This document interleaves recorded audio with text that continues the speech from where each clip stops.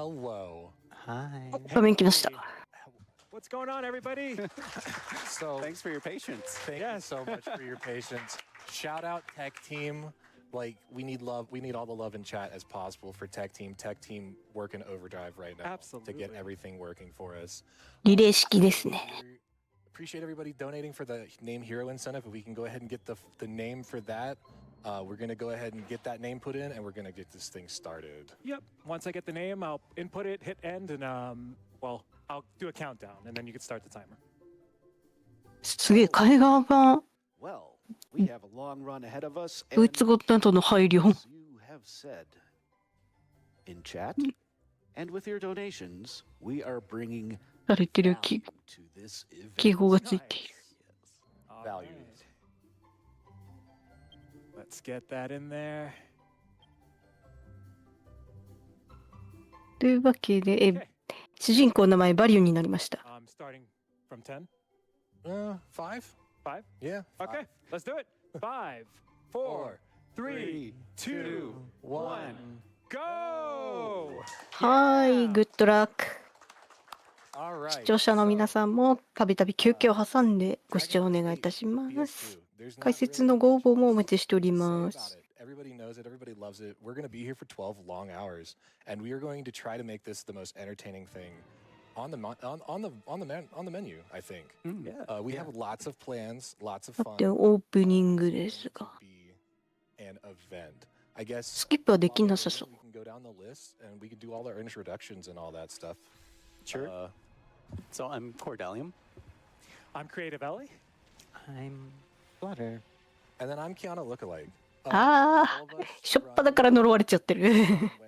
Some capacity, some The less than PS2 others. version of Dragon うん Quest. トロデン Some longer than others. がダークネ Cord ス。 here is the baby of the group. Huh. He's only been doing this for トロデンジョかこれ。 Well, okay, so technically, トロデンジョ知ってます。 you ぶ wanna get into イ the タスタの lead? マップにあっ I've been た。 running this almost as long as Ellie. I just only did one run in a decade.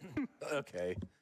Fair. All right. So then Flutter's the baby of the group by definition. Yeah, my first run of this was 6 years ago. I started in 2018. Long, long ago. I think I started in 2016. You know, the initial routes, we were working with Sword and Spear, so we got the classic routes going around that time period. And then, yeah, Cord did one run in 2016 and then never touched the game again. Yeah. He became the Final Fantasy VIII god.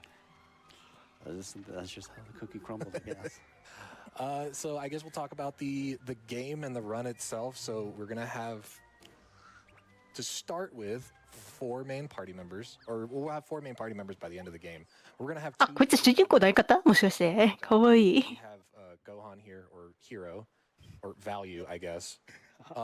He's going to be the main protagonist. He is the hero of our quest, and we also have Yangus, who 今の三頭身がトロデン。あ、さっき呪われた人ですか？ he is He's built. He is- Wouldn't you say, Keanu? he is 100%. あ、本当だ、トロデオだ。 And so we also, I guess we can talk about one of the rolling incentives that we have. うんうん。 Dragon Quest VIII. この緑の人で Whoever しょ？ is the lead in the party, so whoever is in slot 1 of the party, is the overworld character who is running around. And the last that I looked, Alec, if you could confirm for me, the last time I looked, currently Jessica is in the lead for that, correct? はい、初戦闘。 That is correct. The party leader choice is currently Jessica at $100. Genghis 山 at 賊っぽいのがヤン $75. ガス。 Angelo and the hero. ヤンガスっていろんな種類いるんですね。 So what we're gonna do, because we do not have Jessica in our party, when we do not have the party member in our party who is leading, we'll just go to the second slot. Whoever's in second place will be the lead until we regain that party member or whatever. So as soon as we gain control and we are able to access the menu, we will do our 馬だ。 swap, but it's gonna be a little bit. Yeah. We have what we just kind of missed it. Our very first battle, it was our tutorial battle. We get to learn how the battle system and stuff works. The classic 3 slime fight, 姫です。ああ、もうタイトル回収されちゃってる。 medical herb, And and then more cutscenes. each slime is worth 1 experience and it gives you 1 gold piece. And this is true for all of the baby blue slimes in the beginning part of this game. As you can see on my lap, I have my trusty laptop. I'm going to be tracking for at least the beginning portions of the game up until right before we start our first big grind. I'm going to be tracking every single experience point that we earn. So that way we know the thresholds and stuff that we need to hit so that we can get the skills that we need after certain bosses. And 姫様にそのことやらせていいんですかっていうところも気になるけど、 It's very important we keep track of both hero でも and 上手になった以上、 XP value throughout the beginning やれるこ portion of と this ちょっと限られますから、 run. Yangus actually gets せっかくだしフル活用しちゃいましょうみたいなノリかな。 and that will come into play right before we fight a major boss in this game, very early on, like an hour into the run. very much so. So this is the town of Fairbury. Cord, why are we here? Why are we here? Well, so Hero or Value and Yangus are tasked with helping Trode ultimately. Yes, Trode got cursed, and he's the little green guy on screen. Trode knows of a neighboring village to his kingdom that has a fortune teller a great mage named Rylus, who may or may not be able to ありからモンスター使い、そりゃそうですよ。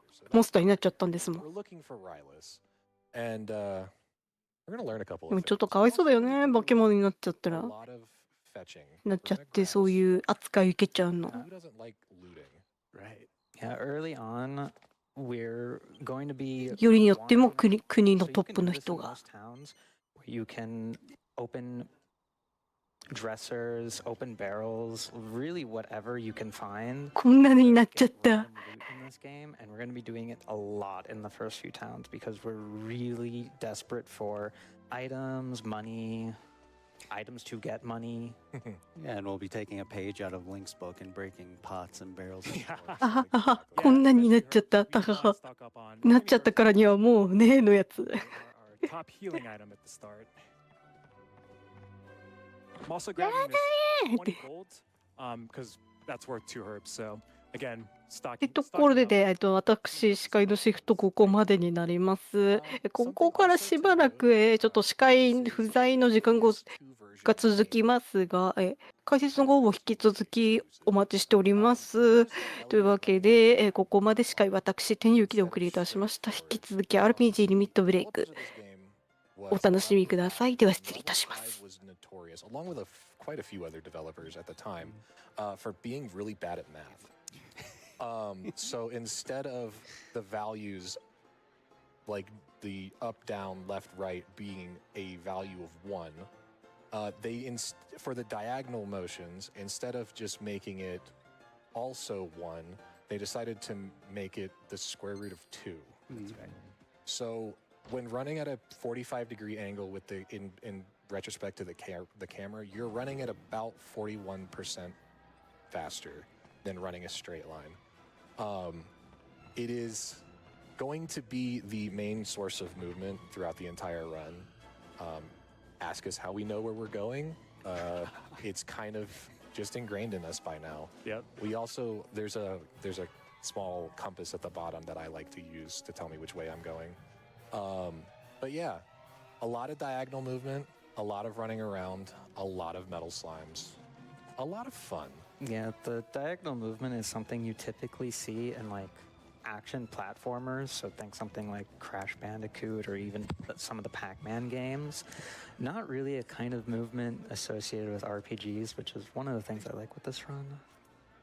It's also really prevalent in another level 5 game that Cord is very familiar with. Yeah, so Dark Cloud 1 and I believe Dark Cloud 2 as Yeah. well. Also, it's always diagonal movement in those games. Very And much. having played and speedrun Dark Cloud 1, it feels easier in that game compared to this one for whatever reason. It's so the camera really doesn't like to be diagonal to Hero or whoever is the main party member. Yeah.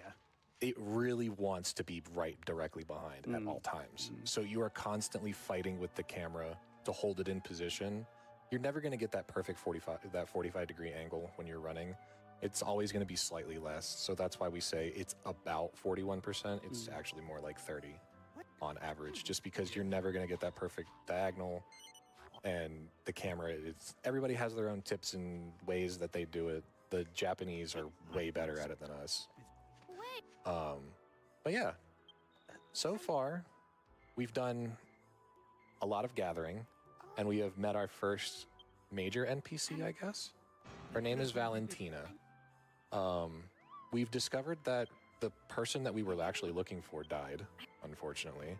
And we found out that Valentina had a dream about us and says, hey, can you help me help my fortune teller of a father get his powers back, and then maybe he'll be able to tell you where to go next. So King Trode, being the king and the boss, is telling us what to do. So we're going to go talk to her. We're also going to do like we always like to do and get more stuff. Yeah, something we haven't really mentioned yet. The way we're going to be skipping text in this game is kind of unusual to most games. We're going to be mashing the triangle button and holding up on the left thumbstick. This game has a lot of different inputs that you can use to mash text, and that's usually the preferred way. So triangle is the cancel button for this, and also holding up advances the text once it's finished scrolling. So the thought process behind it is triangle populates the entire text box, and then the up input alternates back and forth behind the scenes, and it cancels the text box and advances to the next one, and then the process continues to repeat. Like I said, everybody has their own mashing methods and how they like doing things. I'm weird, and I turbo. Turbo's allowed, by the way, but I turbo my left thumbstick in because my left thumbstick being pressed in, so L3 pressed in, is also the same as X. I sincerely don't know how you do that for a 12-hour run. I can show you on my controller how I hold my controller. I hold my controller very strange You when must have, like, I'm matching. Flutter, you want to hand me the controller real quick? I need to I'll see this show you. demonstration. So, my controller, I hold left thumb holds the joystick up, and I press in, and then Oh, right. You should show that to the camera. Yeah. finger, the finger of power. This is how I mash, and I hold the stick up with my thumb, and I press it in, and then I hold triangle, and everything's turboed, and And this guy's the world record holder, so for the NA version, but Yeah. yes. But like, you know, everybody kind of just figures out their own way of doing things. It works for me. It doesn't work for everybody else. Yeah. Yeah, something else to note with mashing in this game, since we're mashing triangle constantly, when you're giving a dialogue prompt where you have to say yes, if you hit triangle, it defaults to you saying no. But if you mash triangle and X at the same time, the X input has priority over your triangle input. So that's how we always, for prompts where we have to say yes, we always say yes. First frame. So we rested at the inn. The inn, in just like any other Dragon Quest game, has a very, very important function for us as the runners. It gives us a full MP and a full HP heal on all of our active party members. This game is a little bit archaic, unlike the 3DS version where you get a full heal after every level up. You get MP and HP max increases on level up, but it doesn't fill. So MP management and HP management, especially early game, is very vital. So right now we are about to go into the overworld. We're going to fight our first overworld encounters. We are on our way to The waterfall cave. well, before we go to the waterfall cave, during the interview I spoke about an infamous monster who has a pun for a name, and it's my favorite of the entire series. But he is our actual first major fight, I guess you could say, of the game. And his name is One Night Stand. A holy experience. Yeah. This is a lot. Yeah, so something to take note of, when you're in the overworld in this game, the biome of the overworld changes depending where you are. So those 3 trees clustered together right outside Fairbury actually count as a forest biome. which has a completely different set of encounters than if you were to just walk outside in the plains. So we always try to make sure we get an encounter in the forest biome for an encounter like this, because this encounter feeds us a ton of XP. So our ideal thresholds, we have certain experience thresholds that we like to hit at certain points of the game. Our first experience threshold is getting to exactly 17 points. 17 points is super important because it guarantees that after we fight this first infamous monster, Hero and Yangus are both level 3. And level 3 is super important, especially for Hero, because that's when he unlocks his MP pool. He gets his first 5 MP of the run, and Level 2, just like that in this one battle. instant level 2 is really nice. We also need to make sure that we get at least 14 experience in the 3 on average encounters before we get to the infamous monster, because we also need to make sure that Hero is at least level 2 so he has enough HP to survive the next fight, or the infamous fight. Yeah. And so we are about to fight One Night Stand coming up here in just a little bit. Yeah, ideally you get those XP, the XP you need before One Night Stand in 3 encounters. You can get unlucky and have to force a 4th encounter, and you can get really unlucky and need to force a 5th encounter. Like the slimes here, they do not give a lot of XP, and if the game just throws baby slimes at you, you'll need to probably force a 4th or even 5th encounter. It's not fun, but we take what the game gives us and we try to make the best of it. That's a lot of what this run is early on, because this run it can be really brutal. Also, Ellie is using medical herbs in his inventory for healing. Healing management, especially early game, super vital. We don't have a whole lot of means to heal. So Yeah, like so much of the early game until the first slime grind, we're just trying to kind of get by. very much so. So that overworld monster, that knight bouncing on top of a green ball, that is our slime knight. That is One Night Stand. He has 2 actions that he can do. He can either just random basic attack, or he can launch a flying attack that does 20% more damage. Max rolls on basic attack is like 11 on Hero and like 10 on Yangus, but the flying attack can max out at 13. Oh, nice. Nice outspeed. Yeah. The secret third thing One Night Stand can do is that he can heal himself, but he only does that when he's at low HP, and even then, it's a fairly uncommon chance. Yeah, so what we're trying to do here is we're trying to get Yangus to 50 tension. The tension system in DQ8 is basically like you spend a turn to increase your multiplier on the amount of damage or the heal or whatever that you're trying to do.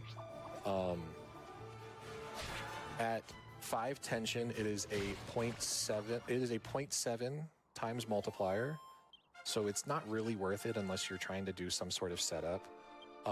At 20 tension, which is the next level, you get a ×3 multiplier. At 50 tension, it is a ×5 multiplier. And then technically later in the game, you can also get a 100 tension, which is a ×7.5. We will try to at least do that one time, at least once, Yeah. but no guarantees. The 100 tension is It's going Super Saiyan. It is going is. Super Saiyan. But you unlock the 100 tension at specific story triggers, and for this game, it's about the halfway point you can hit 100 tension for the first time. Besides the story trigger, there's also you have to have gotten to 50 tension on that character a certain number of times. You'll notice that when you get to 50 tension early game, when you actually hit 50 tension, you'll get an extra text box at the bottom that it says, you've reached a state of high tension. When you hit the threshold where you're allowed to get to 100 tension, that text box will stop happening. And that's your tell when you can actually try to go to 100. Yeah, if right now, if we were to try to go from 50 to 100, nothing would happen. Nothing would happen. Also, you can see here, Ellie sold all of his worldly possessions. Yeah. Not only did he sell all of his armor and all of the items that we've been collecting over the course of the start of the run. He also bought a bunch of medical herbs because, again, we need healing. And defense doesn't really matter early game too much. At least the gear that you get doesn't nominally make that much of a difference. We're also going to pick up the most overpowered early game weapon that you can get, and that is the boomerang.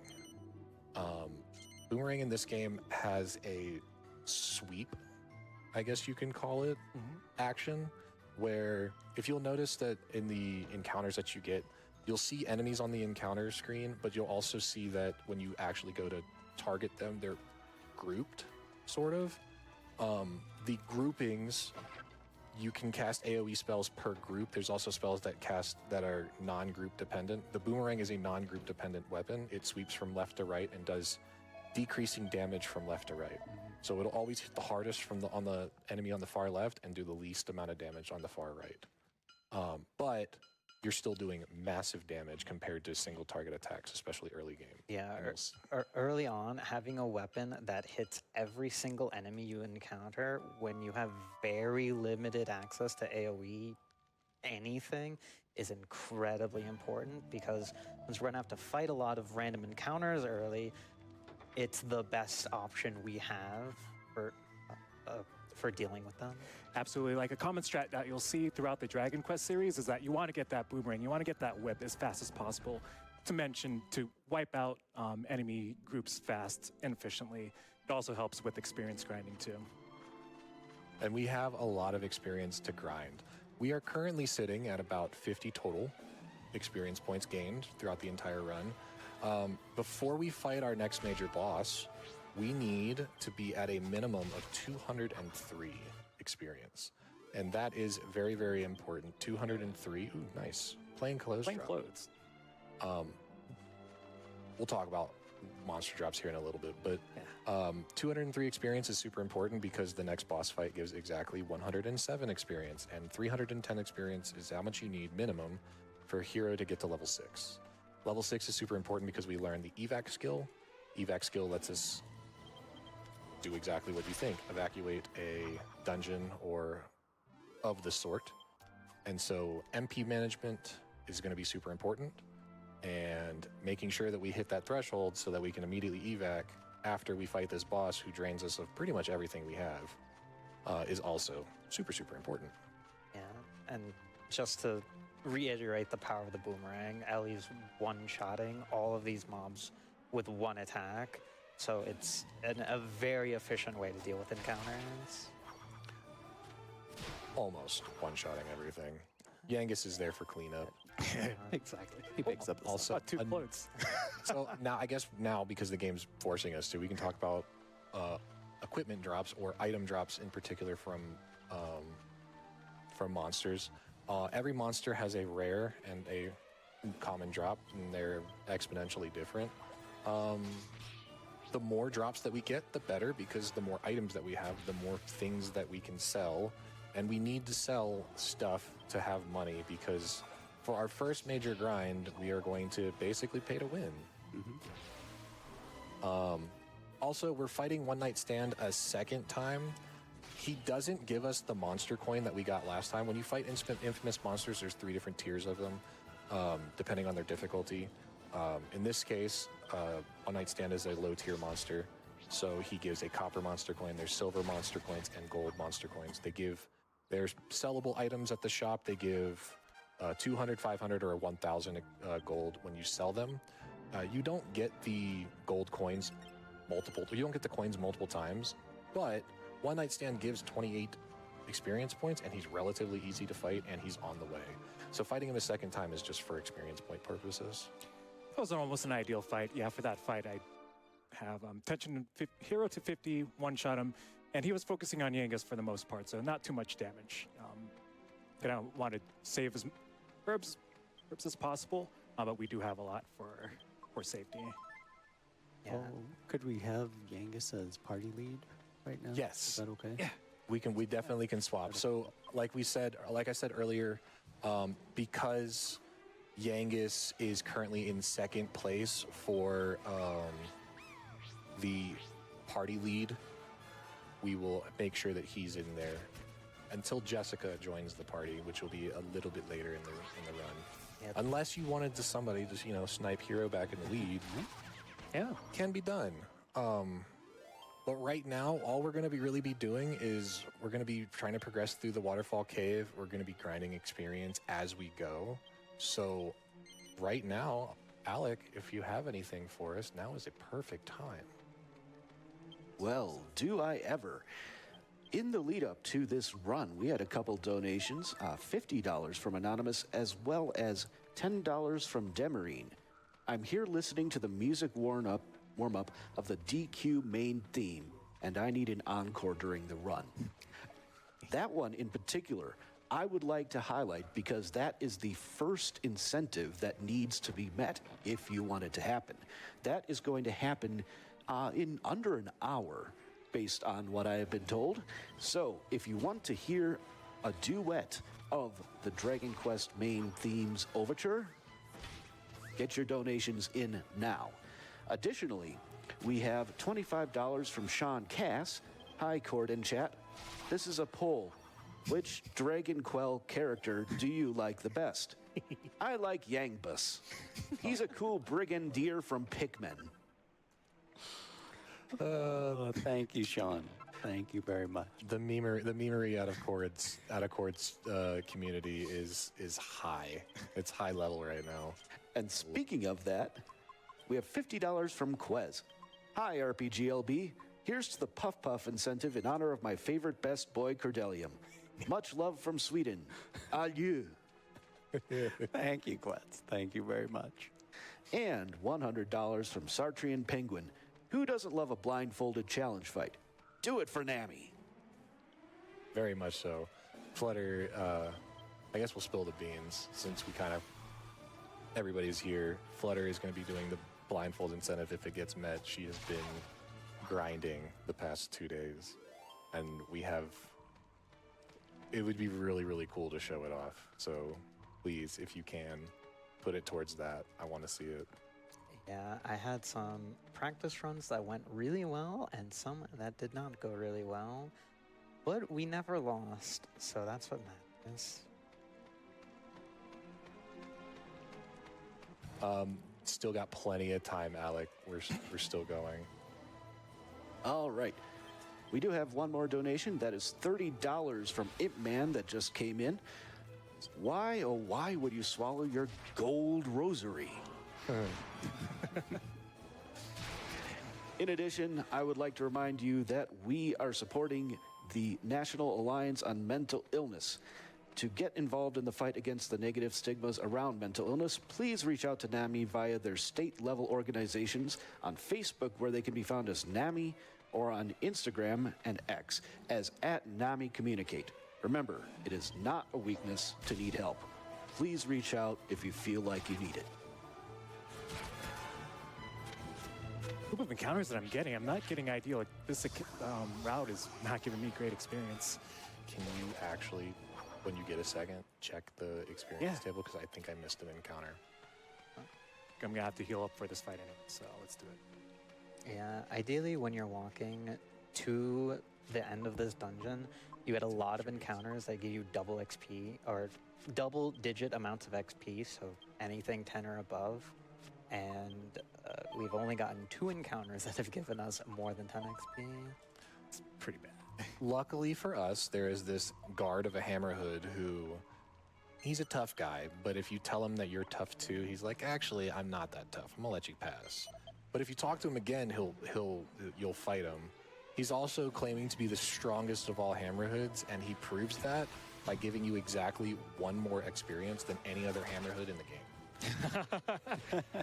So when you beat this particular Hammerhood, for some reason, you get 22 experience. Any other Hammerhood that you find, only 21. He is the strongest, and it's proven. I mean, no other Hammerhoods talk in the game. That is also a true statement. He can speak pretty good. I would say English, but the game was started in Japanese first. You know. He's bilingual. The thing is I haven't played this game casually in so long, I don't remember if he has a voice actor. I think he does. This one? Yeah. No. He doesn't have a voice actor? No. Sad. There's a couple of them that do. But as it stands right now, Ellie needs another 50 experience to hit his 203 experience point threshold, and on average, about 3 more encounters until he has to force. So hopefully hopefully we get a double skipper. Yeah. Skippers are the highest value experience in this dungeon, at 12 experience per kill. But all the enemies range from various amounts. These fire spirits, they're tough encounters. They have physical resistance, but they're also weak to tension. So for some reason, remember how I said 5 tension gives you a ×7 multiplier or times 0.7 multiplier? For the fire sprites, it's actually double that, so it's 1.5 times for a 5 tension, which is why we're able to basically one-shot them. They also give 5 experience per, so this is a 14 experience encounter. It's not bad. We need 36 more. Yeah, there are encounters that definitely do it, and there are some that definitely don't. We really don't like seeing single enemy encounters. Yeah. Unless it's a single skipper, and then that's kind of acceptable. Single skipper's fine. Single fire sprite is bad. And yeah, where you're real sad when you get that. Wait, how much are one of those worth? A singles fire spirit is 5 experience, so Okay. I guess a little mental flex. Skippers 12. Then the next one down are the dancing devils at 7 per kill. Ooh, that's unfortunate. Then you get the bubble slimes, the fire spirits at 5 experience each. And you can also find the moles at 4 experience each, Drakkies at 2 experience each, and then blue slimes at 1 experience each. It's almost like you speedrun this game. I Which way? may or may not have played this game once or twice in my life. Yeah. So a nice little quirk with the fire spirits is they can cast Frizz, which is a very powerful spell this early on, but they can only do it once. Otherwise, they do nothing. Like, they can hit you for sometimes 1 damage. So not really in danger of dying there. Also, a little scary with this targeting there. But all in all, we made it through. We need 22 more experience. Also, another thing to note and to talk about is every level now, we are starting to earn skill points. Skill point allocation is how we build our characters and they learn the skills that we need in order to progress through the game. Yangus is a very powerful axe wielder. He also needs some points in his fisticuffs. The first skill that we learned, very good encounter, actually, 16. That is, you're 2 experience short, Ellie, I'm sorry. All right, sounds good. Just gotta force 1 more. But axes are his strongest tree by far, at least in the speedrun sense. Same with Hero and his spears route. Technically, he has better skills in his sword tree overall, but for the purpose of what we need him for in this run, spears is the way to go. Jessica is staves, whips, and a little bit of sex appeal, because every lady needs a little bit of that, right? And then we also have Angelo, who's the Playboy Knight, but we're not going to actually have him be the Playboy Knight. We're going to have him be a magic wielder who wields a really strong stick. Oh yeah, 10. All right, so we are over our limit, but we can now fight Geyser. We'll explain a little bit more about why we put the skill points in the spots that we put them in when it becomes a little bit more prevalent. Also, for the bosses, even though we say that we're going to have a certain party member in the lead, we are going to switch the party back to certain outcomes at certain boss fights. 1 for muscle memory, and 2 because of targeting reasons. Exactly. So, Yeah, in this game, the order you have your party members is an actual in-game battle mechanic. Right now, it's not too prevalent since we only have 2 characters, so this is mostly for muscle memory. But once we get the other 2 characters, it becomes very important who is where in the lineup when we fight bosses.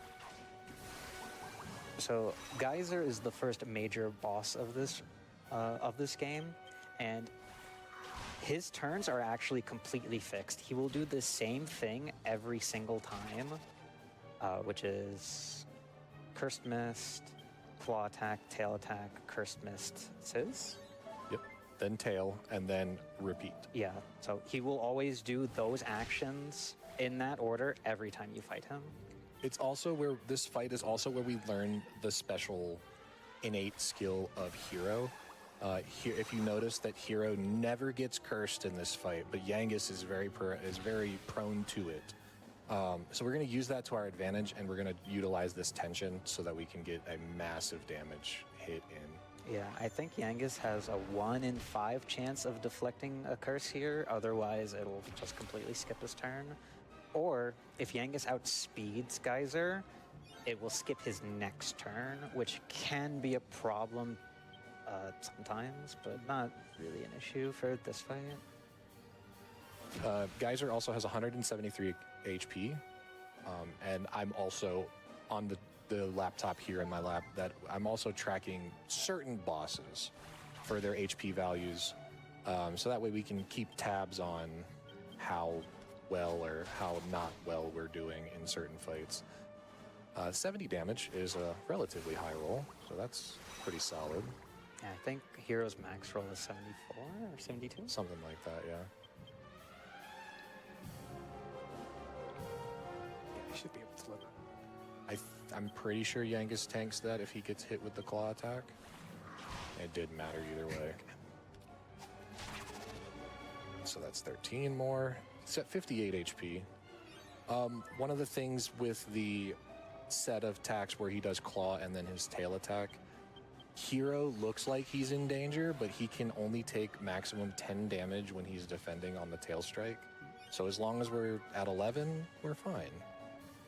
Everything kind of works out pretty perfect with how we take damage, how we deal damage, and how the turn orders and stuff works.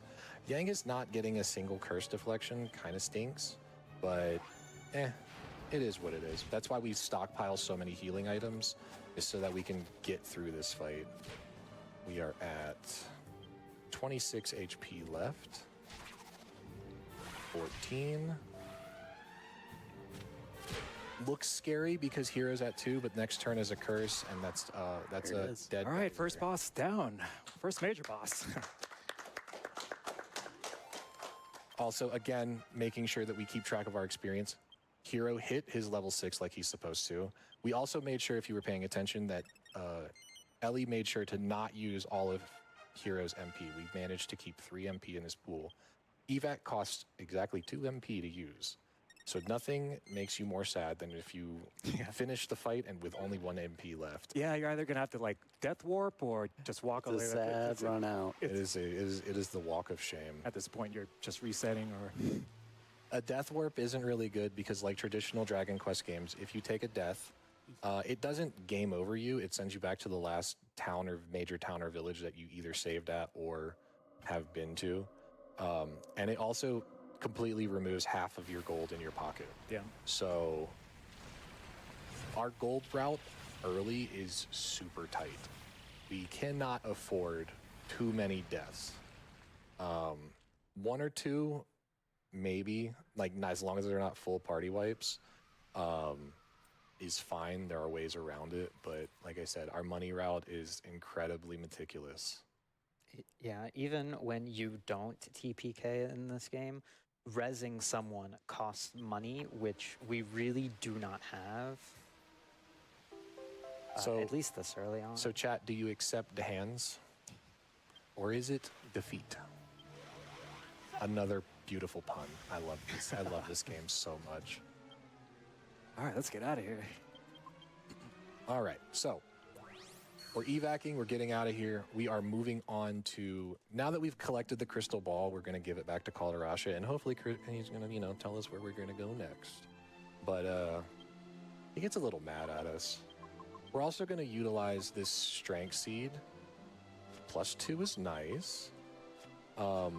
Strength seeds in this game have a random chance to do either +1 or +2 to the strength stat. And the more strength that Hero has exponentially is better because he's using the boomerang and it spreads that strength over the entire formation. What we will end up doing, because there's 3 strength seeds that we can get early, 2 of them usually goes on Hero, and then depending on the runner, The third one will either go on Hero or will go on Yangus. I'm a proprietor of at least putting one on Yangus to make the next major boss fight less volatile with the damage rolls. Yeah. But some throw 2 up there because Yangus is the main damage dealer for the entirety of the run. So it's kind of just how you want to play it.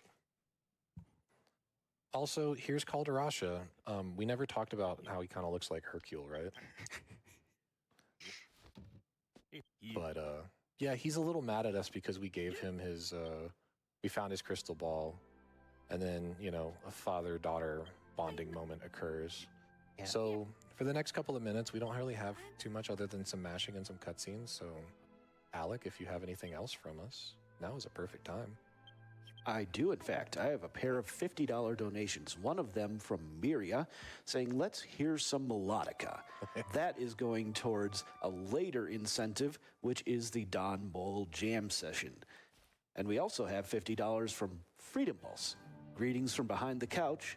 Good luck, runners, and let's hear some tunes. And that went towards the upcoming musical performance of the main theme, which is at $546 out of $750. So we need that $204 within approximately the next half hour. I believe in you, chat and viewers. If you can afford it, please put some money towards that incentive if you would like to hear the duet. Yeah, that's in, about 35, 40 minutes or so is where we're on pace for right now. If you have anything else, we have maybe another minute or half. All right. Well, I do have a chance to go over some of these prizes. I talked about them earlier before the run, and there was also a prize segment before. So if you're that desperate to see some of these in action, you can see what we are offering. But we, of course, have our grand prizes. We have the custom Nintendo Switch 2 Pocopia bundle provided by Zathian. That is a $225 donation total over the course of the event, and a Final Fantasy IV Warriors Illuminated Manuscript from Melavara. That is $150 over the course of the event. We also have several prizes that are for a minimum of $10. We have a Final Fantasy XIV Magic the Gathering Commander Precon from Ashen Prime. We have 2 Dragon Quest Japanese releases from T Murdoch 8. Those are Dragon Quest 1 and 2 HD 2D and Dragon Quest 3 HD 2D, both for the PS5.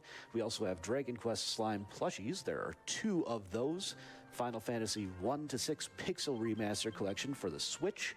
And we have 2 mini new Amigurumi. And then we have, for $5, Hero and Jessica Perlers provided by Red Silvers. For $20, Phantasy Star Online Mixed Media Art for $20 minimum donation, like I just said. That is from Amber Harris Art. And finally, we have a Dragon Quest VIII wooden game replica from Pigmented. That is a minimum donation of $30. That wood box looked really good last time I saw it. That's an amazing prize. Yeah, all the prizes are amazing. It's so good. So I guess we can talk real quick about, right as soon as we got out of Fairbury, we saw Ellie use an item called a Holy Water.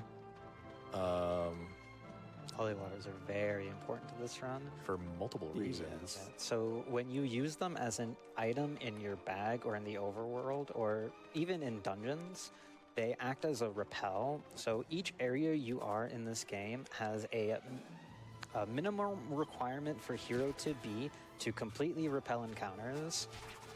And if you use a Holy Water, then you do that. If Hero isn't that minimum level requirement, then it just halves your encounter rate. Which is still really useful, especially in some of the later areas. There's a lot of places where we don't want encounters, or we want to minimize our encounters because they're not really worth fighting. Our next dungeon, I guess, is kind of one of those places. But yeah, we're still trying to take encounters as we go. We still need a little bit of extra pocket money for our next shopping trip. We're also still trying to get experience. Our next threshold that we're trying to hit is a little odd when you think about it. but it's vital to the run. Cord, do you want to talk about the calamari experience? Sure. So once we get to the calamari fight, we're going to want Yangus to be level 8 and Hero to be level 7. The reason for this is that we want to have a lower agility on Hero so that, you know, during the course of the fight, after Calamari takes his turns to, you know, attack or use Flame Breath, after that, ideally, Hero will heal. So the thought is just, you know, lower agility, greater chance to heal after the hit. This Dragon Quest game in particular, I don't know the exact math. I've said it in the past where I think it's plus or minus 50%. I'm pretty sure that that's a completely inaccurate statement. But the way that the agility works in this game is you have rounds of turns and then you have individual turns of that round. So at the beginning of a round, it takes everybody's, whether it be enemy or party members, agility and shakes it up, and it picks a random number based on your actual number, plus or minus some value. Probably closer to like 20 to 25%. So you can roll low or high. So it takes all those numbers, it mixes them all up, and then it says, all right, who wins? And then it sets party order based on the highest value to the lowest value.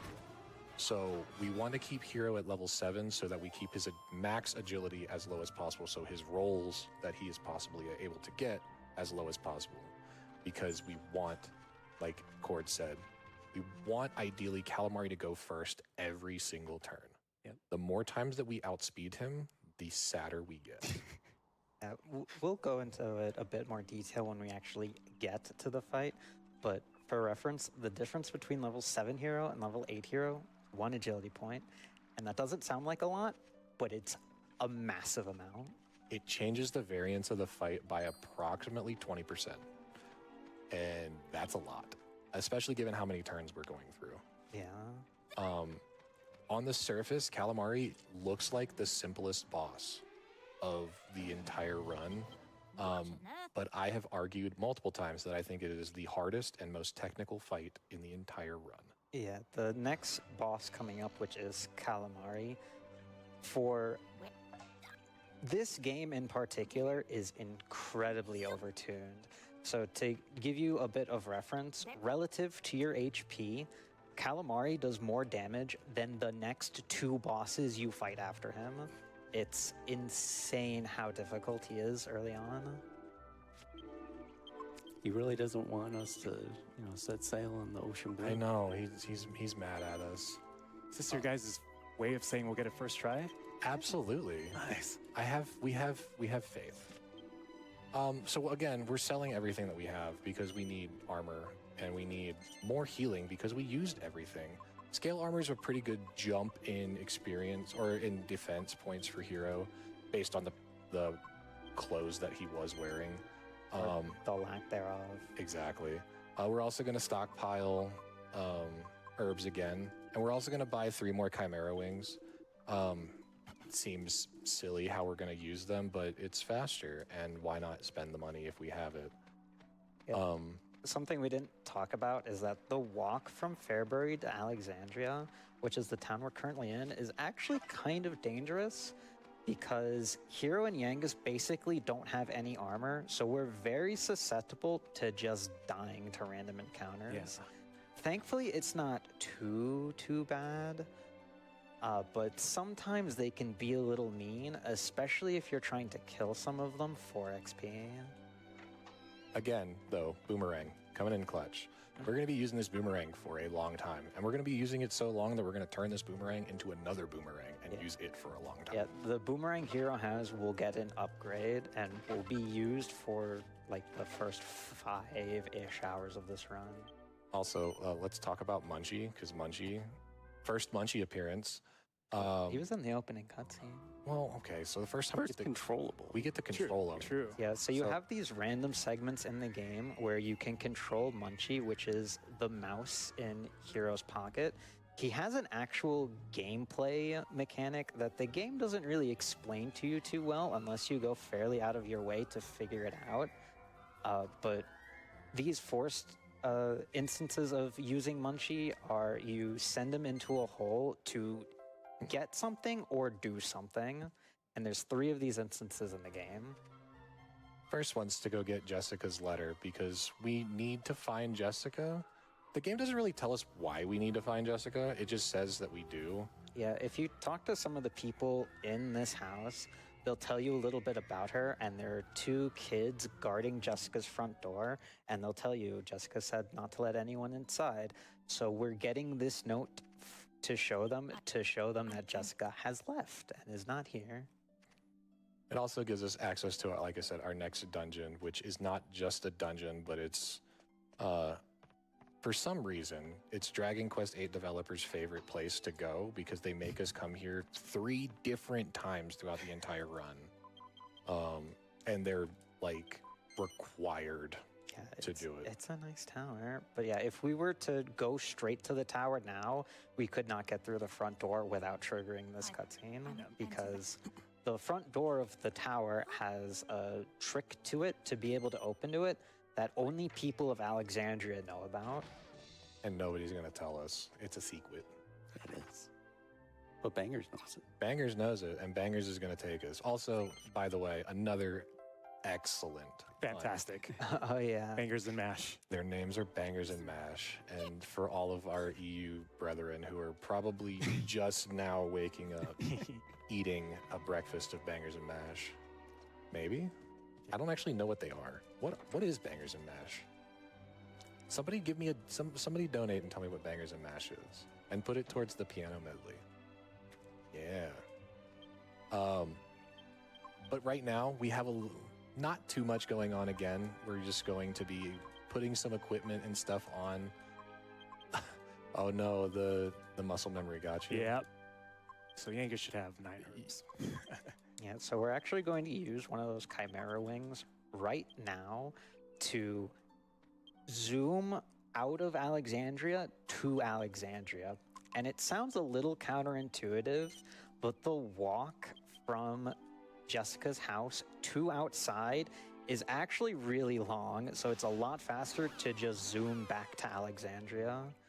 We have the money for it, so why not just use it when we have the opportunity? So a little bit of more running towards the next tower. So Alec, we have about a minute or so if you have anything for us. Sure, I have some donations. As a quick update, we are up to 676 out of $750 for the musical performance of the main theme, so keep them coming. I'll get to a couple of these donations now while I have a chance, though. We have $30 from Sif Loomweaver. Thanks for raising money for a great cause. You all rock. Good luck to the runners. Grew up playing Dragon Quest games with my dad and have fond memories of the series. Additionally, we have $10 from Big Fong Balls. Well, if it ain't some of my favorite people who speedrun games that are way too long. Good luck, y'all. Glad to see you on the screen. Thanks, Vic. Thanks, babe. Thanks, Big. Thanks. Yes, some of us have a very infamous track record of speedrunning games that are actually longer than this run, believe it or not. We should go down the line really quick, actually. What's your longest game, Flutter? My longest game that I've speedrun is Persona 3. My first run took me 36 hours to beat. Right now, I've got it down to 20. World record's like 19. Mine also is Persona 3, but my PB is 23 hours. I've also done Nemesis percent runs, which are like 18. I've done Persona 4 runs, which are like 17.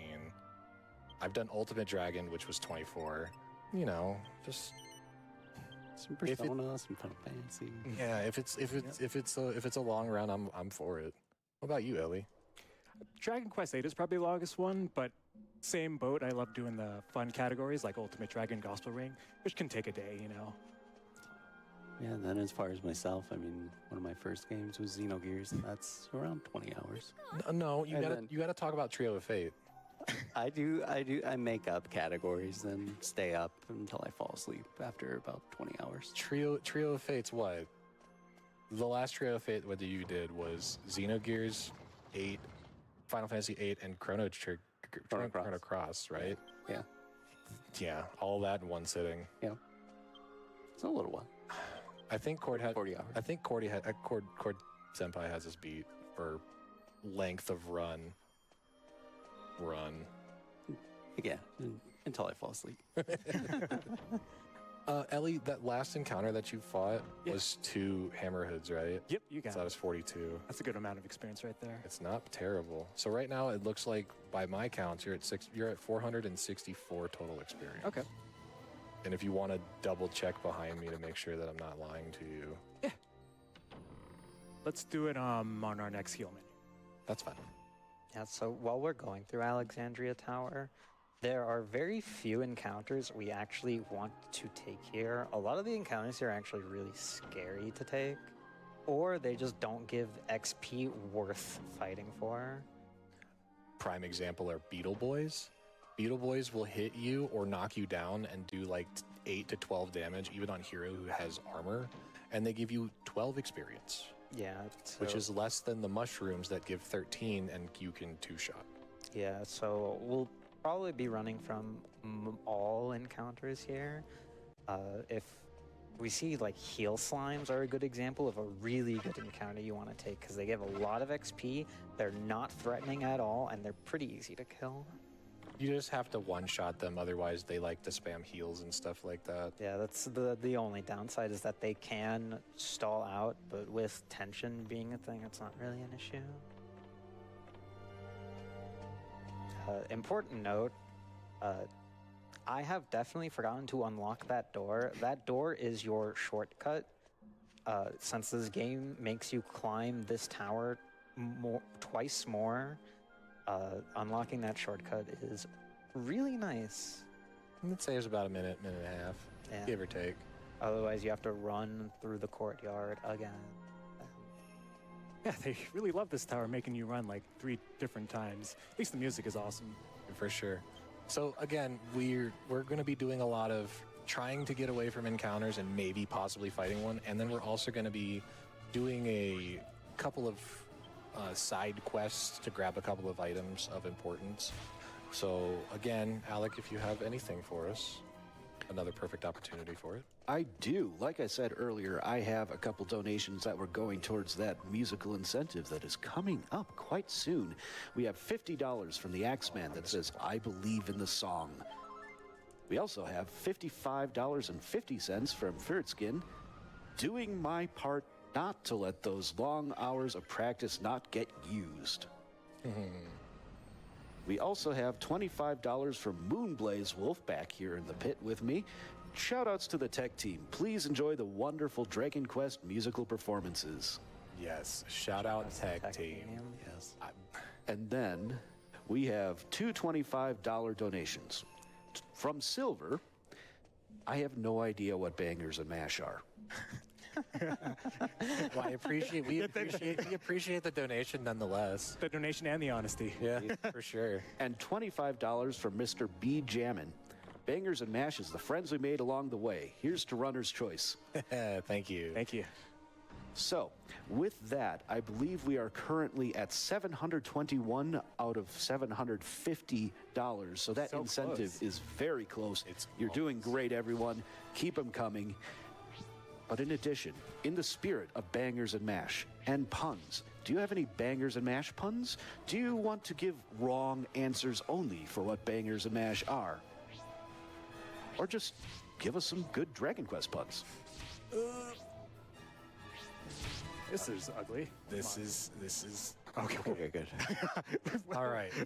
So we have That got way too interesting. we gotta talk real quick about fleeing. All right. So when we are under the level cap for certain areas, when we can't repel encounters, when you try to run away from an encounter, they are flat rates every single time. So your first attempt at fleeing is a 50-50. Your second attempt at fleeing is a 50-50, whether you succeed or not. Your third attempt is a 75% success rate, 25% fail rate. If you fail to run 3 times, your fourth runaway is guaranteed. If you're still alive. If you're still standing. The 4 Beetle Boy encounters is, again, a very tricky encounter because they are very tanky. They do a lot of damage. And if they knock both characters down, you lose that turn. So that was a very sketchy situation. Yeah, if they knocked down Yangus, we would have probably wiped there. And wipes are not conducive to a good start. But so far, we're actually we're on good pace. We're 484 experience out of the 700 or so. We need to stay under 312 more experience. 312 is our upper limit. Yeah. So we have a few more cutscenes. We get to learn about what happened at the top of the tower, why Jessica's so upset. This is also our introduction to Jessica. And sort of the introduction to what the game is trying to push at you, saying is the main antagonist.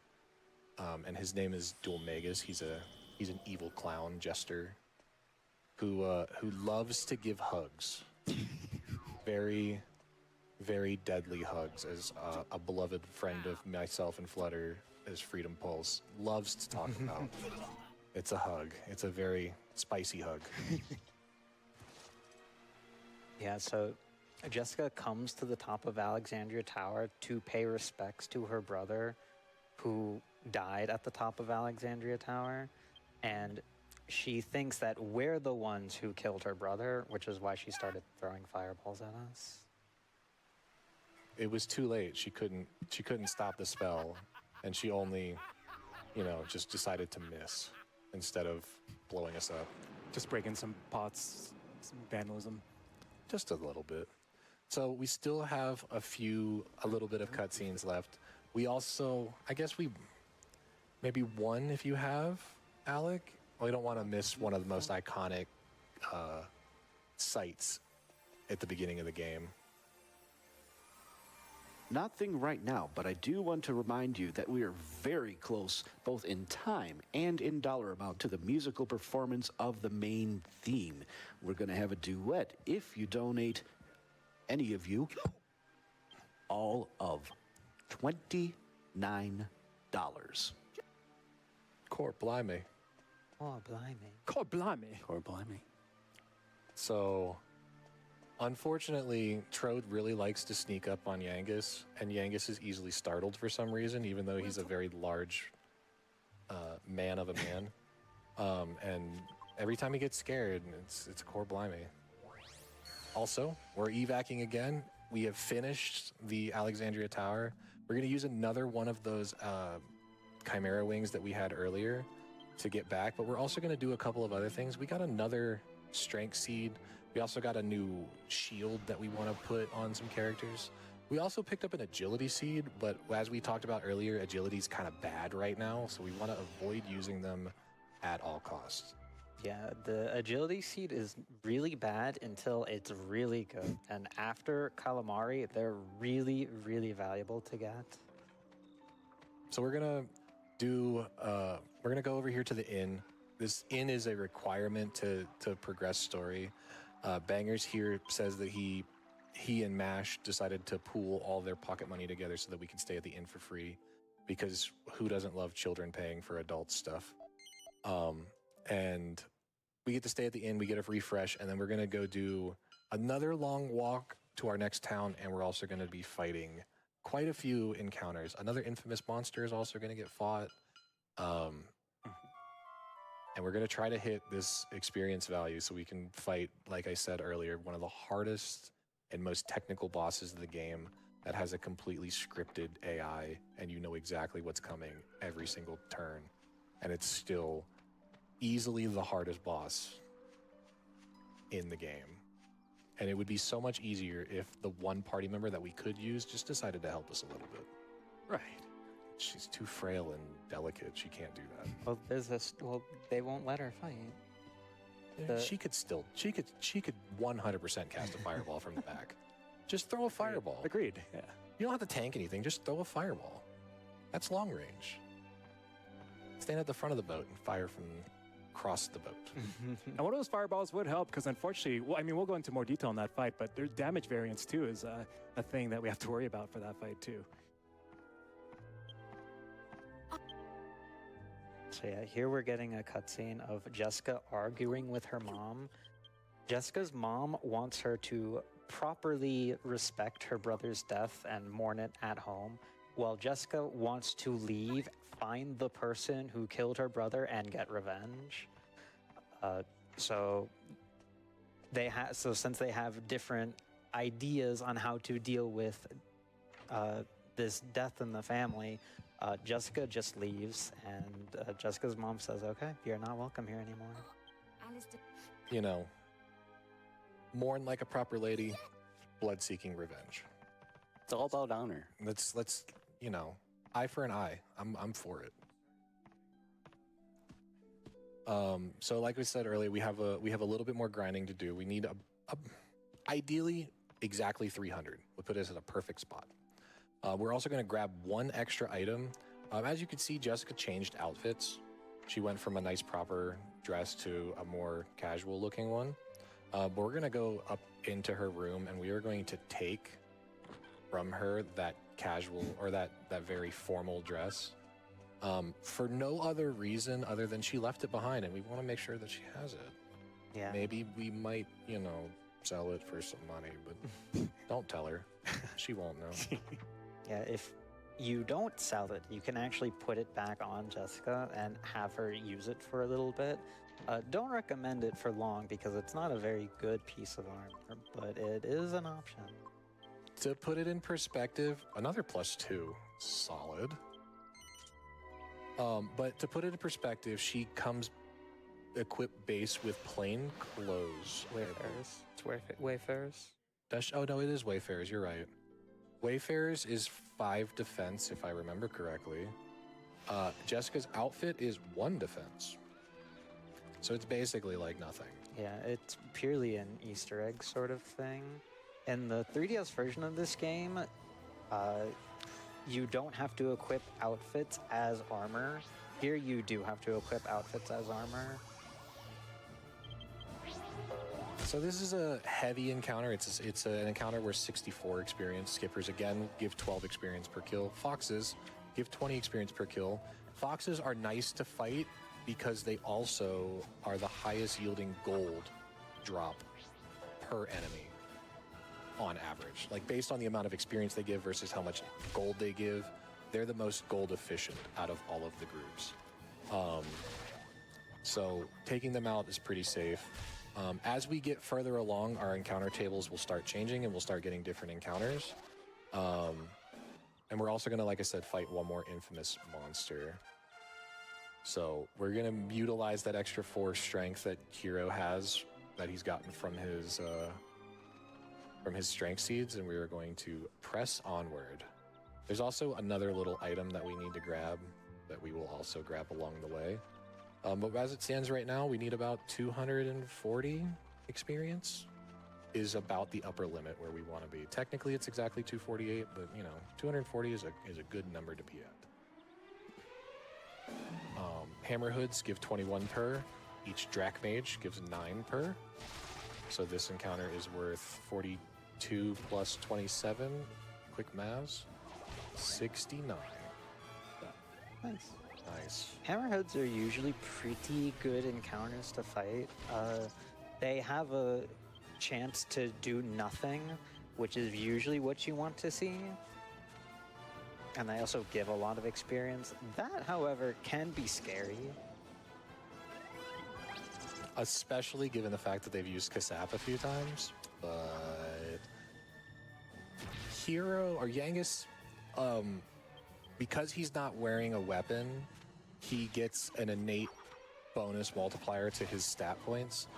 So when he had 3 skill points in his fisticuffs, if he didn't have a weapon equipped, Oh, that's good. well, we are rich. Nice. Giant's Mallet is 135 gold when it sells, so we are happy campers right now.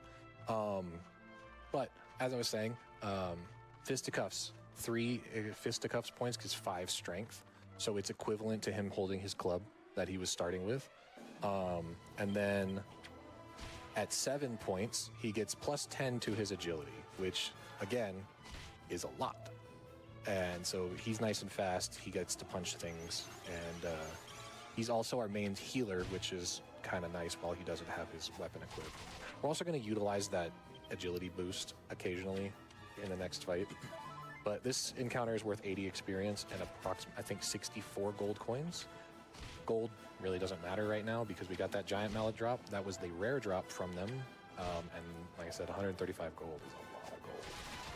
Yeah, I think something we touched on is that each enemy has a common drop and a rare drop. So getting the rare drop from the Hammerhood is really, really nice for money. I do not remember the exact number. I'd be willing to bet that it's a 1 in 64 for the rare drop on him, or a 1 in 128. I think it's one of the two. I want to say 164. I think 128 is too high.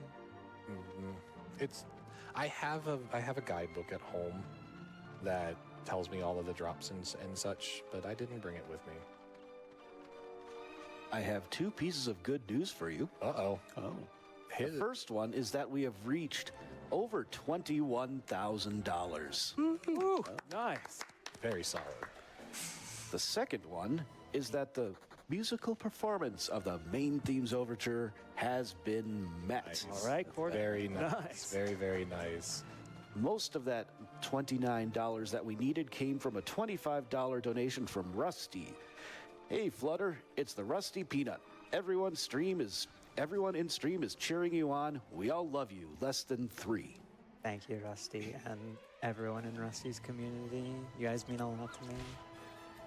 We also have $8.88 from Blind Umpire, $8.88 for DQ8, Nice. as well as a $10 donation from Possum Coffee, who will be, in due time, replacing me as the next host for this run. Right. So with this fight, we are at 741 experience total. We are very close to our thresholds. We have 55 experience that we need, so we get to be very, very selective in terms of what encounter we get to take. I think the best encounter that we could take right now is double Candy Cat. So the double Jail Cat encounter is 38. That would be the most ideal encounter that we can get. And that'll put us at that sweet spot where Hero stays level 7, but Yangus, because he has, for some reason, faster growth, this works perfect too, this is 40, gets the level 8. The level 8 is important because we need to put the next 5 skill points that he gets on his level 8 into his axe tree, because he also gets one of the most broken skills I would just say in DQ8. It's probably the second most broken skill. He learns Helm Split. he learns Helm Splitter, and he also gets an attack power plus 5 buff. Helm Splitter is so good in this game that they had to turbo buff it or turbo nerf it in the 3DS version. In this game, it does physical damage equal to 100% of his normal attack. So it's basically a normal attack. It costs 0 MP to use, and it also has a sap chance. So it just does the same thing as if Jessica cast her sap spell that costs 3 MP. Yeah, so what Sap does in this game is that when you cast it on a target, it has a chance to half their defense.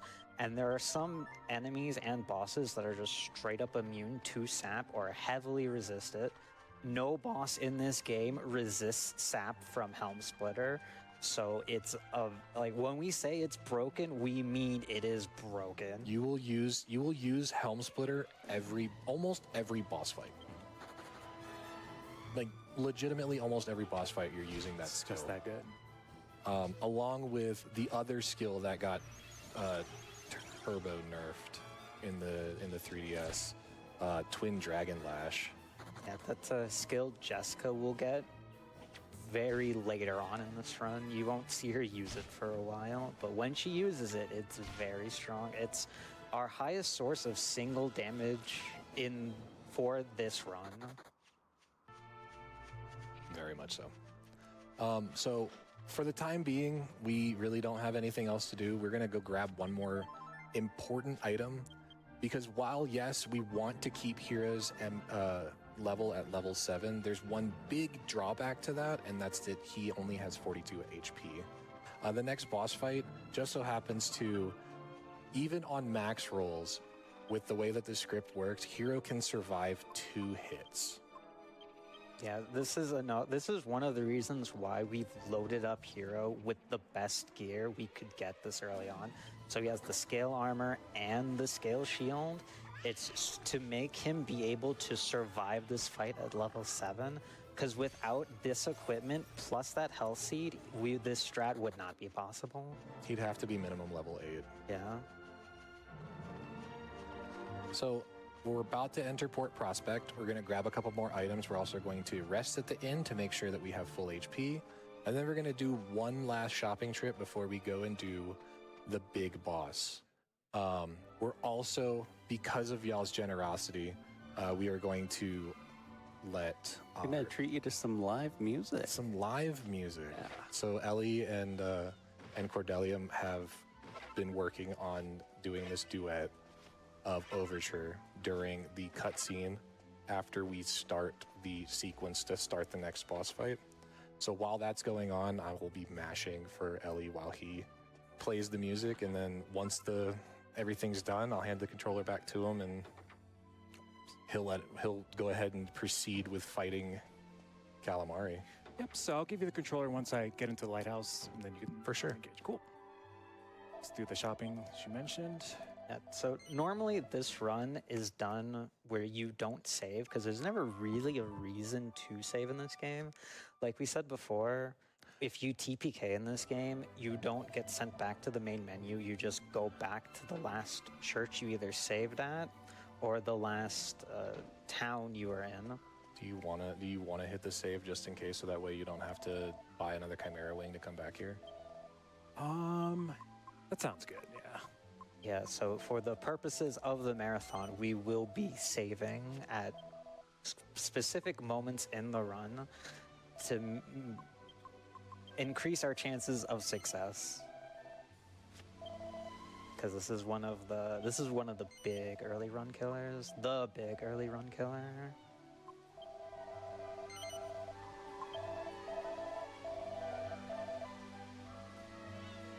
So while we're doing setup, Alec, if you have one or two for us, that would be ideal.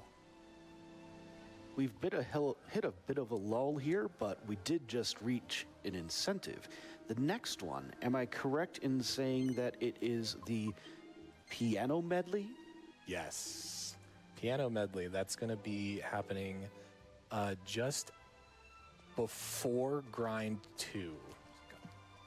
All right, we already have $707 out of $1,000 for that, so keep going on that.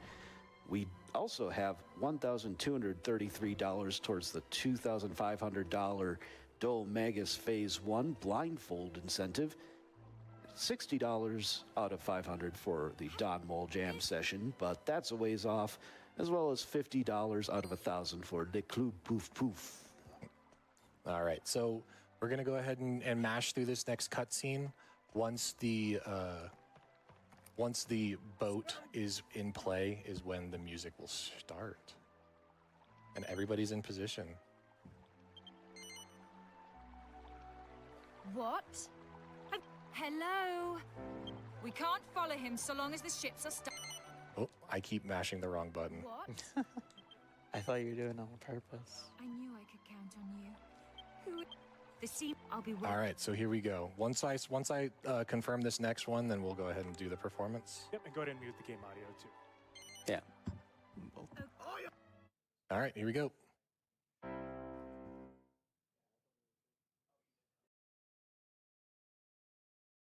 Do you want to have them do is like all aboard bit? Yeah. Okay.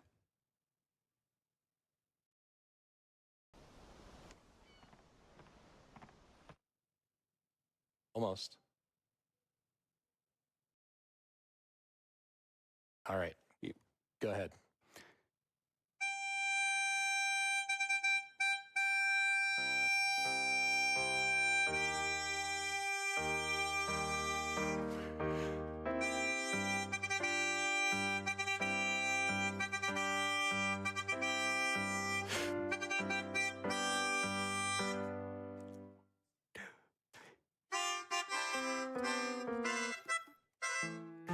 Let's do that bit again. Okay. 2, 3.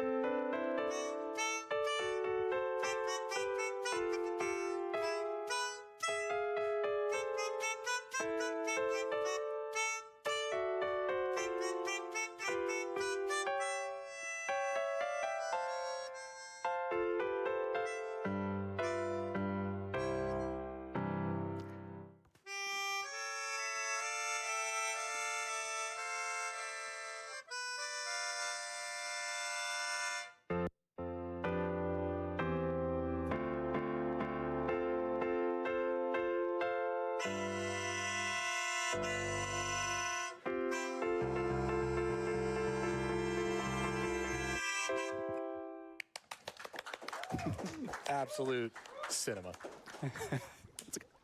Awesome. Thank you, everybody that donated to that. We really appreciate it. Cord and Ellie have been working really hard for the past couple of days. I apologize to everybody that's roommates with us or lives nearby us. They've been in the room practicing for that. So thank you so much for letting them perform that for y'all. And we're gonna get right into the fight. Calamari, like I said, one of the most technical fights. Everything is scripted.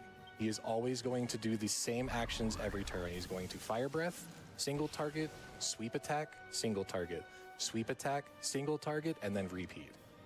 So we are going to make sure that we are managing our HP values and praying that we do not outspeed. We want to see single target hits happen on Hero preferably because he's the one with the armor, but it doesn't really matter. Hero is going to be constantly using the heal spell to top off whoever is lowest currently in HP. We also want to see a really large heal here. Heal can heal from 30 all the way to 40, so it's a range. One question about that, is there any difference between a heal and a medical herb for how much they can heal? There is no difference. So they do both the same. The only difference is that his heal can be tensioned to increase its strength. Okay. The only reason we load up the herbs because our MP pool isn't super high. So there's a couple of times where we're going to have to use an herb. There's also a couple of small niche times where using an herb is super beneficial, like if we're trying to preemptively heal at full HP. But yeah, so that was second sweep, which means we are on final hit. The basic goal of the fight is every single turn we are... Oh, good target. We are trying to get every round of action. So like I said earlier, we go 6 actions per round and then it repeats. We want to get Yangus to 50 tension, and then we want to spend that tension on a Helm Splitter. And then we prepare for the next Flame Breath. Flame Breath does so much damage. So that's why we're always defending with Hero and then preemptively healing with Yangus. So first round is pretty solid. We got through it. No issues. So Calamari has 360 HP, so the ideal outcome of this fight is you beat him in 3 cycles. Sometimes you will have to go a 4th cycle, which is fine. It only gets scary if you need a 5th cycle because you will run out of resources before that 5th cycle ends. And again, the less times that we see either Hero or Yangus outspeed is ideal. Technically, Yangus outspeeding on any of these turns is completely fine because he's not actually doing anything that's of importance. Hero, though, is we really want him going second every turn. Yeah, so you're probably wondering why this fight is as difficult as it is when we know exactly what Calamari is going to do. And the 2 big variants from this fight is who goes first and who Calamari targets with single target hits. Because if he keeps bullying the wrong person, that is really bad for us. So far, we've gotten 2 hits in. This is the final single target turn, so probably safe bet to double heal here. I agree. Gotta fight muscle memories because we have our party slots. That is also accurate. We need a big heal from this herb as well. 34 it's Fine. Good enough. We might have to defend at the beginning of the next round, depending on the damage roll from this Fire Breath. 19 is, that's a little too high. 23 is not enough to survive, unfortunately. So I think the safe bet here is to defend and then heal with Yangus. Also, very good choice because that would have definitely taken him out. So we just got to get one more 50 tension off on Yangus. Perfectly fine outspeed there.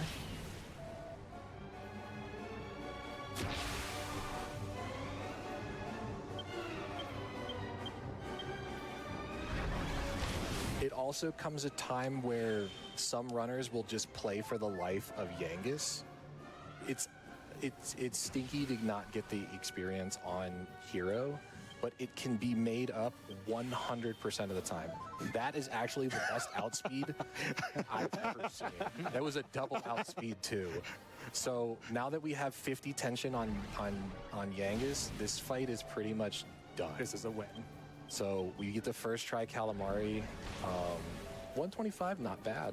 That's not a bad time. But yeah, that was Calamari. It looked really simple because it went well. Anybody that knows me, had Ellie, close to War Flutter, that have done this run so many times, that run can go off the rails so fast. Yeah, Absolutely. that really looked like a cakewalk, but that's because Calamari outsped almost every single turn. There were 2 turns he outsped, one didn't matter, and the other was really good that hero outsped. So we got good RNG. We were Sure. Ellie was playing for Yangus's life, like I was saying. Yeah. We were gonna sack Hero for the win. And the game rewarded me for doing that. 100. So we have a couple more cutscenes to get through, and then we get our next party member. So we get Jessica, and Jessica gets to start leading. It's a pretty, probably about 5 or 6 minutes of cutscenes and mashing and more shopping to do and all sorts of good stuff. So Alec, if you have anything else for us, I hope there's some good words from the chat and from the audience about that beautiful performance that we just got. Oh, yeah. People definitely appreciate it. We had a lot of clapping in the chat. And we also have a $10 donation from PowerBoost666 with no comment. I would also like to draw your attention to the fact that Tantrum Merch is partnering with us this year. Again, you can see, if you are in chat, the little MooBot automatic message there. So there's your link. Every item in the RPG Limit Break collection, including shirts, blankets, a tote bag, and much more, will give Tantrum will donate up to $5 per item sold to the National Alliance on Mental Illness and its mission. So grab your gear now there at tantrummerch.com/RPG Limit Break. And we, of course, are RPG Limit Break. We are live from Denver, Colorado, supporting NAMI, the National Alliance on Mental Illness. They are the nation's largest grassroots mental health organization whose work is focused around 3 main pillars: education and support, awareness, and advocacy. So, awareness is a big thing. Some people think, like, what is awareness? Well, if you're not aware of mental health struggles, that's not a good place to be. And NAMI drives the national conversation around mental health from coast to coast and across all demographics, having appeared in major media more than any other mental health organization since 2021, with over 24,000 earned media articles in top-tier outlets, including NPR, CBS News, CNN, and the BBC. Oh, we just got a $50 donation from Flow284 that just says, "Good luck on the run." Thank you. Thank you. Flo. Thank you. And once again, we have lots of prizes in this prize block. We have a good number of them that go until Zeliard later. Well, it would be today now in our local time zone in Denver. You can see that on the schedule.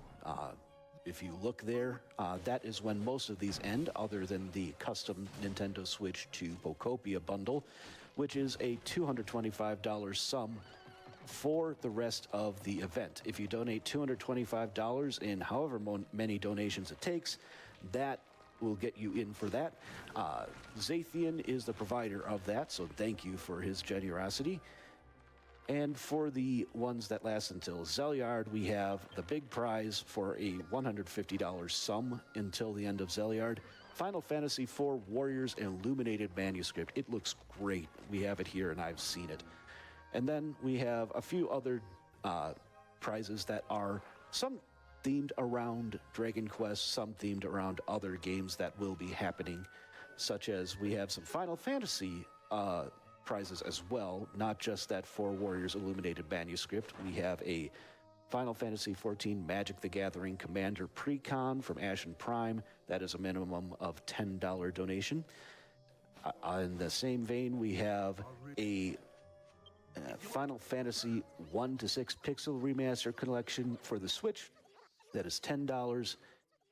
And then we have, more appropriately for this game, we have Japanese releases of Dragon Quest 1 and 2 HD 2D and Dragon Quest 3 HD 2D for the PS5.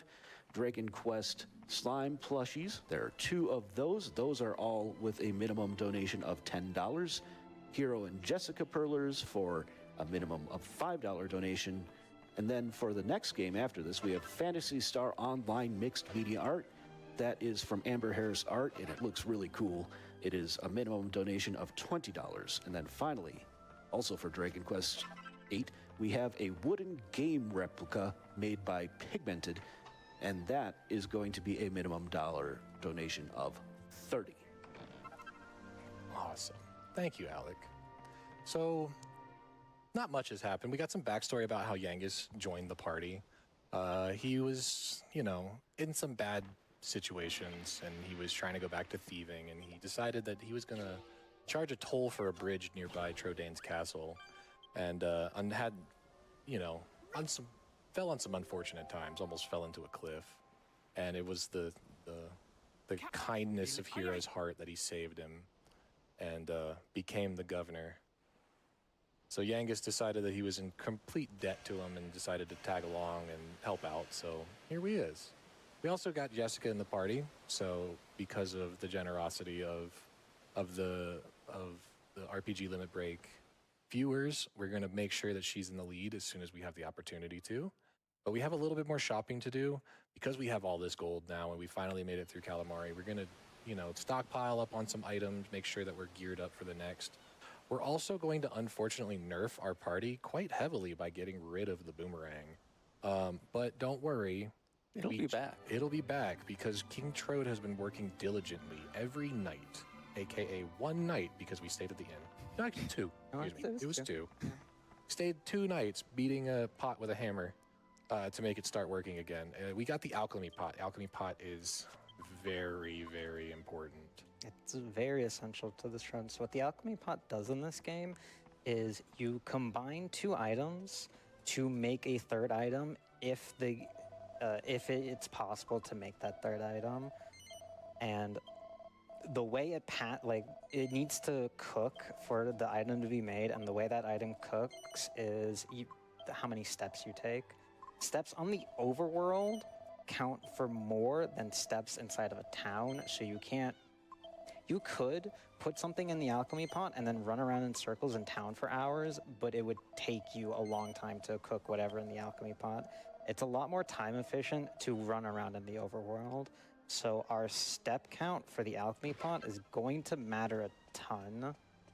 To put it in perspective, it is 1/4 the cost of steps in the inside of towns and inside of not overworld. So it takes 4 steps in town to equal 1 step in the overworld. And every item has a certain difficulty where it requires a certain number of steps. And when we say steps, it's not technically the number of steps, it's the distance traveled. So because we get to run faster because of math errors, we get to cook alchemy pots a little bit faster than other people. Yeah, so something we're going to do here is if you don't start the alchemy pot while you're in Port Prospect, you'll have a cutscene when you leave of Trode telling you, hey, you should really do it. But we're going to use it right now to upgrade our boomerang eventually, to skip that cutscene entirely. Also, the upgraded boomerang, the reinforced boomerang, we talked to an ex-thief who gave us an iron nail. And who would have thought adding iron to a boomerang would make it stronger? Yeah, so typically when you talk to people in this game, like the thief there, they really want you to make the iron key first. But we will make the iron key eventually, just not right now, because we don't need it right now, but we really need the boomerang right now. Priorities. Priorities are important. Yeah, so Jessica has the lowest HP and the lowest HP growth of the 4 party members in this game.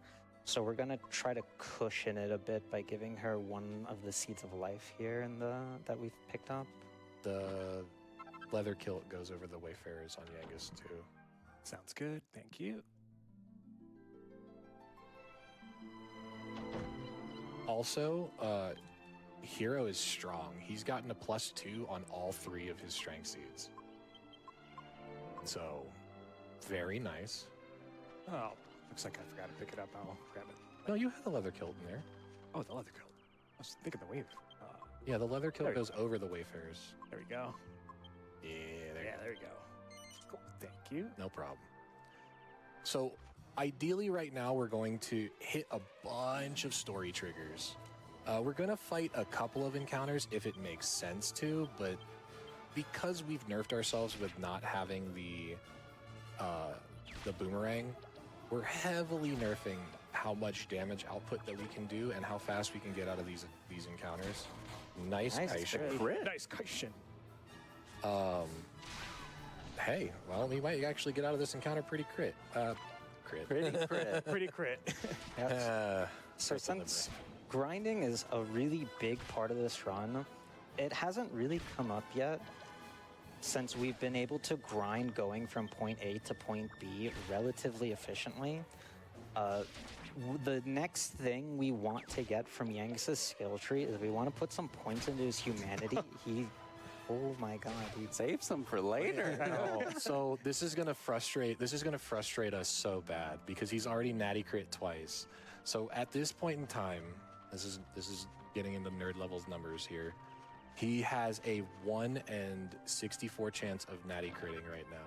We are pumping points into his spears to increase his chance of landing a critical hit from a 1 in 64 to approximately a 47% chance if he uses a certain skill with a spear equipped.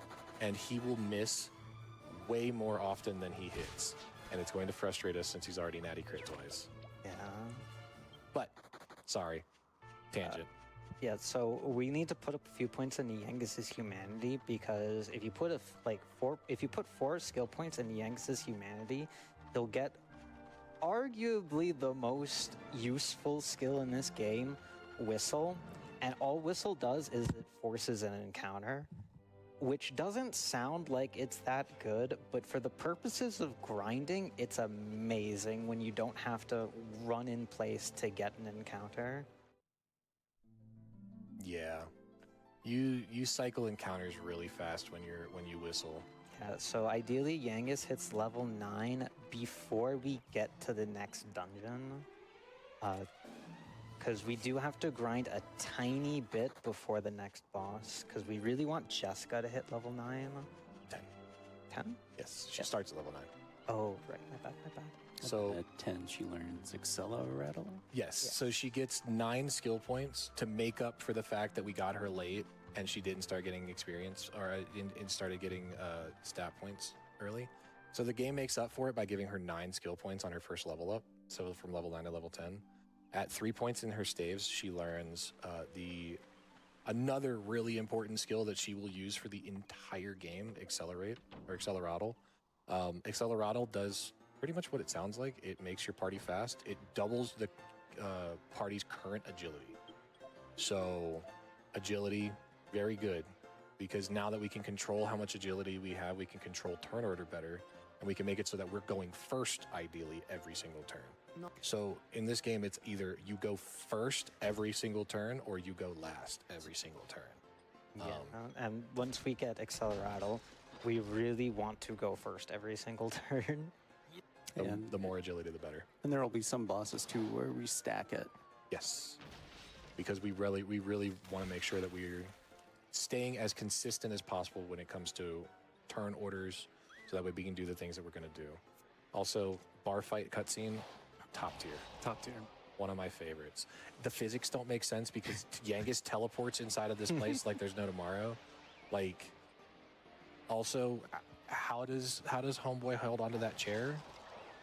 I don't understand, but you know, Hero's just kind of confused, and King Trode is so happy.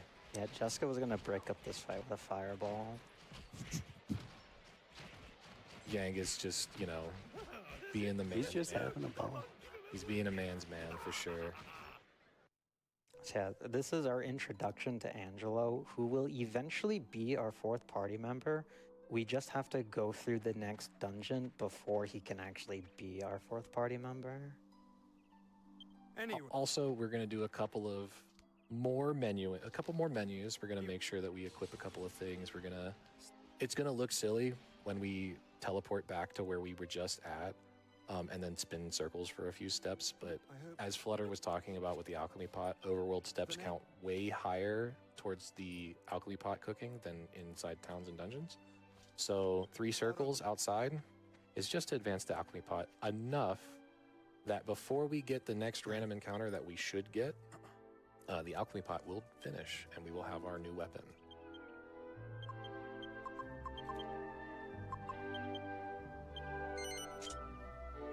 So the ring Angelo gave us actually gives us a little bit of defense and a little bit of attack, which is very useful for this early part right here. Again, more strength on the AoE user is stretched out and it's exponentially better. Yeah. So that's 1 circle. That's 2 circles. 2 circles is enough. If movement is super, super tight, then 3 circles normally makes it, but we're not trying to be pixel perfect on our corners here. Especially when it's not needed for this. Yeah. But we have a few more cutscenes to get through. We're going to get introduced to Myella Abbey. We're going to get introduced to The Templars. the Templars. We're going to get introduced to Angelo and Well, we already got introduced to Angelo. We were getting introduced to his brother and then reintroduced to Angelo. his brother Marcello. And if anybody is familiar with Akira Toriyama, rest in peace, and how he likes to draw characters, you can look at this guy and be like, yeah, he's evil. He's got to be evil. He has a widow's peak, and it's an epic widow's peak. I agree. So he has to be evil. Just think, it's Vegeta. He was really evil, and he had a really epic widow's peak. That's true. It's funny because Marcello has a slight change of heart after a certain story trigger happens very early on here, and then immediately goes back to being evil.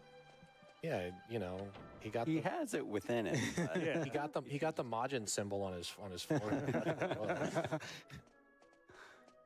So we have to hit a few more story triggers. We got to go down into the dungeon, and we find out that Marcello and Angelo are pretty mad at each other. The game doesn't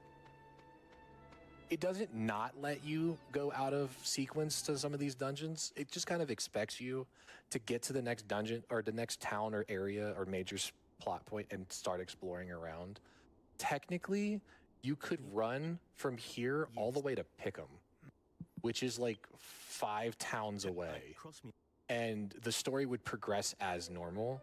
But it gets to the point where you can't progress any further until you go backtrack and do a whole bunch of stuff. So that's why we immediately skipped Myella Abbey as soon as we got here and went to Simpleton, so that way we can trigger the story that is technically 2 parts in Myella Abbey. Yeah, this game is, I don't want to say rigid with its story triggers, but it's very thorough with its story triggers.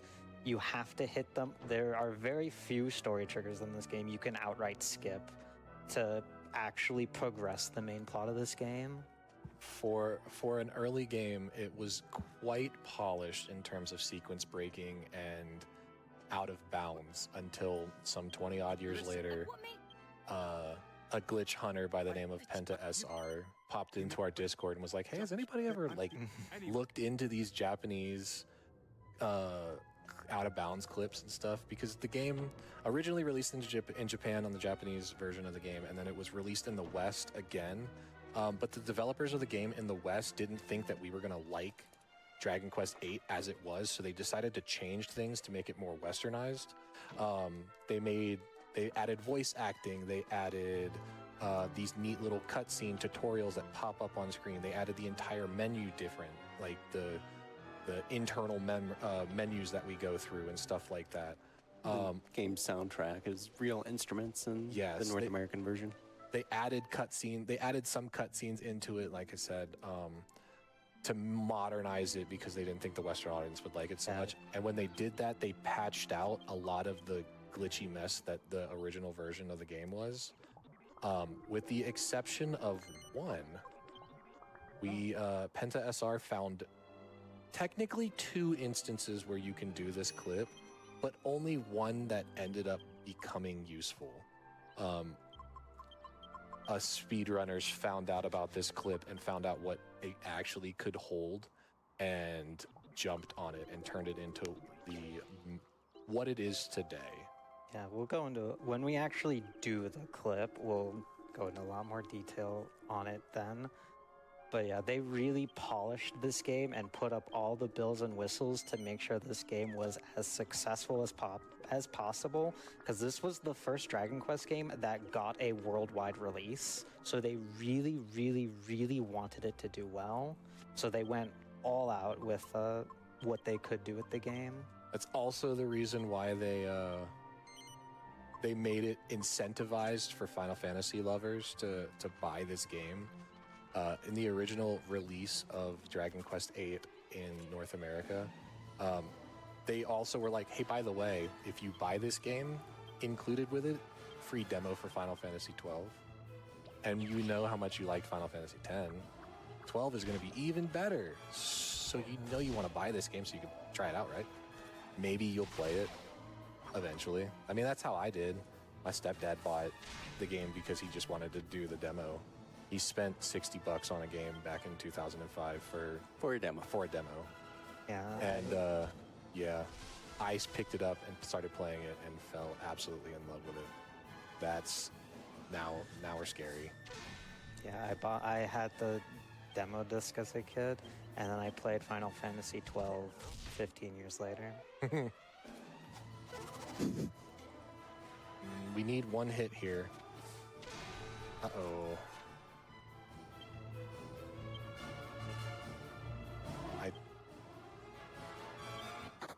Yeah. Unfortunate. Jargon's, again, another pun. It's a dragon, and he's holding a jar. Jargon. Sure. But, you know, they're really scary. If he used Flame Breath, that does a lot of damage. We're also going to pass by one of our infamous monsters. That guy's name, his name is Lonely Joe. He's going to continue to be lonely, and I apologize for that. Unironically, me and Flutter in the private practice room, it was earlier today, I think. Yeah, it was. We fought him and beat him as a thought experiment. The only worthwhile thing you get from Lonely Joe is the bronze monster coin, which, like we said, is 200 gold, but he gives like nothing for experience. 56 experience points. Yeah, and for reference, the family doctor we fought before the last boss gave us 44 and was infinitely easier to kill than Lonely Joe. And unfortunately for Lonely Joe, he hits way too hard, and our resources are a little limited right now, so we want to maximize the amount of maximize our resources for as long as possible. So the Dingaling here can be scary because they can backup call a Jargon, which, as we just saw, can get a little spooky. Also, super funny name. I'm sorry, I'm a child. Winkies are also really good sources of experience. They don't do a whole lot of damage unless you make them mad. They get mad when they get under 25% HP. When they only have 25% HP left, they get real angry.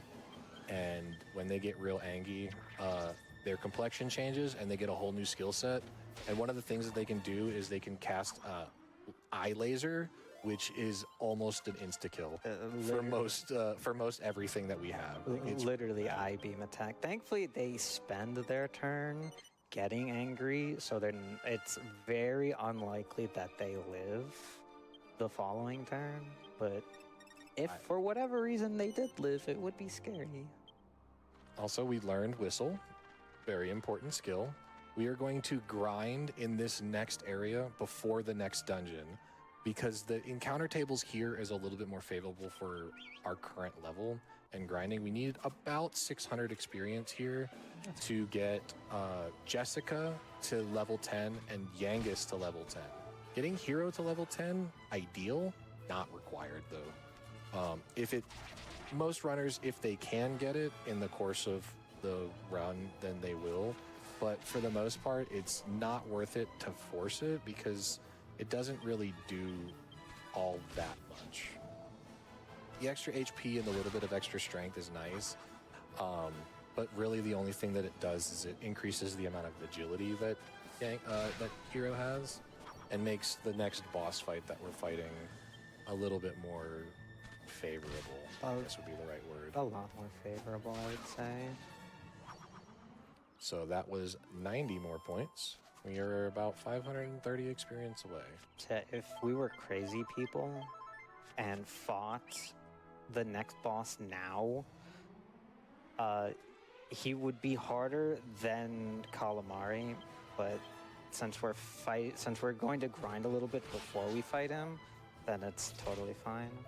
This is 90 experience again, plus the goodie bag, which is 35. So this puts us at 125 more points. Nice. Again, because we have this super strong boomerang now, we are blitzing through these encounters mighty quick, and they're very high value in terms of encounter rate. Backup call is actually kind of nice from the bag because it gives us a heal slime, which is an extra 18 experience, which puts us now at a total of 143 experience for this encounter. One question on backups: are enemies able to do it multiple times? I've not seen it. Okay. I've not seen it. In older Dragon Quest games, for example, Dragon Warrior 4, it is a common strat to force backup calls over and over again to grind experience and gold early in Chapter 2 and stuff like that. But I've not, to my knowledge, seen the same enemy backup call multiple times. Except maybe the Restless Armors in Trodain? I thought they could. It's possible. Off the top of my head, I can't remember though. At least it's early, the bags of laugh, we don't let them live long enough to find out. Yeah. So in this area, your encounter tables are Fly Guys that give 44 experience per kill. We have Bullfinches that give 30 experience per kill. We have Drakkies that give, I think, 18 or so. I think it's 18. 20. It's 28. It's 28 per kill because two of them equal 56. And then Bags of Laugh that give 35, and then the occasional backup call for a heal slime that gives an additional 18. Again, I am an encyclopedia. Good knowledge. So this encounter was two Fly Guys. Oh, no, you just told me 146. There's 2 Fly Guys, a Buffalo, and 2 Drakkies. Yep. So we're going to just make sure that we're topped up or pretty close to topped up, and we're going to keep fighting. We need about 244 more experience, 2 Dracumas. Again, this is approximately 50, I think, yeah, it's 56 experience. So we are getting right close to our threshold before we go in. When we go into the next dungeon is called the Ruined Abbey. The Ruined Abbey, we're going to be spending quite a bit of time there once we get Angelo in our party. So hope y'all are prepared. Yeah. On our first trip here, we're just going to go in, fight the boss, and leave, because the encounters in the Ruined Abbey are actually really scary when we're just 3 party members. When we get Angelo, they're a lot more manageable. Still scary. Still scary early on, but not too bad. Wing of Bat is the rare drop from Dracumas. That is a 35 gold drop. Very nice. Their common drop is a Moonwort Hole, which is worth 15. 2 Fly Guys is 88 experience. We need approximately 100 more, so we are on pace. The Fly Guys are actually a really good source of money. Not as gold efficient as the Bag of Laughs, but in terms of money, they're the second best thing we can fight here. They also, their drops are kind of nice. Their common drop is not great. It's a Cowpat, which is exactly what it sounds like. But their rare drop is actually a really cool item that we need. We need exactly one of for the route. It's a piece of plain cheese. And we got a cow pat. Okay, got a cow pat. But we needed one piece of plain cheese for an alchemy recipe that we are going to use in about 9 hours. Yeah, so So remember that. Yeah. so There's plenty of opportunities for us to get it, but the earlier that we get it, the less that we have to think about it. So it's just nice to have. yeah, so the cheese is actually how you use Munchie in Hero's pocket. If you give the cheese to Hero, Hero can use the cheese and feed it to Munchie, and depending what kind of cheese you feed Munchie, it has various effects. We'll use it on 2 bosses, the final boss, and then There's 3 instances where we are routing cheese into the route. yeah, You should take one more encounter so that at least Yangus gets 10. Sorry.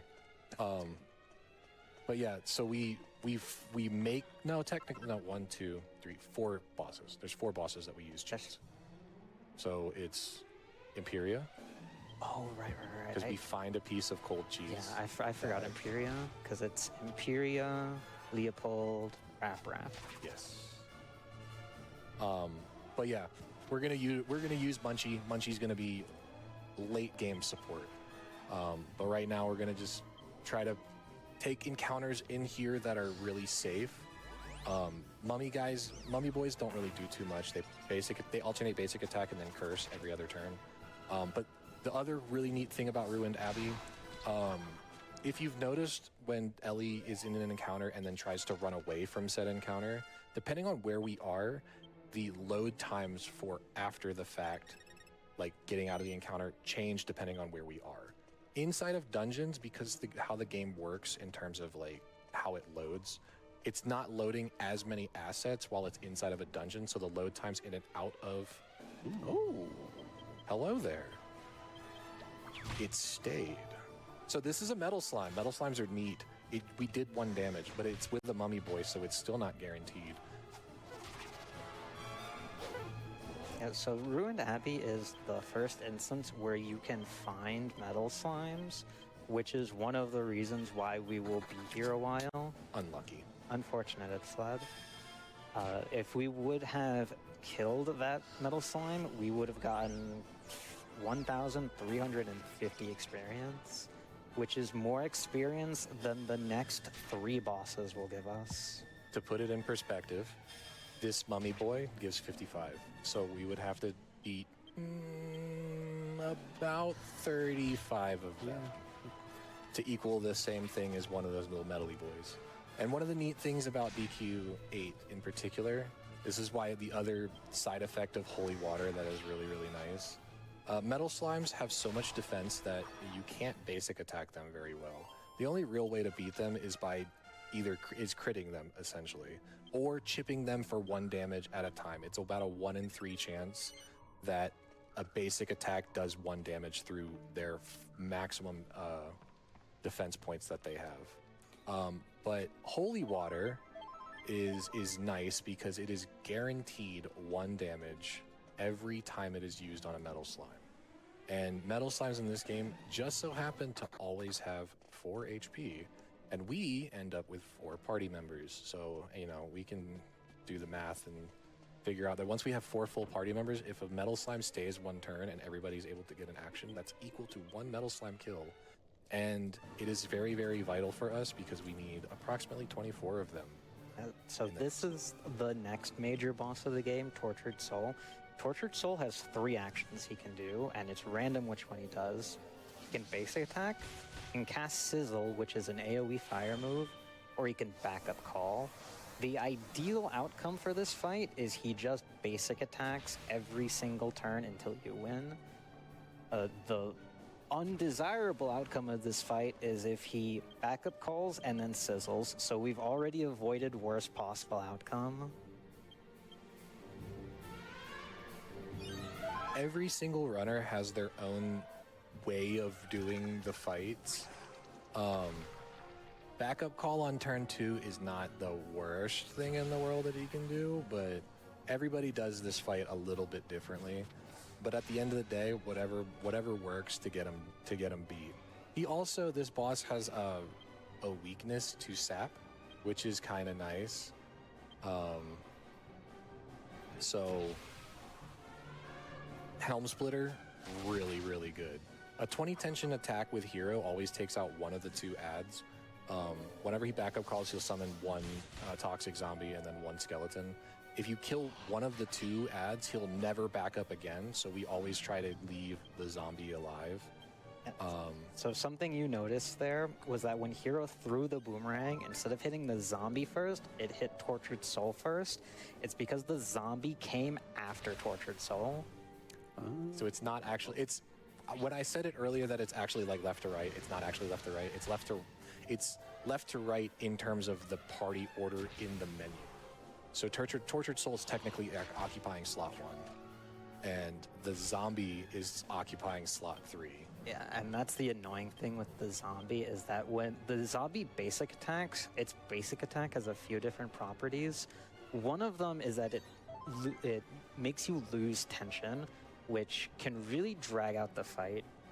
The other is that it has a chance to poison you, but poison doesn't do anything in encounters. It only ticks damage when you're running around in the overworld. It's when poison turns into toxic is when you take damage in the middle of the encounter when you actually have to worry about it. Yeah. So here just got poisoned, but poison does literally nothing. I didn't get poisoned. Oh, she did. Oh, no, she didn't. I thought they made the sound effect, didn't it? He just got hit. I swear I heard the sound effect. Yeah. So, yeah, for some reason, Dragon Quest VIII has 2 different poisons. It's actually being poisoned or being envenomated. And envenomate is damage per turn, and it's percentage based on max HP. And then being poisoned is overworld ticks of 1 damage per distance traveled. Jessica's kind of a punching bag right now, and that's a little scary. We would like her to either get a really good heal here or stop getting hit twice. And yeah, well, she's kind of in death range if she gets punched again. Remember how we said that party order and order in bosses kind of matters? As we get more party members, the percentage chance for certain characters to get targeted changes. So right now, whoever's in slot 1 and slot 2 has approximately a 40% chance of being targeted, and whoever's in slot 3 has a 20% chance. So the game incentivizes you to put your tanky boys up front and then put your weak support guys in the back. Not really something I think the game explains to you outright. Never talks about it, but the way that the game works, it put Hero and Yangus in first slot, and then it gave you Jessica, who just magically puts in slot 3, and then Angelo, who magically gets put in slot 4. So most players casually will just leave that party as Hero, Yangus, Jessica, and Angelo. So you naturally have your 2 tankiest people in slot 1 and slot 2, and then your 2 supports in your far slots. We should win next turn. Yeah, so the ideal outcome for this fight is 2 50 tension attacks from Hero and Yangus, and then 2 20 tension attacks will kill Tortured Soul. Because of the down tension, the fight dragged a little bit, and we had to do some extra turns for healing, but so far it's going fine. Tortured Soul has done a lot of basic attacks, which is what you want to see. There's the poison. There's a premonition. Yeah, there we go. All right, so this next Helm Splitter should 100% take this guy. Oh, wow. That's a... Oh, you only use 1 accelerate. That's why. I was like, how come he outsped? Oh, there you go. That's Tortured Soul. So that is the next big boss that we've gotten through. We have quite a bit in terms of cutscenes and stuff to get through. About 7 or 8 minutes or so worth of cutscenes and stuff to get through. With a lot of story triggers. Before we get to the big section of Ellie Senpai's section of the run is grind 1. And as I stated earlier, we're going to be coming back to Ruined Abbey here. And we're going to be here for a while because we are going to be hunting the metal slimes. We need to hit certain level thresholds for progressing through this game. There's just no other good way of getting through them. You can get through some of these fights at lower levels, but it requires you to have way better gear. Yeah. So to compensate for not having money, we're just going to compensate for having more HP and more strength points because we're higher level. Yeah, so we talked about Calamari and somewhat Tortured Soul being overtuned fights, especially Calamari. Most of the bosses in this game are overtuned, and the game will require you at some point to sit down and grind experience, whether it's you going from point A to point B and you fight every single encounter on your way, or you do what we do, which is actually a lot more efficient, and hunt metal slimes for experience. So, with that being the case, like I said, we have a lot of story triggers and stuff to get through. A substantial amount of downtime right now. So, Alec, if you have anything for us from the host stand, now is a perfect opportunity. Yes, we have received a few donations. Starting off with that Cord Community Memery, we have $67.67. No, don't do it. No, no. It's too late. We're adults here, It's too late. please. We're From Randy. Hi, Randy. Thanks, Randy. It I'm says, an adult Randy. "Howdy RPGLB and all watching. Cord is wearing some snazzy garments as usual. Here's to our favorite metal slime slave."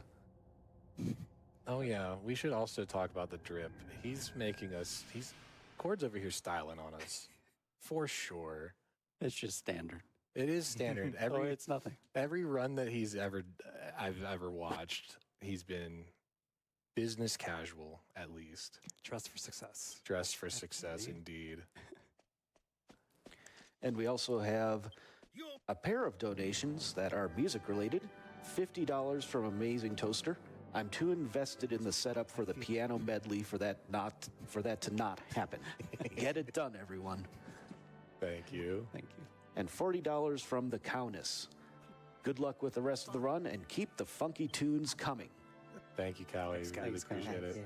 An update on that piano medley incentive, we are at 83.9% with $839 out of 1,000 needed. We have a bit of time for that, but still get your donations in because we do want to hear those tunes. And finally, in the donations front, we have $15 from an anonymous donor that says, "As an Australian who suffers very heavily with mental health issues and dark places in life, people like NAMI open up the topic to be covered in more common places. I wouldn't be here today if not for these mental health services, and I cannot thank these companies enough. Good luck on the run, everyone. And Cord, get back on that trio grind ASAP." I knew it was coming. I knew somebody was going to bring up the trio grind. Thank you so much. But yeah, a bit of an update on the incentives. We are still at $1,283 out of $2,500 for the blindfolded Domegas Phase 1. That we have a good amount of time to go for, obviously. The party leader is still Jessica with the same amounts of $100 for her and $75 for Yangus. We have $60 for the Don Mole Jam session still. And we have a new incentive here. Fight Ultimate Dragon. That is a $4,000 incentive. That's a big one. That is a big one. So, if you want to see that, I'm guessing this Ultimate Dragon is rather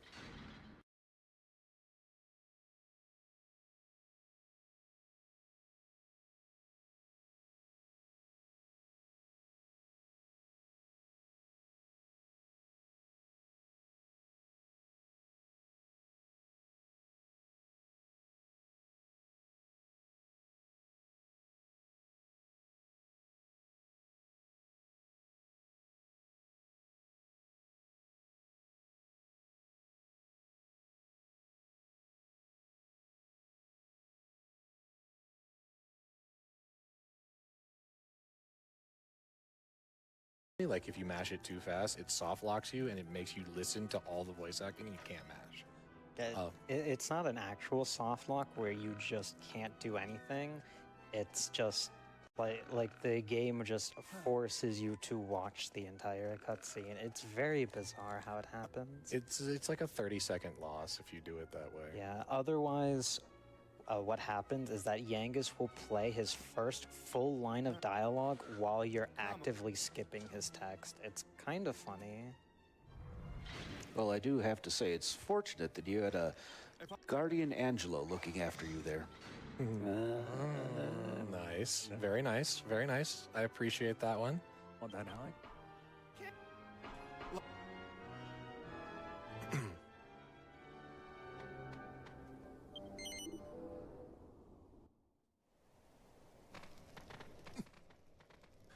All right. So, will we get it? Sorry. Aw, we didn't. Well, we didn't overlap. We didn't overlap the first. What's it called? The first line of dialogue, but we still didn't. We didn't end up. And the never-ending hallway of doom. Yeah. Well, doesn't it? It like locks on Angelo moving, and that's when you hear the dialogue. Yeah. If the way that you mash the way you mash that text so that you get the overlap in dialogue is by holding up on the joystick but not pressing any other buttons. And then as soon as the text box pops up, then you start mashing. And that's when everything starts to overlap.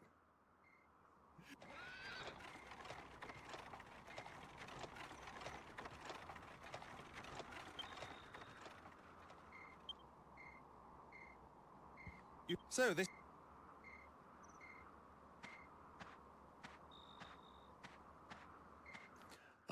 But yeah, as it goes right now,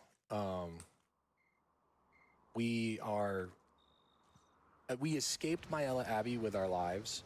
Marcello thought we were trying to take the Abbot Francesco's life, and so he interrogated us and said, "Oh, well, you're in cahoots with this monster, so you must be evil." And so because of that, he throws us in jail, but it was all part of Angelo's plan to get us out. And to keep himself out of suspected trouble. So he kind of throws us under the bus, then comes and saves us. But as he's saying goodbyes and letting us go on our way, we realize that the abbot is actually in trouble, and we find out that our bestie Dulmagus is at it again, trying to give spicy hugs to another person. And we still really don't know why he's doing this. He's on a murder mission. It's on a hug rampage. Yeah. He wants to hugs, and some people, no touchy. So we know that something bad's happening because the music is all intense and stuff, right? But we also heard the ding of the alchemy pot. Passively, while we've been doing all of our grinding and running around, we've been cooking the alchemy pot. It's a really great way to do multiple things at the same time. What we were making, we mixed the snakes. We made the snakeskin whip by using the leather whip that came stock with Jessica, with the scale shield that we got from Alexandria Tower. And with those two things, we make the snakeskin whip. And it's a really powerful early game item for Jessica. A lot of casual people learn about that recipe and then they make it and they use that whip for quite a while. But we're not gonna do that. We're gonna do what we do best and take it and make it and turn it into money. It sells for 1,750 gold, which is a lot. And we are going to be needing as much gold as possible for this grind. Because if you remember, I said that metal slimes in this game are susceptible to being hit with holy water. Holy water does exactly 1 damage per holy water on a metal slime, and all metal slimes always have 4 HP. Now that we are getting Angelo in the party, we're going to have four damage users. So we need to take out at least 24 metal slimes.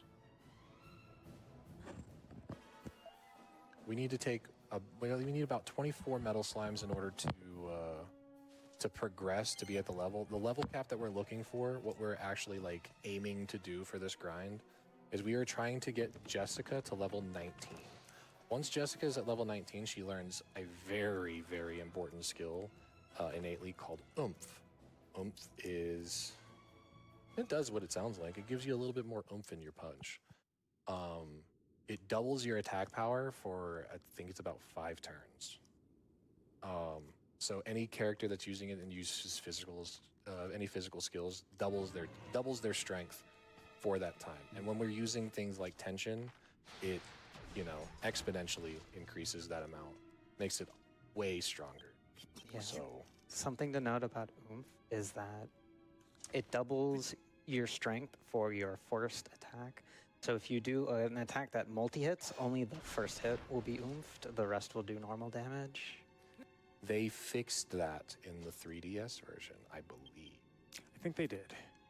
Instead of it being double damage on the first hit, they spread it out evenly across multi-hits. So that it still technically does about the same damage, it just, the numbers look more clean. Yeah. And it also is less punishing because some multi-hit moves, the enemies have equal chances per hit to dodge. So if you oomph and you're getting double damage on the first hit and they dodge the first hit and then the second hit, you lose that oomph extra. So balancing it out across all the hits for 3DS is, I guess, technically a buff, right? So unfortunately, no spicy hugs from Dulmagus this time. He decided to javelin poor Abbot Francisco. He wasn't technically trying to. It was more geared for King Trode, but Abbot Francisco decided to take that one. Also, this is the first time that we actually see what Dulmagus looks like.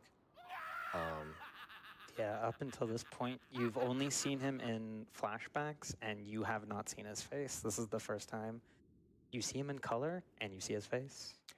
And that's the first of many windows he breaks too. He hates glass. Glass is not his friend. Also, this is just me also memeing. I don't think these Templars have enough dirt. It doesn't look like they have enough dirt for what they're trying to do. And I feel bad because, they're in the rain. Because it's just all turning to mud, realistically. it's just, those piles are small for what they're trying to accomplish.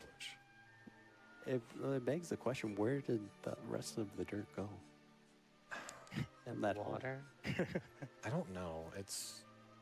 Everybody's sad, and we shouldn't be making fun of the fact of what's happening, but there's questions that need to be answered, and I don't have the answers to them. Yeah, normally, this is a very heartbreaking scene, but we've seen this scene so many We're times. so It's- desensitized. We're unfortunately so desensitized to this stuff Yeah. now. It's just like, yeah, whatever. I actually really like this cutscene, but like after your 30th run, it's just like, oh, please get the funeral over with. I need to lose my run to grinds already. Yeah. That's the real tragedy.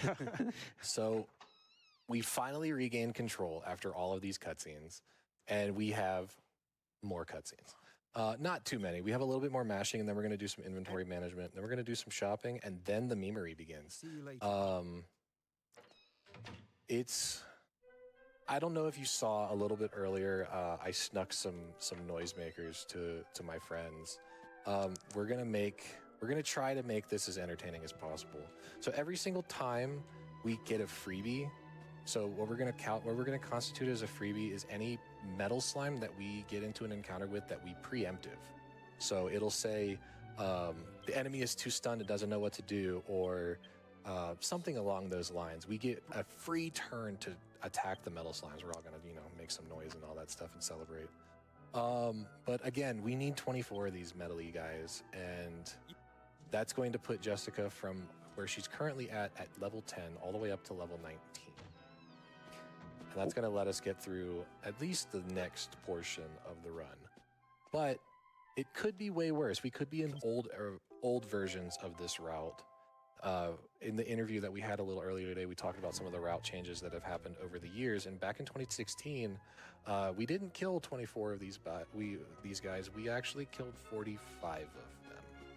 Yeah, so we used to kill 45 of them because killing 45 of them would put Hero to 25? 24. 24.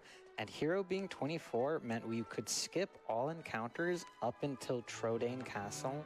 And Trodane Castle is the first instance of this game where you can find liquid metal slimes.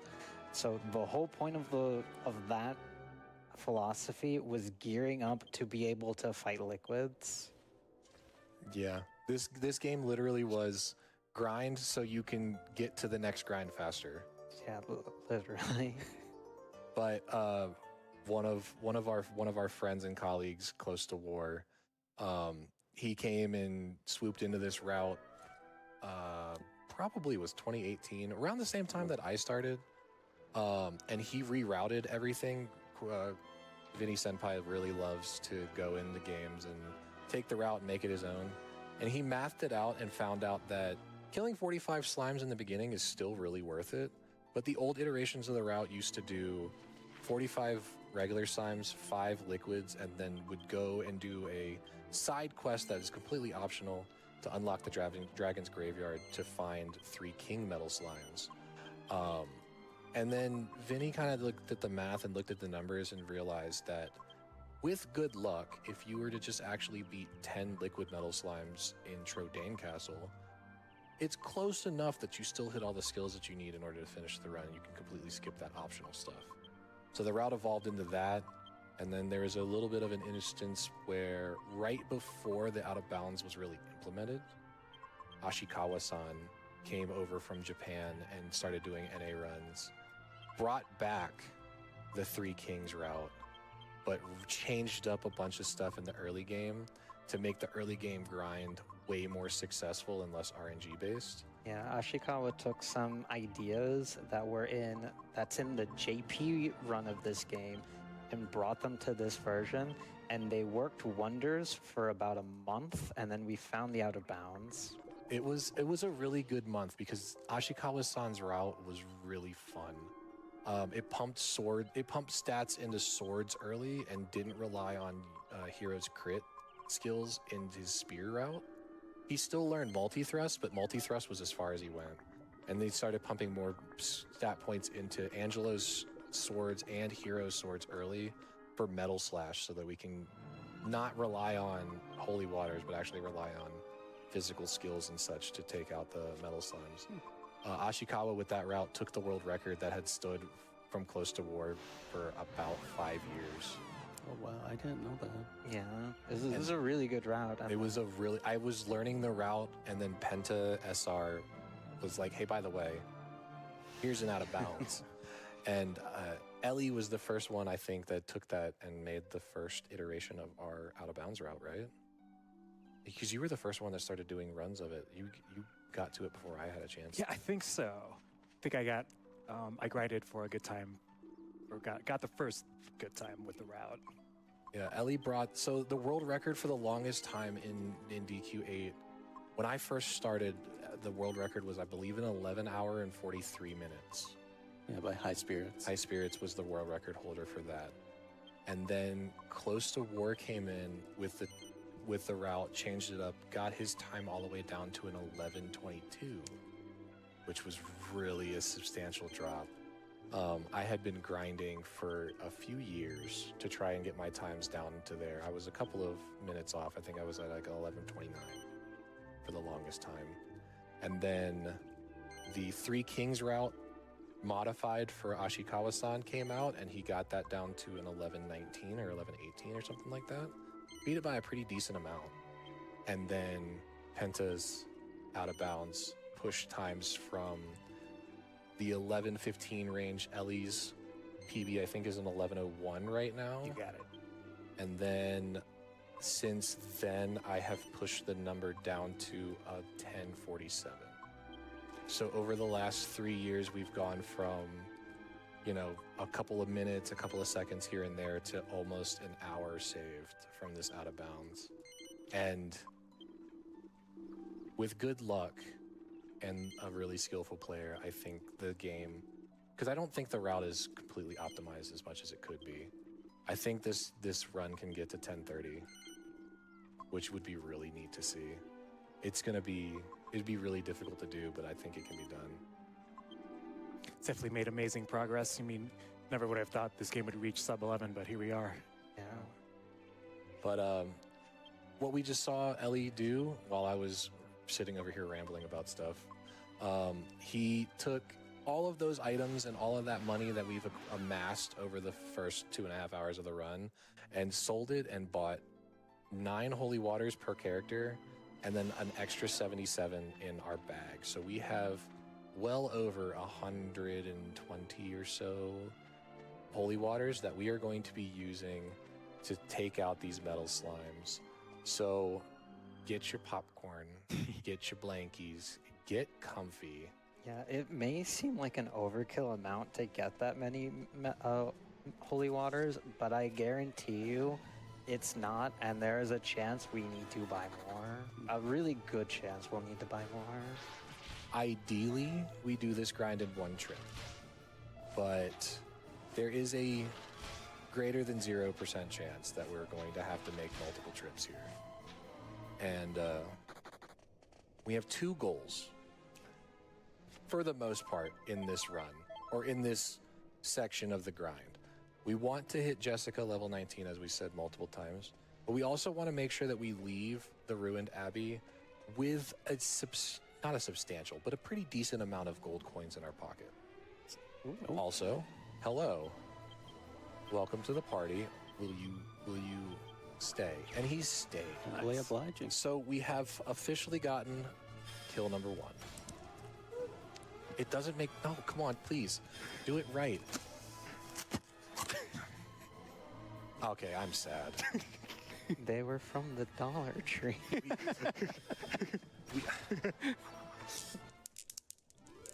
Woo! Let's go! We got our first one. I'm sorry. I tried. A failure. So I'm gonna be keeping track on my phone of how many metal slimes we've taken out. Like I said, we need approximately 24. It could be 23. It could be 25. It just kind of depends on how many extra things we end up taking out along with the metal slimes as we progress. So yeah, one down, many to go.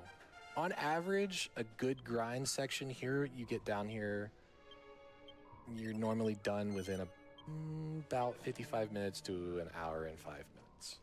That's like best case scenario. We will implement a hard cutoff. Yes, please. Save me the trouble. I love drawing. Thank you. We got a board. There we go. One other thing we'll mention here at the top of the metal slime grind is that for any of the metal slimes that flee throughout the course of the run, so I would love to participate in that, but I don't know if I can financially survive that. okay. We'll see. We'll for every metal slime that runs away, I will keep track of them, and we may or may not, as a couch, collectively donate some amount of money equal or greater than that amount. We'll figure out a way. We'll figure something We'll figure out. Yeah. I think we agreed to $1 per runaway. Yeah. But I can we make it a group effort? So like, for every one that runs away, we're going to donate $1, but it'll be 25 cents from each of us. I can survive that one, I think. Absolutely. Yeah. So there. If y'all want to join, if chat wants to join in, a quarter per person per metal slime that's run away, and we're at technically 2 right now because we had one earlier that ran away. I wouldn't count that. We don't want to count that? All right, we'll not count that one. We'll only count this one. Well, sure, okay. So 20 chat agree, handshake agree. 25 cents per runaway towards Nami, and towards one of the many incentives that we have left. We would love to be able to show off all of these neat little things that we have Easter egged in. Also, you can't see it really well because I draw really small, but I drew a little slime on here. Tell me I did a good job, please. You did a great job. Thank you. Fabulous. I appreciate it. I can draw it bigger, maybe. I'll try to draw it bigger. I'm very bad. My wife is the artist. I'm not. So I will try really hard to draw a teardrop that looks more like a Hershey Kiss, that's not very well shaped, and smudge the heck out of it and...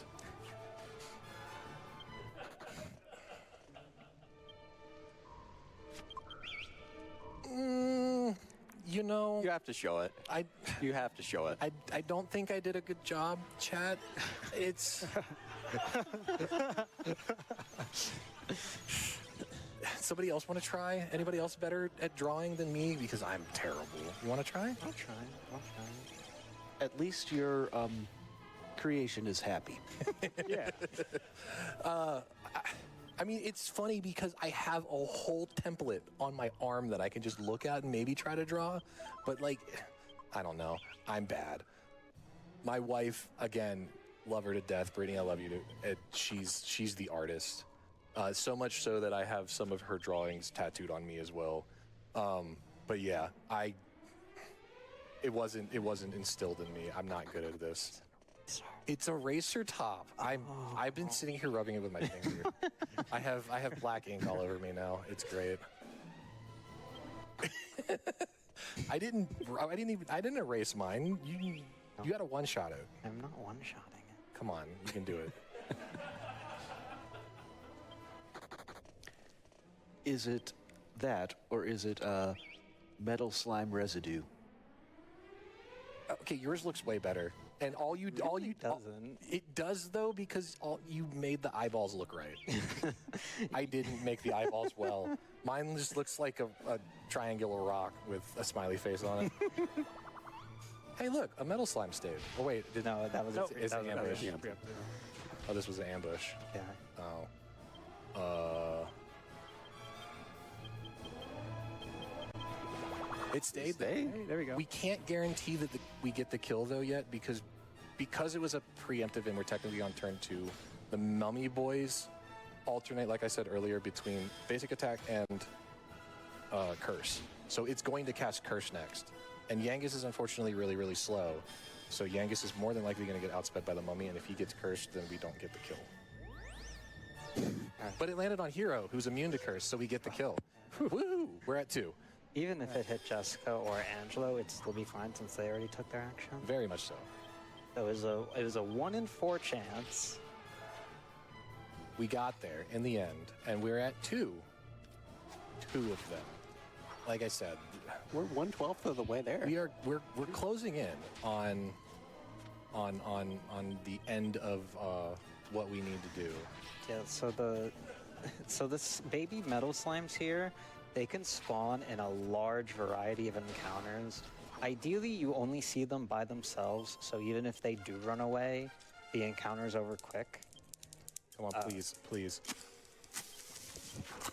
Man, I just destroyed mine. It's still. you know, we're trying. I promise we're trying. It doesn't.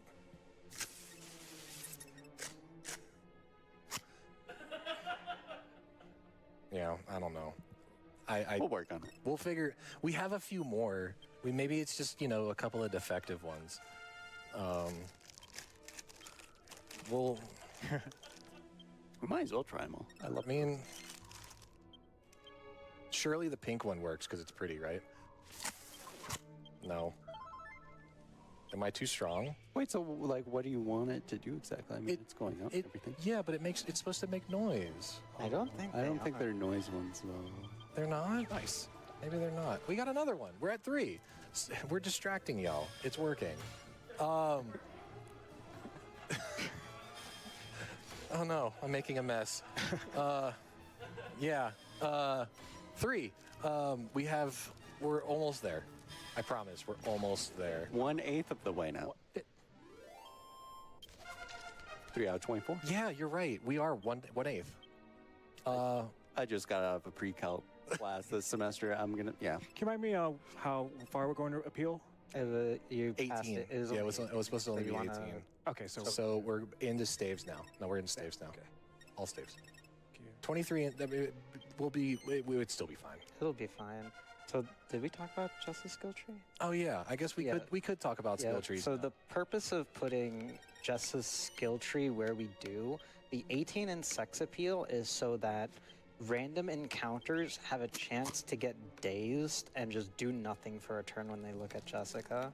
The 31 in staves is so that she gets the skill magic barrier, which is not useful for most bosses, but the bosses it is useful for, it's very, very good. And- It was so good that when I took over, when I started taking the early iterations of the route that Ellie made and started kind of looking into it and making changes, I've really found a lot of success in the sex appeal tree for Jessica because she gets the skill Puff Puff. And it sounds like, you know, I'm just being weird about it, but I promise I'm not. It's actually a really good skill for a certain few bosses. But the value that I was losing for not having Magic Barrier was costing me so many runs late game that I decided to relook at it and rerouted it in very recently. It was a sad day for Puff Puff enjoyers. Yeah. Unfortunately. And even then, the boss we're referring to has a chance of getting dazed by Jessica by just putting 18 into sex appeal. The whole point of putting any points in the sex appeal is to just, since we're going to be getting into a lot more encounters than we normally would in other routes, it's just to mitigate how much damage we could possibly take from a failed flee.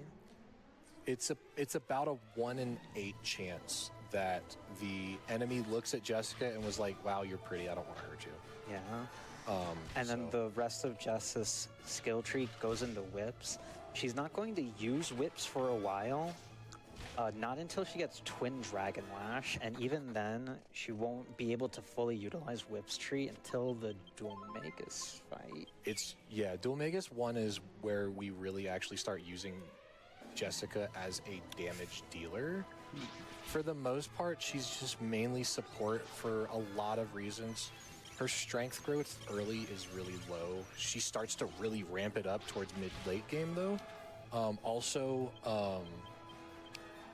Access to certain whips and like strength relative to the weapon, we start seeing better stuff later.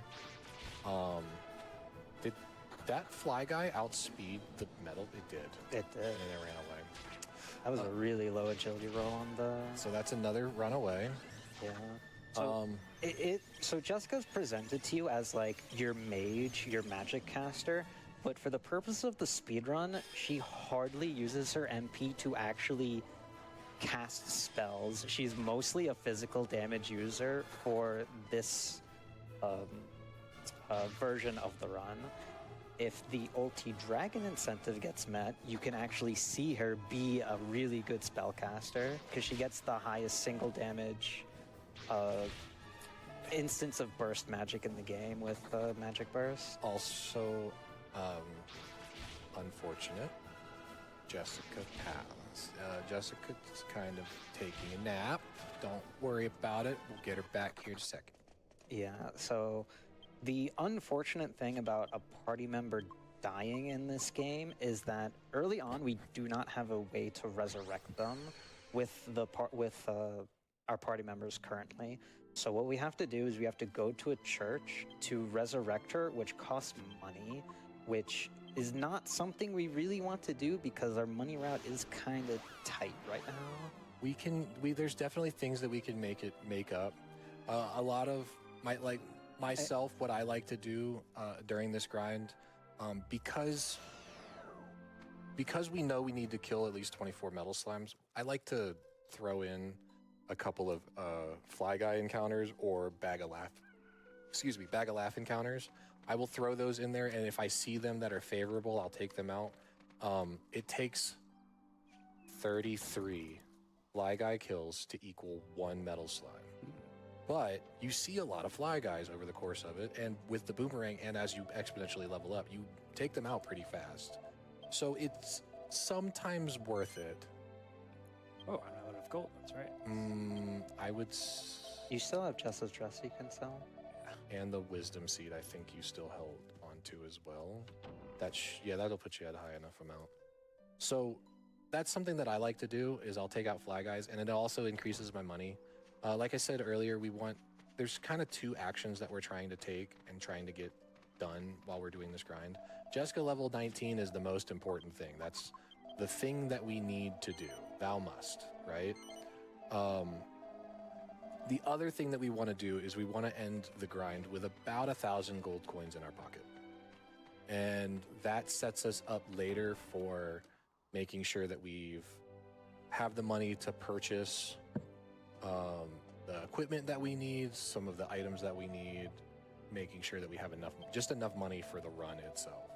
Yeah, and the other thing with resurrecting party members is that the amount it takes to resurrect them goes up as you progress through the game. It's based on their character's current level. Yeah. So it's level times this value equals gold amount spent. And yeah, we don't have that money. It's really brutal. Once Angelo gets access to Zing, which is how you resurrect party members in this game, it doesn't become that big of a deal most of the time. Most of the time. Yeah, Zing has a chance to fail, and when it fails, it really likes to fail.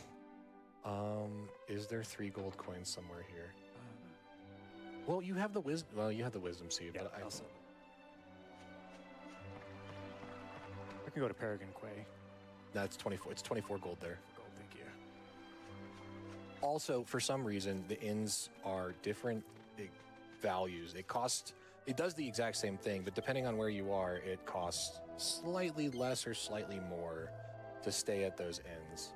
And so while we're here, we may as well utilize the inn to regen our MP and stuff like that. Because again, as we level up, our MP and HP values stay stagnant where they are. They just stack max on top. And so, you know, why not top off our MP, because it is kind of important. Yeah. Alec, at any time, if you have anything that you want to interject with anything, like I said, we are going to be here for a while, Yeah, so please feel free. Otherwise, we're just gonna keep yapping. We're gonna about rant. about whatever we can think of. Well, you're probably going to be yapping a lot, but we do have a couple donations. We have $10 from Friendly Cat. Meow. Yeah. Meow. Meow. That conversation came Meow. today, too. I think I know that person. You probably do. Yeah. And $50 from KFizzle4. As I always ask during a Dragon Quest run, what is everyone's favorite monster in the series? I always go for the Golem and Haxorus. Hackosaurus is a really good one. A lot of people are a fan of the dancing foxes. There's a variety of them. That's a good one too. I don't want to say the answer that I want to say because it's a cop out, and it's an enemy that you really only seen in the newer games. But That's another one. it is another kill. I can guarantee that the one that I'm thinking about right now is Freedom's favorite one. So it's the ham sandwich, but it's spelled witch, W-I-T-C-H, and it's a pig with saber teeth wearing a wizard hat. That's a funny one. It's a class one, but I honestly think my favorite one is just the Gigantes. Gigantes is just a big derpy blue guy with a big stick. I talked about it in the interview, but in this game there are enemies that can you find them in the field and then they combine to form an even powerful enemy. One of them is Mumbo, Jum, and Bo, and they combine to form Mumbo Jumbo. But my favorite of that line of enemy is Jab, Bo, Walk, and Key, and they form together to make the almighty Jabberwocky. That's a good one too. There's a third one, but I don't remember what they form into. All right, chat. Y'all have better access to Google than we do. Somebody Google it, and then start a $2 donation train, and tell us all about it. Another metal slime. Surely this one stays. Oh, the last one stayed, so this one has to. Sad. So that puts us at 3 metal slimes that have run from us. at least that we've counted so far. We currently have more kills than fleas. That's a good thing. We're over 50%. Yeah. Ideally, we want to stay over 50%. I mean, actually closer to 75%, but 50% is not terrible. Yeah, if you're killing half of what you see, your run is going to live. It's worth pointing out, I think, over the years of me running this game, I can't prove this because I can't actually find it anywhere. But I have come to the realization, I think, that anytime you see an enemy in the Ruined Abbey that is a single mummy boy, that means that you lost a coin flip because that single mummy boy could have been a metal slime. So if you look at the formations and how they like to generate, a lot of the times you'll see the same formation of like skeletons with a random mummy in the middle of it, but then you'll see that same exact formation that looks exactly the same, but instead of the mummy, it's a metal slime. And there's a whole bunch of instances of seeing that. Like there's this one very, very rare encounter that you can see where you get 3 individual mummy boys. Also, freebie. Woo! Let's go. Freebie just means, we ambushed them and we get 4 free actions, so they can't run away from us before we get to give it a bath. Which is really good because otherwise this encounter would suck to try to do. Yes, for sure. But yeah, there's a very rare encounter that you can see where it's 3 individually grouped mummy boys. But you can also see that same exact formation, but instead of 3 individually grouped mummy boys, you see 3 individual metal slimes. And then I've also seen that encounter be, instead of 3 individual mummies, it's been 2 mummies and 1 metal slime, or 1 mummy and 2 metal slimes in random orders. So like, my intuition says that mummy boys and mummy boys are just unwrapped metal slimes. Yeah, I don't believe him. I think he's just... It's the trauma from running this game too much. You learn things about yourself as you sit here for an hour praying that this one's going to be the one that stays. Please. I have, over the years, I think I can count the number of completed runs that I have done without needing more than my fingers and toes. And I've been running this game since 2018. I think I've completed less than 20 runs because of how bad the grinds can get and how incredibly lucky you need to be in order to actually have a solid enough time to get through it where it feels worth completing. Yeah, the unfortunate thing about this run is that it is incredibly RNG dependent. To PB, you need good grinds and good boss RNG, and the late game bosses in this run can be absolutely brutal. They're not fun. Yeah, not necessarily like they cause you to TPK, aside from like aside from Rapthorn, who is the final boss of this game, by the way. Yeah. They just eat so much of your time because you spent so much time trying to recover and keep your head above water. It's so rough. This is also a slightly newer revelation, thanks to another Dragon Quest can we call him a guru? He's been around forever. He runs a lot of games. The one and only Mr. Hactical, who's going to be running along with Cowie, who donated earlier in the run. He's going to be running Dragon Quest VII Reimagined. He did exactly 1 PS2 run of this game, and he spent quite a bit of time compiling his own set of notes, analyzing the JP runs, analyzing the charts and stuff like that the JP runners have done. It apparently pays really, really well to be able to read Japanese, which I can't, because he learned through reading these charts that the Japanese have known for a very long time that a lot of the bosses in the game that I thought were completely random and just did whatever the heck they wanted to, are actually very pattern-based and are very easily recognizable. And he compiled all of that into a single chart And because of that, a lot of those randomness things that we were facing with the late game bosses have been mitigated because we can kind of guess what's coming next and plan around it.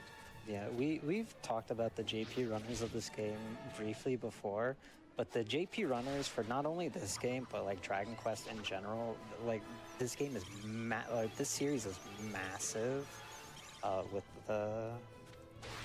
With that. Nice, Kaishin. Nice Kaishin. Let's see. If you count the number of runners of Dragon Quest VIII NA, more than 75% of them are sitting on this couch right now, who are currently still running them. So, Close to War has pretty much retired. I don't think he's coming back. High Spirits, we love High Spirits to death. He's done and dusted with this game. Dream Bomb, I don't think is ever going to come back. The old master. Cord might never touch this game again after. What? No. Ellie will do his one run a year. I'm still trying to get the time that I want for some reason. I know it can go lower. Flutter is still trying to get her sub 11. But yeah, in terms of the number of runners for NA, there's not many of us. If you go to the JP version, or you go to the Nico Nico boards right now, there's probably 20 plus active runners of this game on the PS2. Yeah, but something to note, the JP version of this game has a very different run from the NA version, just because of all the adjustments and improvements that they made when they It's also made this game global. It's also arguably a better speed game because the text, there's no voice acting in the JP version, so text mashing is a lot faster. There's a lot less cutscenes and stuff that they added to make the game more stylish. The menus have if you notice, like sometimes when we open and close the menus, there's a lot of lag in and out of them. Whereas the old style menus are text-based menus, like in the old Dragon Warrior games and stuff like that. Yeah, they're 100% text-based. Where in here, You like this pretty map. And yeah, everything. yeah, every item has its own image and like its own inventory spot. There's also one thing that the JP runners have that I am incredibly jealous of. They have the option to sell multiple items at one time, instead of where we have to sell one item at a time and then pick another item and sell it, then pick another item and sell it. They can go on their list of items and highlight a bunch of them and sell them all at once. And that makes me so sad because it's so nice and so fast, and I wish I could read Japanese, because then I would just be a JP runner. But I can't. Another medal. By the way, we're at 6 kills and 5 runaways. Are you going to even the score, or are you going to tilt it more in the kill favor, sir? You are going to keep it going. So we're at 7 now. A third of the way there. Well, a little under a third of the way there. We are making progress, We John.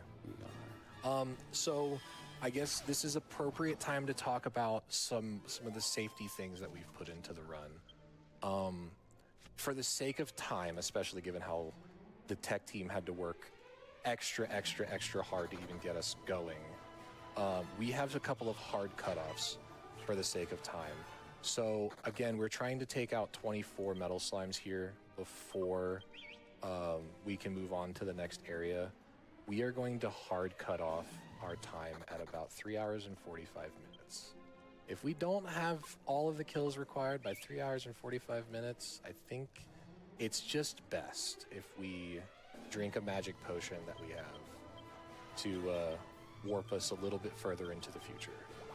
If that's okay with chat and everybody else, that's what we're going to plan on doing. We're going to do it again for the grind 2 as well, where it's way more volatile. Yeah, grind 2 is what the rate where we're going, we should be fine with this grind. Very much. It's the second grind that's really Things can go south quickly. yeah. Hey, look. Hey, Papa Falcon. See, that's that 1 in 8 that we were looking at. It just saved us a couple of points of damage. Another natty. We're at, that's 4 natural crits that we've gotten so far. Yeah. we're never landing a crit skill. At the rate we're going, we're not gonna do it. Again, the build pass that we're going through, Jessica's going into staves for magic barrier and then into whips for later. Angelo is dumping every single point that he has. Nice, a second bandana. Angelo is dumping every single one of his points into staves early because we want 2 casters of oomph. And Jessica learns it innately at level 19. Angelo only learns it when he has 65 total points in his staves tree. And because Angelo, for some reason, has the worst early stat growth of all of his levels, he only gets 3 to 4 skill points per level for a long time. We are dumping staves from when we get him at level 12 all the way until he hits level 28. Yeah, we talked about this briefly, but each character has different like rates at which they level up. They also have different rates at which they get. Oh, Okay. That was very dramatic because we got 3 characters that outspent us. they also have different rates at which they get skill points, and Angelo in this instance is a very late bloomer for his skill points. So unfortunately, he's only, for the purposes of this run, you'll only really see him get points in the staves. Yeah. The way that the game works it, at the end, if you never use a single skill seed, every single character by the time another natural crit. I'm gonna start. I'm rallying these 5 crits. We're at 5 total natties right now, so we're gonna start a crit counter. Anyway, when any character hits level 100, they will have guaranteed 250 skill points. The max that you can max out is 2 trees plus half of another tree. So at the end, they'll all have 250 if you never used a single skill seed. Yeah, unfortunately with this game, this version of the game, there's no way to see what skills you're going to get when you put skill points into a tree. And typically with this game, each character has 2 trees they're really good at and 2 trees they're not really good at. So a common casual trap is that you either spread your skill points out evenly between each skill. That was me.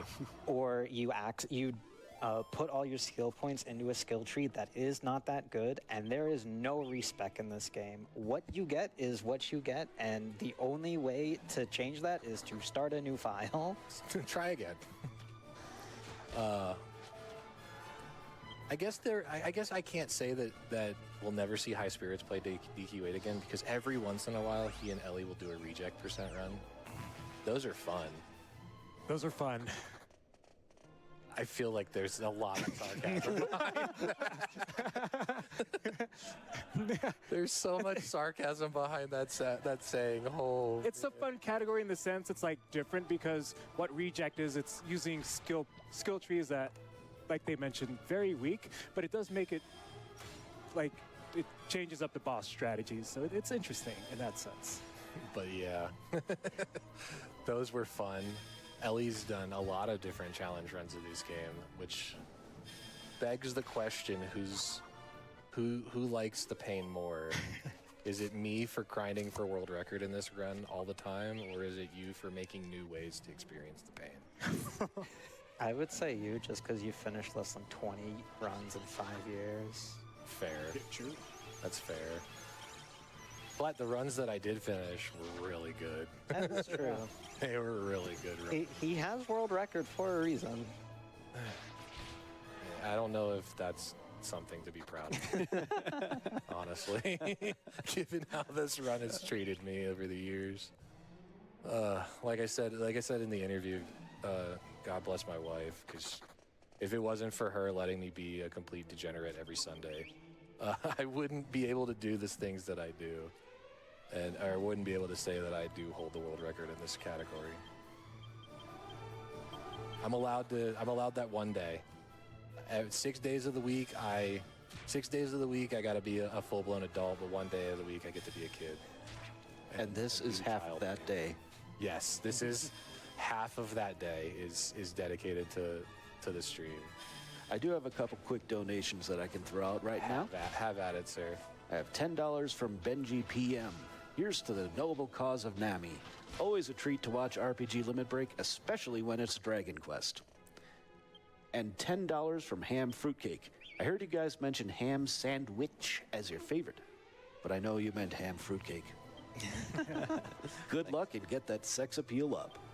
Thank you, Ham. I appreciate it. But yeah, we're gonna supplement a couple of fly guys here for not only some extra money, but just to make the experience route a little bit nicer to us. Yeah, typically with how most of these grinds go is that you need maximum 25 to get just to 19 to be able to leave. More often than not, it's 24 because of all the extra things you kill. In instances where you only need 23 kills, it's probably not a good run because that means you killed a lot of junk. For sure. But, you know, at the end of the day, though, you have a lot of money. That's true. Also, back to the topic of flea luck. When hero hits level 17, that is the level cap for this area. And why it only targets heroes level and nobody else's, not like party average or anything like that, beyond me. But it's convenient because after 11 kills on average, sometimes 12 depending on the ads, is when hero hits his level 17. So once we hit level 17, that's the first major break point of wow. Wake up. Okay. That was 4 straight 25%, by the way. Yeah, so if everyone stayed asleep there, Ellie would not be able to run away because at least one person needs to be able to take an action for you to flee. But yeah, once level 17 hits, the encounter cycling will happen a lot faster because unless we get ambushed, the flee rate is instant. Angelo should know Zing by now. No, I'm incorrect. Oh, Jessica's fine. She's not getting targeted. Surely we get the 75% flee, right? And Jessica lives? Surely. Yeah. See, we're fine. Surely. We're fine. Yeah. Just don't look at her HP value. Yeah, nothing to worry about. We're completely fine. It's fine. We're at full health. I don't know what we were worried about. We're fine. Yeah, so another reason why getting hero to 17 as fast as possible is important to prevent that from happening. Also, it's going to be nice and convenient because there's another mechanic of Dragon Quest VIII that we haven't talked about. So when you start the fight, you're given a prompt where it's fight, flee, intimidate, or tactics. So obviously, fight means you open up your fight menu and you can pick whatever actions you want. Flee sounds pretty simple. You run away for your attempt to run away from the encounter. Intimidate, Ellie has done it once now. You can force your characters to make a scary face and try and scare the enemy. And when you're at certain levels, they have a chance to be like, oh no, I don't want this, and I don't want no smoke, and they run away. When you are higher than the current level cap of the area, if the enemy is not undead or not a metal slime, it is guaranteed to run away from you if you try to scare it.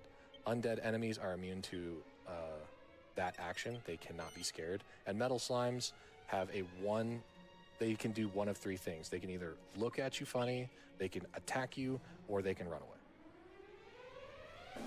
away. But yeah, so once we hit level 17, we will really start to cycle. There's some encounters that we really just, if a metal slime spawns with it, we really don't want to even attempt it because it's just not worth it. Drakis are pretty much the bane of all grinding's existence because they can just put, especially Yangus, to sleep because he's another natty. That's six to the counter. We have just as many natties as we do metal slimes that have run away from us. This is... What are the odds? So Jessica, because she has no points in her skill tree for this, 1 in 64. Yangus has a slightly increased chance to crit because of the points that we have put in his axe tree. He is at a 1 in 32 per hit. When Hero has his spear equipped, he's also going to be at a 1 in 32, but metals, or you can't crit with a boomerang or a whip. Any AoE weapon basically cannot crit. Yeah, that's a side effect we didn't mention of the boomerang, is that yes, it hits every enemy, but it has the drawback of not being able to crit, This is which a lot of ambushes. is a very reasonable drawback for what the boomerang can do. And then Angelo, has Angelo crit yet? I can't remember. No, I don't think It's so. been It's been hero. Jethro. It's been hero 3 times. Jess, Yangus. yeah. Angelo has a sword equipped, so he's also at a 1 in 64. That's Man, another. This might be like the worst ambush luck I've seen in quite a long time. It's a lot of ambushes here. Yeah.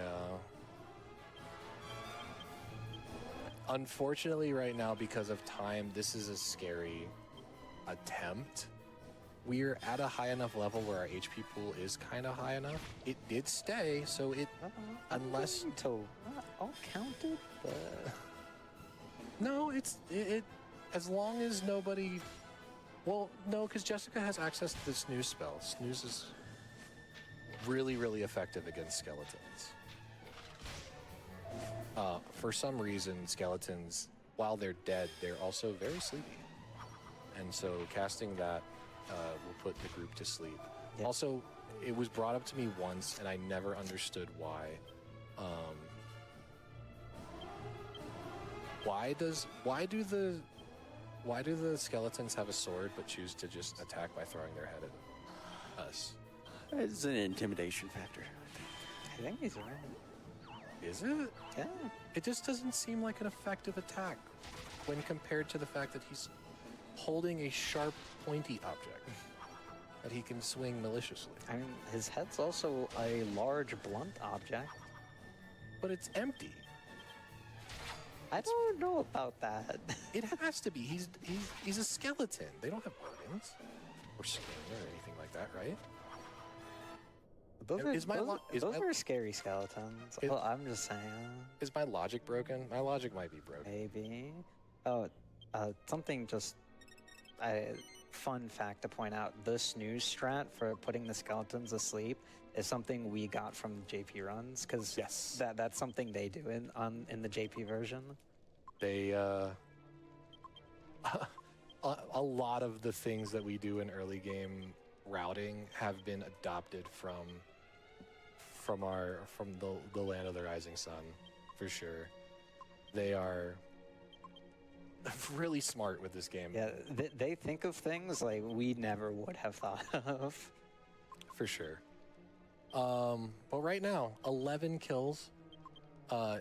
Hero needs, probably, given his experience value, probably 2 more? I think? no. It's less than 1. He's somewhere in between 1 and 0 remaining to hit level 17. And once he does, like I said, this process will speed up quite a bit. But we're at 11, and for those playing at home, 25 cents per run, we're at 6 runaways. So it's $1.50 per person at the end of the grind. We'll take the final tally. Also, this is the other drawback to the 3DS version. Or the yes. No, not the 3DS, the PS2 version, I'm sorry. Is that Compared to the 3DS version. Yeah, we have to, when we want to move items, we have to painstakingly do it one at a time. So to move holy waters from person to person, it's one at a time, 1 per person. I have, myself and Close to War have timed how long it would take to evac, zoom to Alexandria, buy 9 holy waters per character, put them on, and then walk back. Unfortunately, it is substantially slower than manually doing it. unless you are really slow with your menus. Yeah, it's because you have to go through 6 loading screens to go to Alexandria, get the holy waters, and come back to the grind spot. So unfortunately, As slow as it seems, it's still faster. Oh, I don't know if we mentioned the particular room we're in has a slightly higher chance of finding metal slimes in it than any other room in the Ruined Abbey. Yeah, not really sure why, but it's just the encounter table for the poison pool room has more instances of metal slimes appearing than any of the other places. That's another ambush.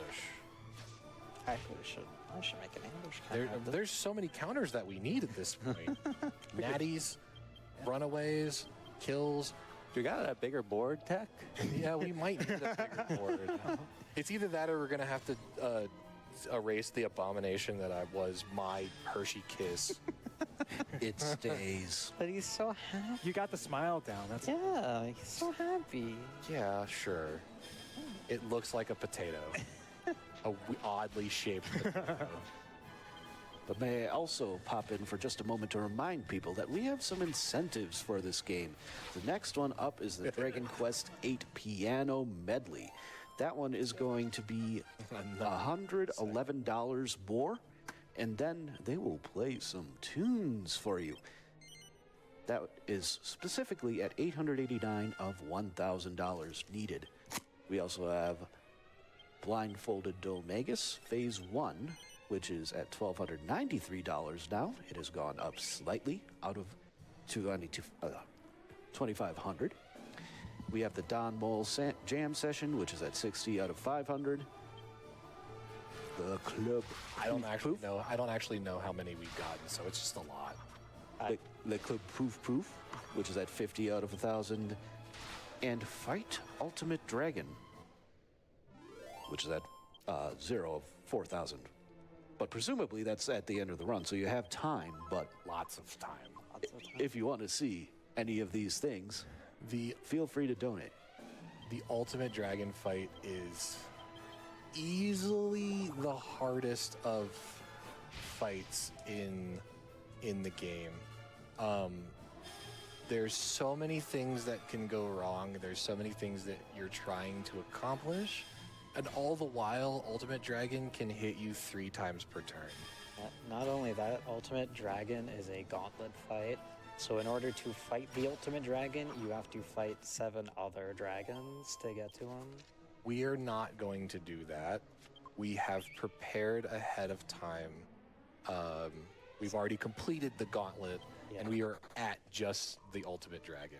Unfortunately, like doing the whole gauntlet plus Ultimate Dragon would add another hour plus to the runtime, and that would be a little unreasonable. Only a little, though. Another metal slime. We're at okay. we're We're at on 14. roll. We're at 14. We're on roll. We're doubled. 10 to go. Maybe. 10 to go. With 100% runaway rate, so Yeah. But again, we're at level 17 on Hero, so we can start being a little bit more aggressive with some of the encounters that we're getting. And we can cycle these encounters a lot faster with everything. So we're in a good spot. At the rate we're going, we could finish this in one trip. The ideal outcome is you do finish this in one trip. There are if you do get unlucky enough, you do have to make a second trip, but it's usually not too bad.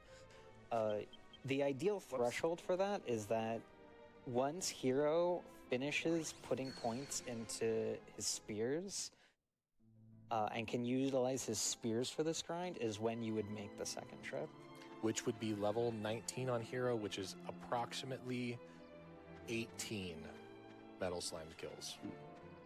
18 Metal Slime kills is about when Hero gets to level 19. It might be actually 19 kills. And then once we get the spear, we can utilize slightly different strats and have a higher success rate of taking these guys out.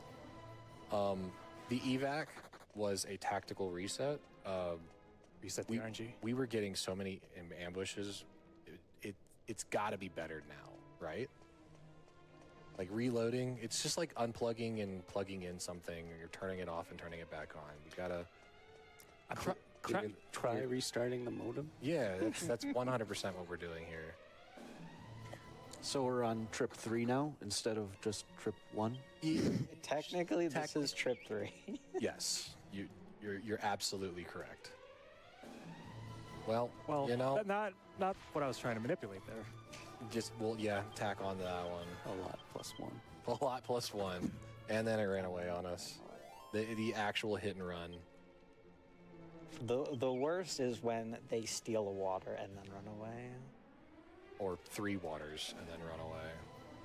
Well, you know, Yeah, I think you made it work. I think I did. it's I'm trying to summon that battle that has like multiple metal slimes. It'd be nice to see. we haven't seen a Yeah. multi spawn yet. It's funny because when me and Key were in the practice room earlier today, I took over for him a bit, and I got 5 encounters of double metal slimes. Wow. We stole all the metal slime luck. Oh, thank you. You know, hey, look, this is a perfect instance of we can use You can the intimidate these intimidate guys. strat. That's right. Good call. So the metal slime doesn't know what to do, but everybody else is like, nah, we don't want any of that. Yangus is too strong. Especially the Draki, since they can put us to sleep. And then we get a free shot at just a slime by itself, and it stayed. So it's a little bit easier. It makes our job just a little bit easier whenever we can scare those guys away. Even if there's some instances where it's kind of not worth it. Like if there's multiple metal slime like that appear, and there's only like one fly guy or something like that. Like those aren't really worth it, but that encounter, especially when there's multiple Drakis, very, very worth it. Also, Jessica's level 17, 2 levels to go. We have climbed, what, 6 levels so far? We're almost there. Hero's level 18, he has 1 more level to go before he's out of his spear tree until very, very late game. 59 points in spears is where we want to be, and it just so happens at level 19 we get exactly 59 points. He learns he gets his upgraded. They keep doing that. It's the muscle memory. Yeah. So normally with this grind, you would have Yangus in the first spot, so you can very quickly menu to whistle. But for the donation incentive of having Jessica in the first party, we need an extra down input to get to Yangus's whistle. Somebody in chat could fix it and make Yangus the party lead again with just, a simple little $25 donation to Nami. But Excuse I don't me. think they should. It would take $26 to put him ahead. well, with ties, wouldn't it be runner discretion? In theory, We can make that. We can make that rule on the fly, can't we? I suppose you could appeal to the audience and see what they have to say about it. That is also fair, I suppose. We can't just be bending the rules as we go, right? But yeah, $26 then. Flutter would get upset because I would get upset because out of everyone on this couch, I would do this in a normal run. that she does in normal runs. Because, aesthetics are important. She's my favorite character. That's very true. But try number 4. We got it this time. We've got 15 metal slime kills right now. We are 9 away. Single digits, chat. And it seems like it's been a slow process, but this last hour has flown by. And you can't say that it hasn't. Absolutely not. Exactly. This has been fun. We're trying, okay? We're trying. We're trying so hard. The time is passing quicker than I thought it would. It is, and I'm having fun. I feel I don't know. Maybe nobody else is. I'm having fun. We're having a good time. This is great. Plus, we only have a little bit of a ways to go before we might be able to have our piano medley. We're raising money for an excellent cause, And, you know, it's the memories that we've made with our friends along the way. Is that the right way to say it? I don't know. It's not a bad way to say it, certainly. And it's true. Like, we're spending time here with friends, and that's a big help. Yes, very much so. And, like, we all understand that last few years, they've been very stressful for a lot of people around the world. It's put a huge strain on many people's mental health. In the U.S. alone, 21% of adults reported suffering some kind of mental illness. That's about 52.9 million people. That's So please remember to reach out for help if you feel like you need it. You are not alone. absolutely unlucky. We lost another one. My bad.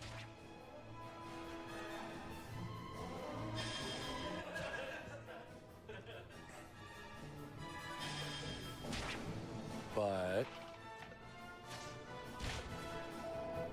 this is, what do you think? If we hit the cutoff, should we add of nominal value to the couch total as a punishment for being bad? I think, yeah. You mean for Ely repeatedly exiting? Accidentally? I don't know. I feel like punishments need to be made for, I don't know. Maybe I'm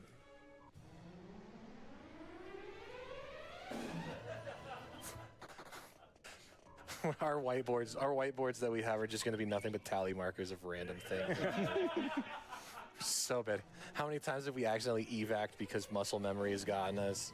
How many times have we gotten natty crits? How many times have we been ambushed? How many times have metal slimes run away? Well, you know, Here's another one. we're at 10. 10 runaways. That's 250 for those playing at home. In the grand scheme of things, it's actually pretty good. The unfortunate part is our spawn rates have been Kind of low. kind of abysmal. Like we've seen 25. We've only seen 25 metal slimes, and We've killed most of them, which is good. we aren't very far off, though. We only have 9 to go, and Potentially 8. potentially 8. Friend, it's just water. I promise you, it'll be worth it.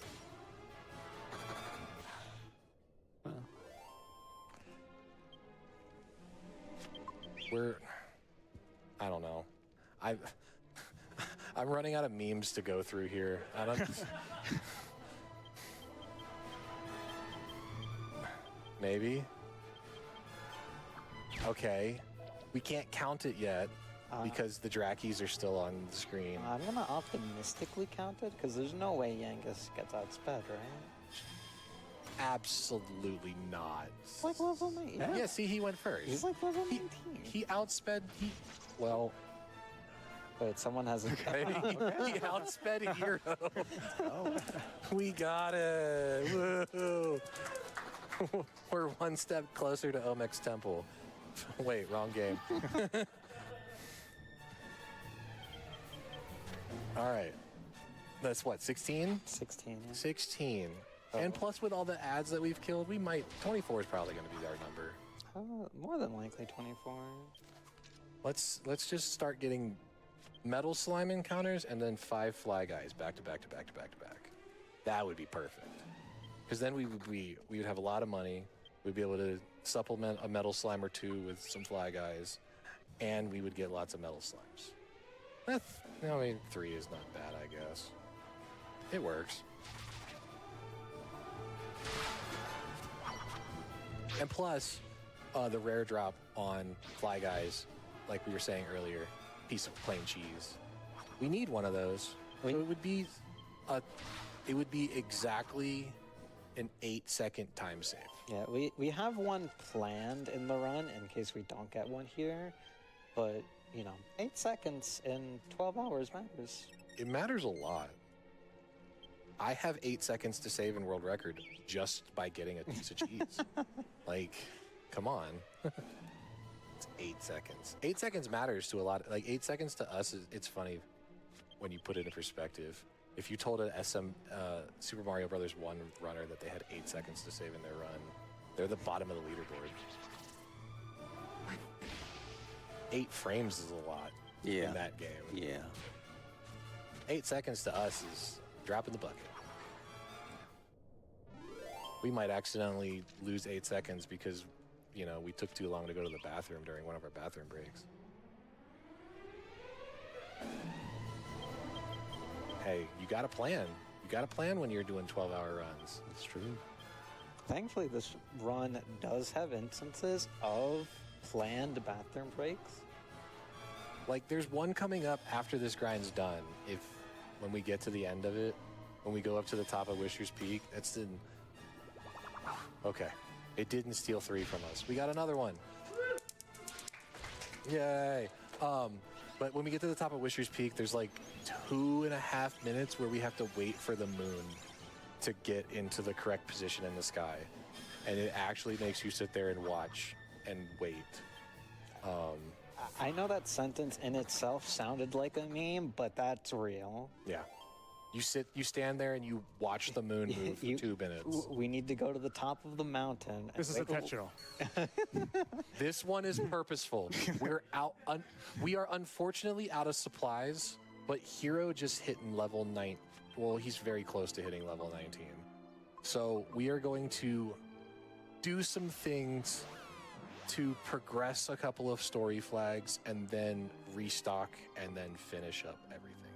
Yeah. So, or how we said that we were trying to do things in one trip.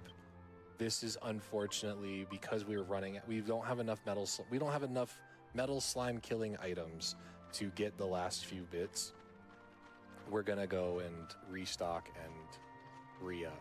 Yeah. So some overworld running, we're gonna grab a couple of extra items, we're gonna get a couple of zoom points, and then back to the rice fields. Yeah, so this is normally what you would do after all the Mile Abbey stuff, is that you would walk past Simpleton and continue along the overworld path. This game's actually really good at pointing you at what direction to go, at where to go next, by simply just following the path it's literally laid out for you. Did I see the alchemy pot ring?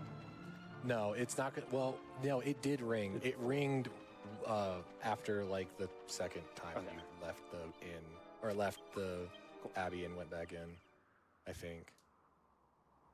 So while we're doing all this overworld travel, we're also going to utilize the alchemy pot to make a couple of items. You notice that we had been picking up a couple of magic seeds. Seeds of magic are just like every other seed that you can get. If you use one on a character, it increases their maximum MP by either 3 or 4. And that sounds really nice.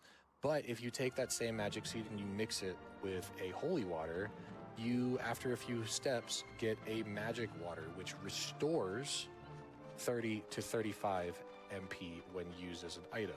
That sounds not as good as increasing your maximum MP, but for this route in particular, when we get to the second grind, we really can't leave, because if we leave, we have to clip back out of bounds and then walk back to where we need to grind. So we want to stay there until we're done. So which is why we need to make the magic waters, so we have enough MP to actually finish. Yep. We pick up 2 magic waters that are just out and about that we can pick up, and then we make 3 because we find 3 magic seeds along the way, giving us 5. So that's an extra 150 MP on top of our full MP pools when we start the grind. And even then, that's not always enough, given how the grind's gonna go. And if this first grind is any indication, the second grind's gonna go great. I mean, it's been good. And like, mathematically, it's been good. Yes, that's why I said it's gonna go great. It's gonna go great. Yeah, just don't look at that counter. That counter is bad. This one's the good counter. If the grind 2 counter looks like this counter, it's gonna be great. For sure, it's gonna be great. But yeah, So for some reason, the Riverside Chapel is a zoom point. So we're coming here to grab another magic seed, and then we are going to set time of day after we do a little bit of shopping. We're gonna go grab that spear that we want so badly on Hero, because he has a higher chance to crit whenever he starts using some skills. He also has enough agility now at level 18 of going on 19 that he has a higher chance of outspeeding a Metal Slime. So instead of even needing it to stay for an entire turn, sometimes Hero just gets lucky, outspeeds it, and can crit it into oblivion. So because we made the Thief's Key, we're going to open up these chests and we're going to find another boomerang. We're only going to open up the far left and the middle chest and steal a couple of items from this guy. He wants us to open all three so that he can unlock his shop, but we don't need to because we've already gotten bandana drop. Yeah, That's the only reason why you unlock his shop, is so that you can get the bandana. Yeah, if we didn't get the bandana from an enemy drop, we would have to open the third chest, which loses a little bit of time. But it has for the sake of the speedrun, a completely worthless item in a mini medal. The mini medals are like a side content thing where you collect them throughout the overworld and in dungeons to unlock various prizes at Mini Medal Island, which for the sake of the speedrun is not useful. So if we can avoid picking up any mini medals, we will. Am I okay to sell the boomerang? The regular The boomerang? regular boomerang can be sold. One of the two bandanas can be sold. The Wayfarers can go away, and the Cowpat, yeah. That's good. For the sake of this second part, because we have the spear now, really the only person that needs full stock of water is Yangus. Hero doesn't really need the waters. He can use a handful of them, like 4 or 5 of them, because he's going to be more so going for crit skills than anything else. So just having a few here and there and having extra for after the grind is going to be good. We just need to make sure that we have enough money at the end of this to rest at the inn one last time. And then if we can get out of this, like I said, we would ideally like to be at 1,000 gold, but that's 1,000 gold if you're doing one trip. As long as you're around 300 or so, if you do 2 trips, you're completely fine in terms of money route. Yeah, we need it to be nighttime for the next story trigger. The next story trigger can only happen at night. And if I can interject, 42 Super Mario Brothers speedruns into this run for a moment. We have a $20 donation from Possum Coffee. See y'all soon. That is our next host. Nice. Nice. Thank you, Possum. Thank you. Also, less than $100, it looks like, for the piano medley. Getting there. We're getting closer. Yes, indeed. We are at $909 out of $1,000, so that is $91 to go. We have about an hour and 15 minutes or so, depending on how the next 13 minutes of the run goes. We're at 17. We need about 7 more. It's very doable. It's more than doable. See if we can get this done without having to pull our safety save. Another natty. Okay. In Hero's defense for this one, that was a 1 in 32, not 64. Okay, fair, but when he has the 47% chance to crit, and he doesn't 5 times in a row. Yeah, we'll remember this. I will remember this moment. But a little bit more to go. We're getting closer. We're getting so close. It's going to be better. We're gonna get a double. We still haven't seen a single double. We haven't seen more than 1 in a single encounter yet. I want to say that's unlucky, but it's kind of just how this game can go. For sure. Hey, it stayed though. So now Hero has access to his upgraded crit skill. So we say, so his upgraded crit skill makes his Thunder Thrust ability turn into Lightning Thrust.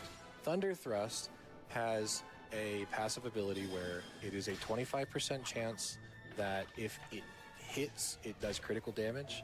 It is a 25% chance that it does normal damage and a 50% chance that it does absolutely nothing. When you upgrade it to its next form, so it goes to Lightning Thrust, it becomes a 50% chance to be critical and a 50% chance to do absolutely nothing. The reason why I say that it is a 47-ish% chance to land a crit skill is because even though you are throwing a crit skill, if it says that it hits but the enemy gets the 3% dodge, then you miss. So that's why I say it's about a 47. So it's a little less than 50-50, but it's actually a 50-50. Yeah, unfortunately, enemies still have a chance to dodge the ear attacks. Another ambush.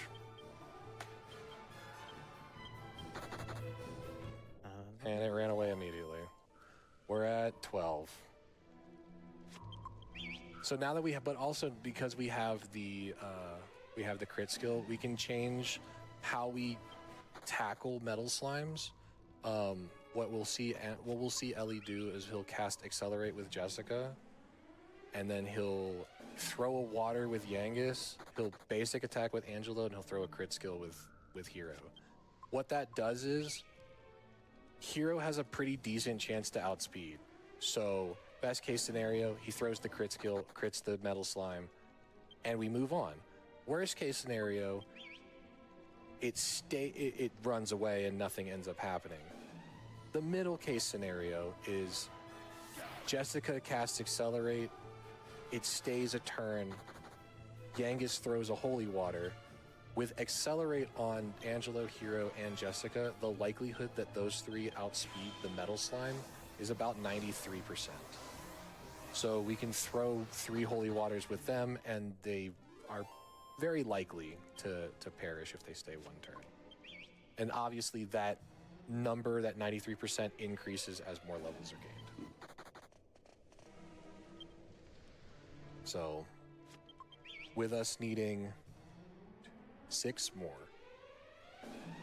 6. We've got time. We can definitely get this, especially if we get a multi-kill. If we get a multi-kill, that would be really nice.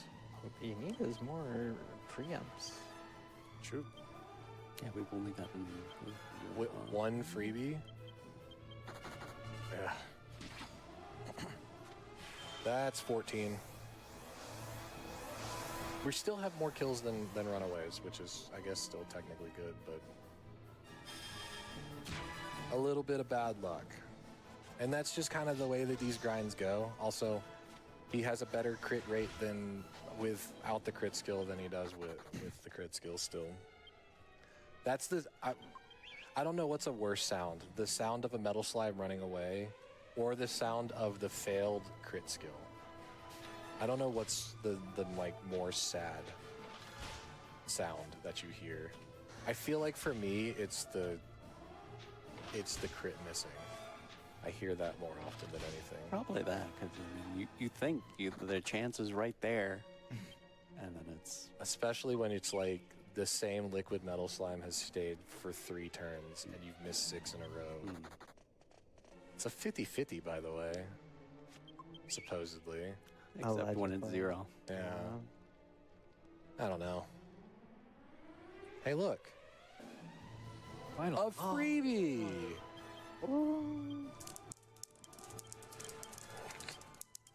I give up. I made an effort, and it was a poor effort, but an effort was made, and you can't fault me for that. Right? Right. Right. We're not wallowing in our self-loathing right now about what we're trying to accomplish. I promise. We're doing great. We're 5 away. We're 5 away. It's very, very very possible. Like, for all we know, we get the triple. And I have in 8 years, 7 years or so. Don't do it. I didn't say it. You did. I said 8 or 7. I almost said the other number, but I didn't. In the time that I have been running this game, I have gotten the triple kill 2 times. Exactly 2 times. Hey, look. Hey. Look at that. Oh, that's See, dumb. this is that encounter that I was talking about where it could have been the triple. It just didn't be the triple. Yeah, I think that's still not real. So, fun little. I think this is the first time it's come up. Undead enemies in this game are susceptible to whack. Whack is this game's version of insta-kill. And we crit one. All right. All right. So, we're actually at a 50-50 on the crit skills. Technically. We are at 20 kills. Or 4-ish more. I can tell you exactly how many if I get a chance to look at the experience value that's on Jessica. if Angelo levels up off of the next kill, then we need 2 more. Is that the way that math works? Yeah. It's 2 kills after Angelo hits 19. I have a chart that has exact values for leveling up every character. And Jessica, to get to level 19, needs a grand total of 37,418 experience points. Exactly. And I think we're around 30k. Maybe 31k. I could check after the next fight. Actually, might be 32.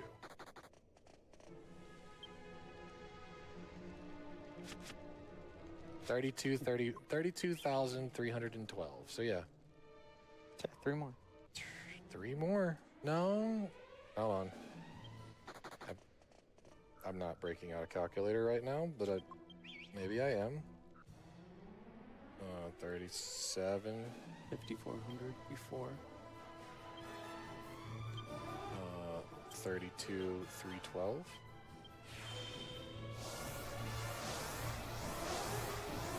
$5,100 experience, and this one stayed. So this is a guaranteed kill now. If Hero misses this critical, Yangus is going to throw 1 water, so that's 1 damage. It's down to 3 HP, and then we're going to throw 4 more waters, just in case Yangus decides to outspeed. And like I said, it's about a 7% chance that this thing doesn't go down. Yangus outsped Hero. Classic. Classic. But another one down. That's 21.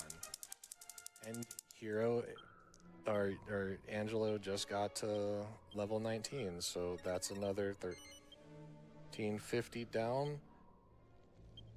3,756 experience until we're done. So that's 2 kills. Okay. Double. Maybe. Pause champ. Pause champ. Hold. I'm holding. Okay, One stayed. 2 stayed. Okay. Oh, man. All right, Hero crit it. Nice. Oh. So now we're still at about a 7% chance Why would you say that? because I'm being realistic. You're supposed to be optimistic. That's what I said. Realistic. And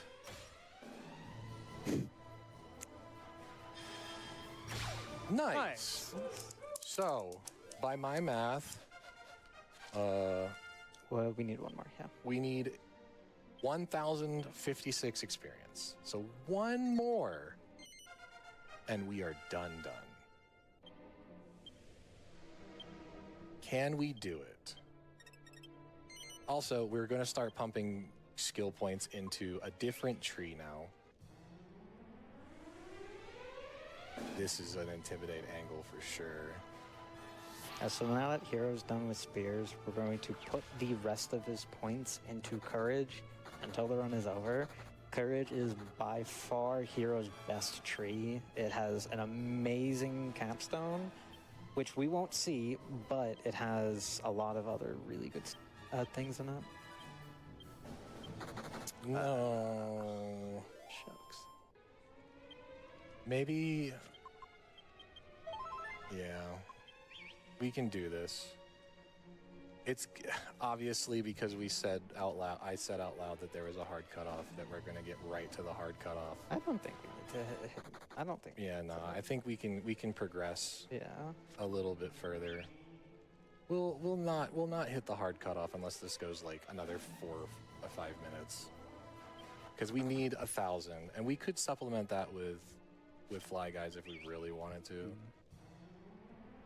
But ideally, we just, instead of preempting 3 encounters in a row that weren't metal slimes, we just preempt 1 metal slime, and that would be really, really cool. Like this one? No, that's the wrong thing. Game, please. All right, we'll just crit it. It'll be.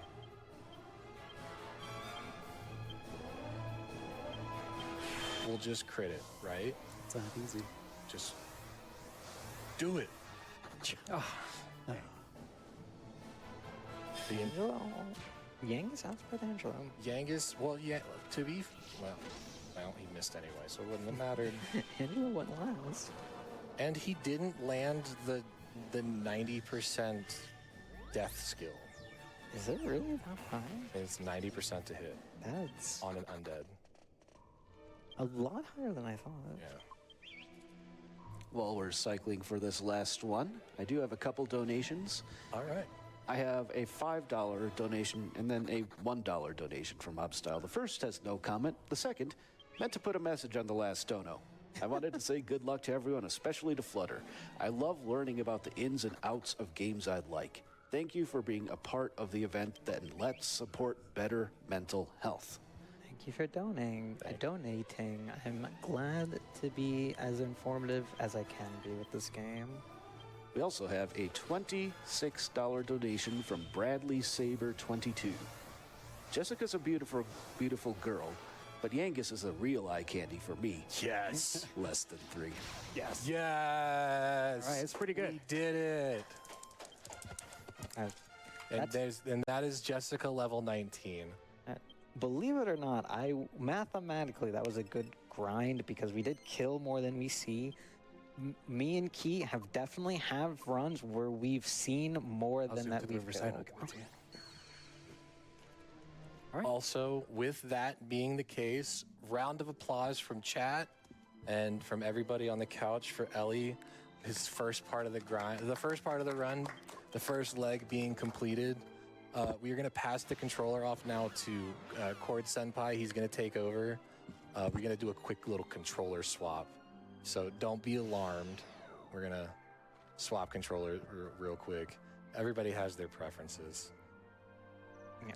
And Cord Senpai is going to take the over for now, and he's going to progress us till the end of grind 2. Yeah, so after the end of the grind, we zoom to the Riverside Chapel, and now we're going to make our way to Ascanta. Ascanta is a really weird story trigger because it seems like a totally optional area, For sure. but it's 100% required to continue the story. Because doing the Ascanta quest with its king is how you meet Ishmari, and Ishmari is very important for later in the run.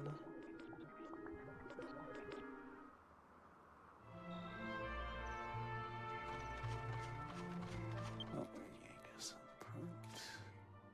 Jess is still winning. Is Jess? Oh, is she? Oh, Alec, is Jessica still winning, or is Yangus still winning? Still, Jessica, Oh. we haven't had any donations for that particular incentive I in a thought- while. I thought I heard I the thought 26th, based on the 26th that it was towards that incentive. Oh, well, Jessica's back in the lead. Not a bad thing. Not a bad thing. Perhaps they meant to, but they didn't. Yeah. Be sure to, whenever you're putting your donations in at the bottom of the donation page, to put it towards an incentive of some sort. Whatever it is, as long as it's going towards something to help progress the marathon a little bit, would be really, really appreciated. But we got some overworld running to do. It's going to be a little bit of time between our next grind. We have a couple of bosses that we're going to fight. So a break from the monotony a little bit is nice. But yeah, the real big one that we really want to see, this Don Mole jam session incentive, is coming up in 2 bosses. So not in this next one, but the one immediately afterwards. Let's work on trying to get that one, you think? Yeah. But Alec, if you have anything for us, that's perfect. We're just Sure. getting a few story triggers right now. I would like to remind everyone that we have a whole bunch of prizes for this segment. We have, I'll do this one a little bit faster. We have the grand prize for the custom Nintendo Switch 2 Pokebia bundle. That is $225 over the course of the event. The Final Fantasy IV Warriors Illuminated Manuscript for $150 cumulatively before Zaliard finishes. We have a Final Fantasy XIV Magic the Gathering Commander Precon, Dragon Quest 1 and 2 HD 2D for PS5, and Dragon Quest HD 2D PS5. Those are both the Japanese release. Dragon Quest Slime plushies, there are 2 of them. Final Fantasy 1 to 6 Pixel Remaster Collection for the Switch, and 2 mini new amigurumis. That is for $10 for all of those things. That will get you in the running. Hero and Jessica Perlers, those require $5 to get in for those. To get in for a Phantasy Star Online mixed media art piece by Amber Harris Art, that is $20. And the Dragon Quest VIII wooden game replica is $30.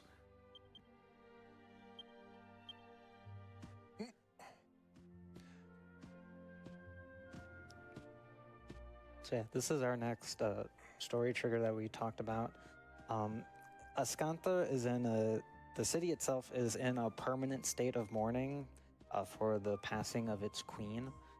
And we can, I mentioned that you can only find that out at night. It's because the king only comes out at night to mourn at his throne for his queen's passing.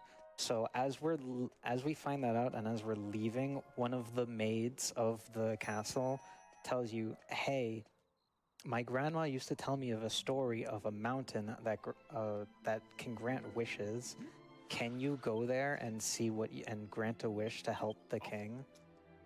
Yeah. She actually says, I can't remember the exact thing about the story, but go find my grandma. She lives in a house next to a church up by the riverside. Go talk to her. And so the game expects you to go back to the Riverside Chapel and talk to the grandma, but you don't have to. Like, you can just go to the Wisher's Peak. Yeah. So that's what we're going to do because, why get told what we already know? Yeah, unfortunately, we can't just go straight to Wisher's Peak, even though that's what we know we have to do. We have to trigger the cutscene with the maid in order for the Wisher's Peak story trigger to actually happen.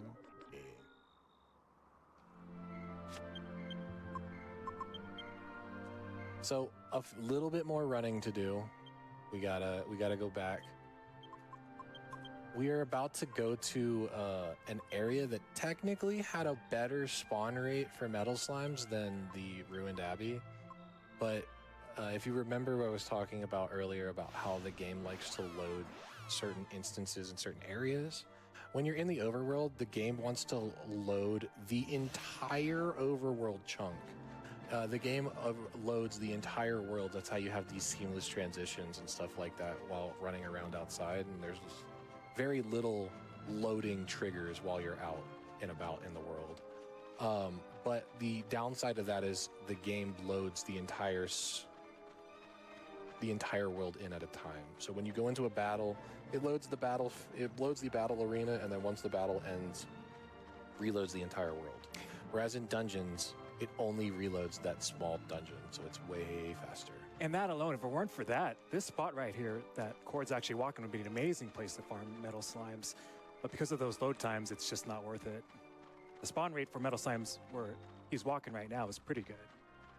But in terms of farming, yeah, it's ideal to do it inside. You get more bang for your buck, like per encounter, because there's more opportunities for multi-kills in this area. But yeah, just those load times are tough. We're gonna end up feeling the wrath of that a little bit during grind 2, but the bad is far much way outweighed by the good. The good that is getting to an area of a map that you're not supposed to get to unless you had an item that you're only able to get after, you know, having beaten the entire Dark World and Gemin and such. I have an update. We have an update. What do you have for us? First of all, we have a $26 anonymous donation. No clue if it's the same person or not, but that one went to put Yangus in the lead. All right. Nice. Thank you for the muscle memory help. Actually, you might want to put Jessica in slot 3. It doesn't matter for now. Well, yeah, the party will get corrected later. So the party, there's one instance where the party auto corrects to after the Escantha cutscenes and all that stuff play out, party resets to Hero, Yangus, Jessica, and Angelo. So we'll keep Yangus out for here and then put him back out later, unless somebody snipes it again. Do not know why that happens. It's the only instance of it happening in the game that doesn't involve a party member actively leaving the party. It just happens. Yeah. Yeah, you can't get to the pots down at the bottom of the hill. Yeah, not something we mentioned with the alchemy pot, but the alchemy pot is in the carriage, and in dungeons or instances where you don't have access to the carriage, you do not have access to the alchemy pot. And so this is the Wisher's Peak. This is where we were actually legitimately waiting for the moon to... If you turn your character around and hit R2, and then look up to the... No, not that way. Other way. We're getting there. Yeah. There he is. We're waiting for the moon to get to the highest point. Yeah. And you can see it moving ever so slowly. But it is a pretty night sky. With Turbo, this is legitimately a 3-minute wait. It's a 3-minute bathroom break. This is ideal for... You set your controller to auto fire, you stand in front of that door, and then you go run to the restroom real quick. It is ideal. Speaking of, I may take advantage of that. Can you mute me?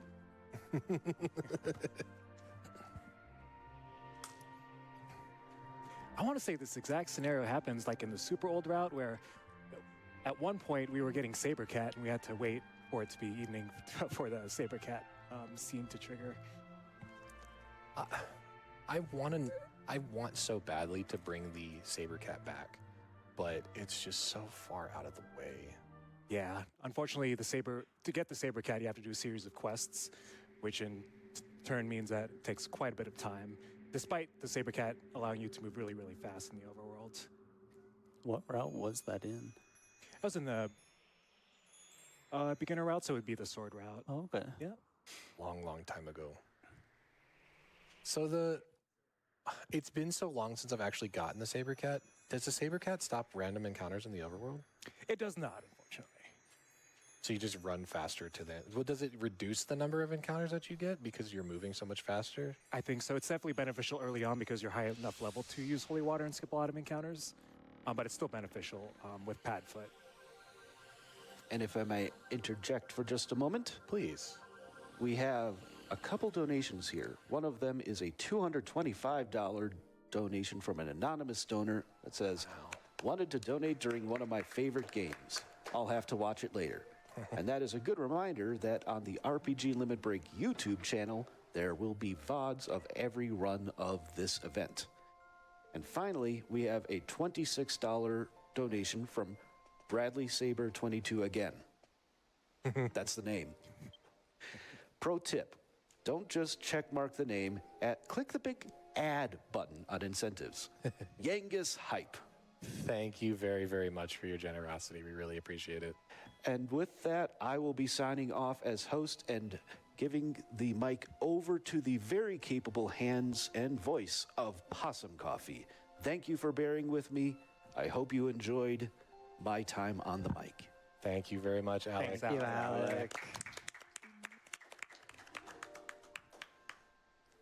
All right, so Ishmari, we are still on the fence a little bit.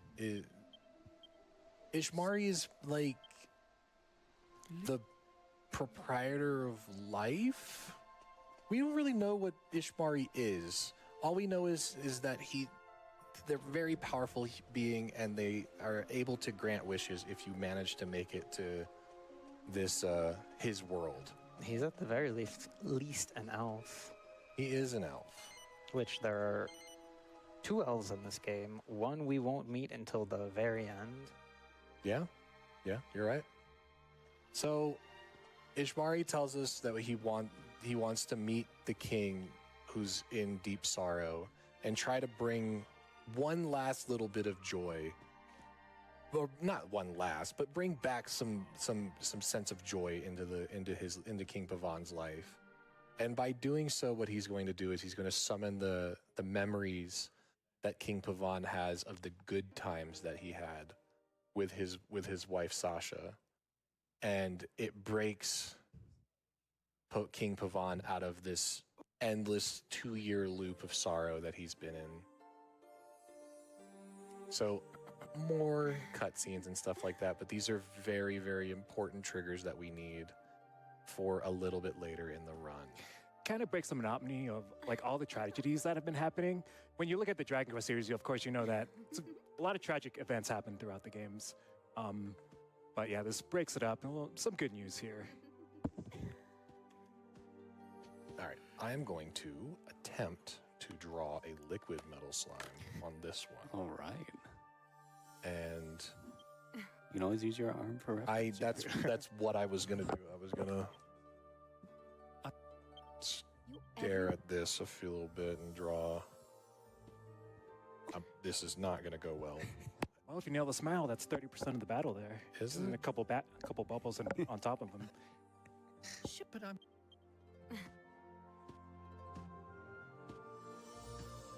I see the artistic vision.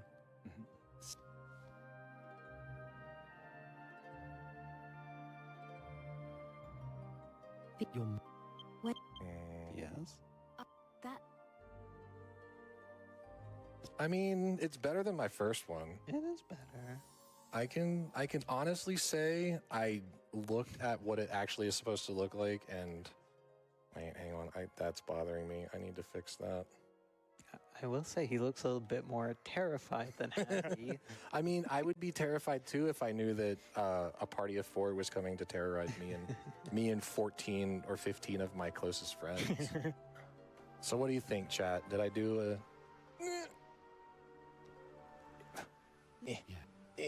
There you go. You can kind of see it. It's small, but it's the thought that counts. Guys, I think it's a passing job.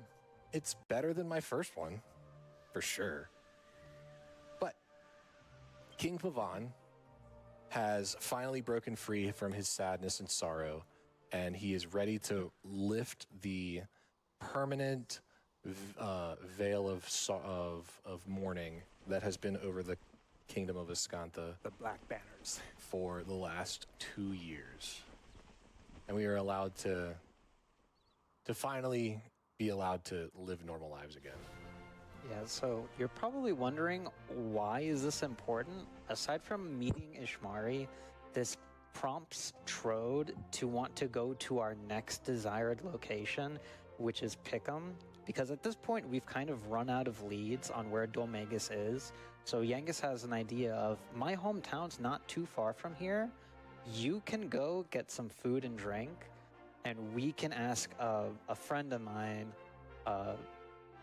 where Dual Magus could be, because Yangus swears that his friend knows everything that can possibly be known. Yeah. Unfortunately, King Trode, because he's not a sightly thing to look at, has been left outside in every single town that we've been in since the beginning of the game. Yeah. So he's a little down in the dumps. Yeah, He's it's a little sad. He could go for a nice cold beverage. Yeah, he deserves it. I think so too. So we're gonna go and get him his nice tall cold beverage. The only problem is we run in obviously into a few issues along the way. And this is again why we were talking about heroes all of a sudden in the front of the party again. Not Oh, yeah, it's not Jess. yeah. Well.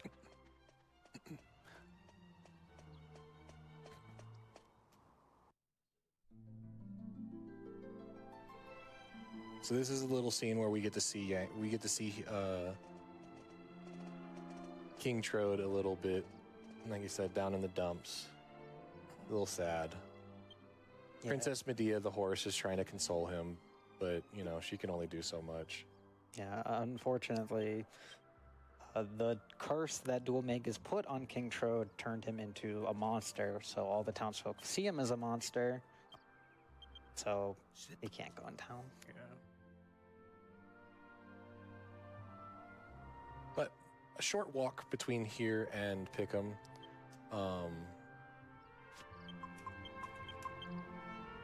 Not too much to do. We are going to start cooking in the alchemy pot a new item because we have completed our last magic water. We should have plenty of medical herbs in the pot. We're going to mix two of them together. There's two reasons behind that.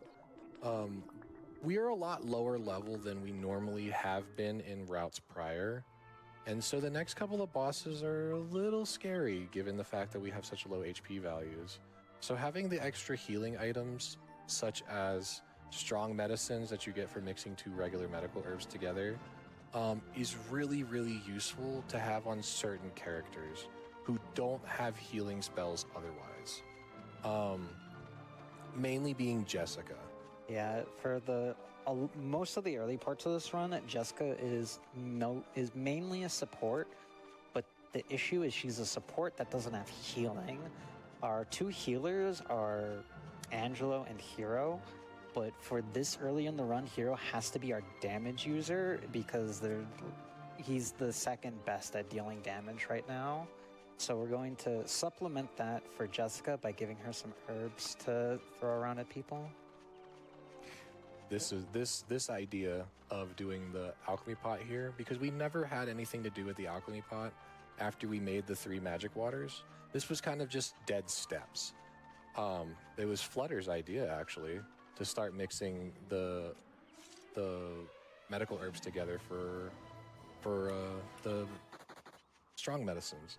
And it also serves as a secondary purpose because if we end up never needing to use them, regular medical herbs, when you sell them, sell for 4 gold coins, and you buy them for 8 gold coins.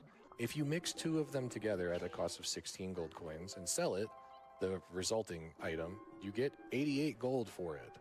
So it is easy moneymaker. Yeah. So can be very beneficial. At minimum, we would like to make 2, but if the steps allow it, a 3rd one is always nice.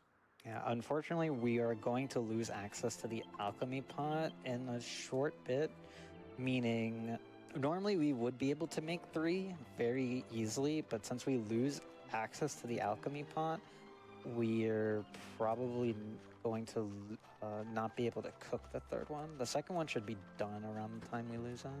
For sure. In terms of the healing potency for a strong medicine, you can think of it as a mid-heal. Probably restores 60, 70 HP. Yes. It's about, I think it's 55 to 70 is its 70. range. Which is a very substantial heal given the fact that, you know, max HP on some characters is about 87 to 90 or so. Yeah. And I think it's a good strat to put on, you know, like Jessica, as you guys mentioned, because usually she goes first with Accelerate, so it's a guaranteed first heal. There's also a couple of instances, especially in the next fight when we're fighting Trapbox. If the fight drags, because ideally we fight Trapbox and we defeat him on turn 4, but if the fight drags on and we need to we need to prolong things, having Jessica as an extra healer is super, super useful. Unfortunately, we're entering a higher level area, so our holy water is losing effectiveness just because we're we're entering a higher level area. Yeah, the holy water will still prevent, like not prevent some encounters as in skip them, but it will lower our encounter rate. Unfortunately, we will not be able to outright skip encounters until we finish the second grind. Yeah. The old, like I said, like Flutter had mentioned earlier, the older routes that did 45 slime kills in the Ruined Abbey was so that we can guarantee that we're running away from all encounters, or that holy water effectiveness is always in effect until past Trodain. And then included with that, after Trodain, when we take out the 5 liquids, it pushes that threshold a little bit further until we get to like right before we fight the Great Argon Lizard. But the downside to that old route it was a big issue for me when I was first learning the route, as we had to fight Dulmagus 1 and 2 without multi-heal. And the idea of fighting Dulmagus without multi-heal is a scary, scary, scary fight. But when Close to War came through and changed it to the 10 liquids in Trodain, while it was more painful and painstaking to try and get all of those kills in that area, if you were successful in getting out of it, it guaranteed that you had a lot of extra strength and skill points and skills for the mid-game bosses, but it was the cost of being a little bit weaker later, because you were 1 level down towards the end of the game. Yeah, without multi-heal on Dulmagus, you're forced to do 2 options for healing, and the first option is you use both Hero and Angelo to spot heal people as needed, but if Dulmagus has a lot of party-wide attacks, so you can't spot heal everyone in a turn, so you kind of have to prioritize your lowest HP members. Or in runs where you don't have multi-heal for Dulmagus, we used to get Cure Cheese, which is a multi-heal that Hero can use twice per battle, because Munchie can only eat 2 cheeses per battle. He's got a little tummy. You know, you eat 2 big hunks of cheese, you get a little full. Yeah. And, you know, some other people that I know that get a little stopped up.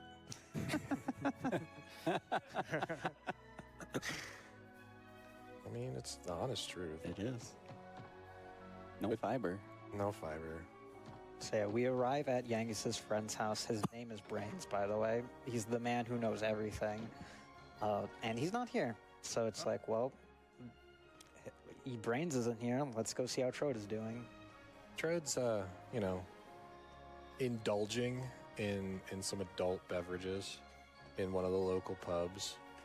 And while he's in there, he's incredibly happy because he gets to enjoy a drink, but he's also very sad for his daughter, Medea, who, I don't think we explained it, is the horse. Part of the curse that was put on by Dulmagus. He talks about how, you know, Medea is actually the one suffering because she's always working. She's actually pulling the wagon and being a horse.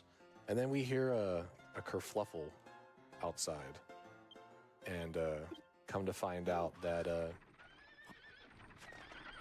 people around here are not the nicest. They also work incredibly fast. Really? Oh no, should have known better. People around here like to steal things. Who would have thought? Well, let's go find Princess. Oh, shucky darn. A lot of people casually would talk to this guy, and he's like, "Hey, you can't pass through my turf. You better pay me first." And they'll be like, "No, I'm not doing that." And they'll take the long way around. But for the sake of speed, we are going to pay the man 10 coins to pass by. It's 10. I thought it was 5. It's 10 coins. Oh my god, we're getting scammed. Super scammed. Super duper scammed. Because you pay them twice. You pass by them twice. But we also, while we complain about, stealing from people or people stealing from us, we definitely just bullied this man into stealing 1,000 gold coins from him. Because Trode scared him a little bit because he's green. Which is a substantial amount of money, by the way. For this portion, yes. It's enough for us to buy a new piece of armor for Jessica. And it does 2 things. It changes Jessica's appearance, which is aesthetically pleasing, but it's also the best. We're not gonna go get the armor. Or whatever. That's just costume. Go to the armor shop. You can just go over right here. I don't think I wrote it down. Oh. But this is why we wanted 1,300 gold. Oh. But we don't have enough. You can sell a medicine. A strong. You can sell a strong medicine, Yeah.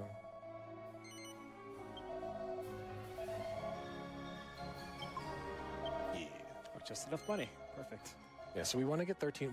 That's why we wanted to leave with at least 300 gold after the grind 1 so that we can buy the dancer's costume. It is a nice boost in defense for Jessica.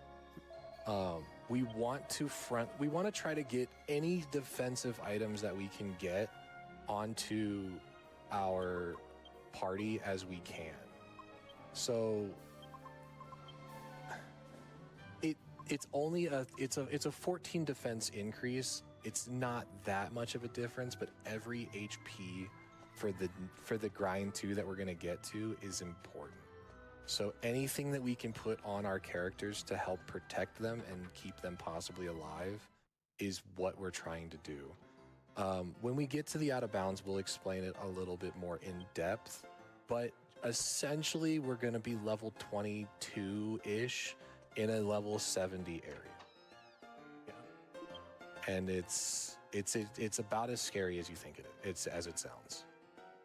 So Does the dancer costume give any evasion bonuses? It does not do. It only changes aesthetics, and it's a plus 17 total or 18 total defense. Okay. Compared to the Wayfarer's Clothes, which is only a plus 5. Nice defensive boost, yeah. So it's enough that it matters. We're also going to make a couple of other items using some of the things that we have in our inventory later to also boost up a little bit of extra defense. Yeah, unfortunately, we can't do it now because, as we found out by hitting the various plot triggers in Pick'em, in like the 2 minutes we spent talking to Trode, Medea got stolen. The person who stole her mitts sold her for 1,000 gold coins, and then that person sold her to someone else named Red for who knows how much money. I think she said it was 10K. 10,000 gold is what she paid for it, or 5,000. I don't. Like that. She mentioned that like the horse is very high quality, but I don't remember if she said a price for it. I don't remember.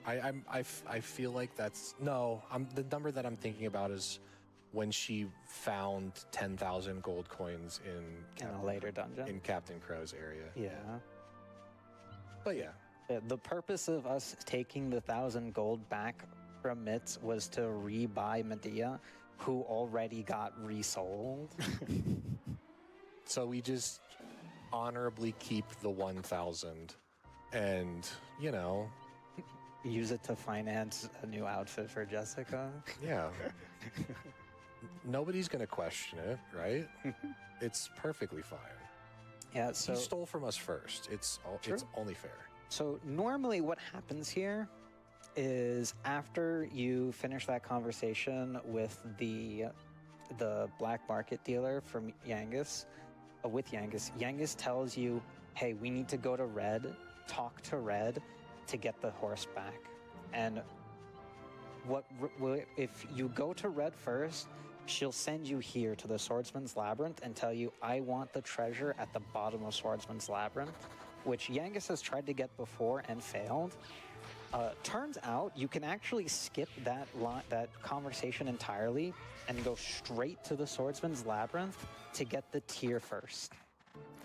You don't skip the actual like. You still have to have that conversation with Red, but you can preemptively get the Venus tier. Yes. And then go back to Red's place, have that conversation, leave. Trodo will be like, why do we leave when we have the Venus tier? And Yangus will be like, I don't know. And then you walk back in. He's like, I have a way with women. And that's like legitimately what he says. And then he just turns around and he folds. Something that I think is very interesting is that Yangus actually has different dialogue if you talk to Red first versus if you never talk to her at all. Yeah. Yangus is way more confident in this one whenever he's here without that conversation. He's like, I've been here before, but I was by myself, and now I have friends. So we're gonna succeed. But if you go to Red first, he's like, I'm so scared. I was here before and I almost died. I don't know what's gonna happen. So we're gonna be running away from every single encounter that we find here unless we get into an encounter with 2 or 3 of a specific enemy called a goodie bag. They look just like the bags of laughs from the Ruined Abbey, but they look a little jazzed up. like those guys. There's 4 of them, so we definitely want. Wow, this looks juicy in terms of gold. We definitely want this this encounter. You should re-equip the boomerang to hero. Yes, that's also a decent idea. So the reason why we want to fight these, when we fought the bags of laughs, it was 35 experience per kill and 25 gold per kill. With the goodie bags, it is, I think, 28 experience? No, 56 experience per kill, but it's 106 gold per kill.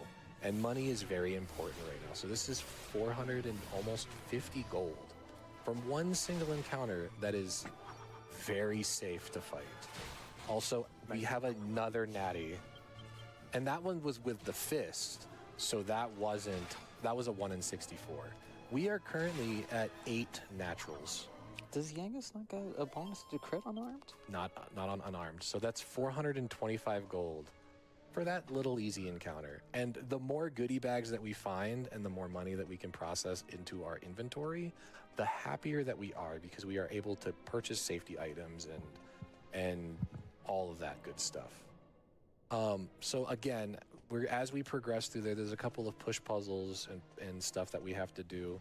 But if there is anything from the host stand, we have a minute or two.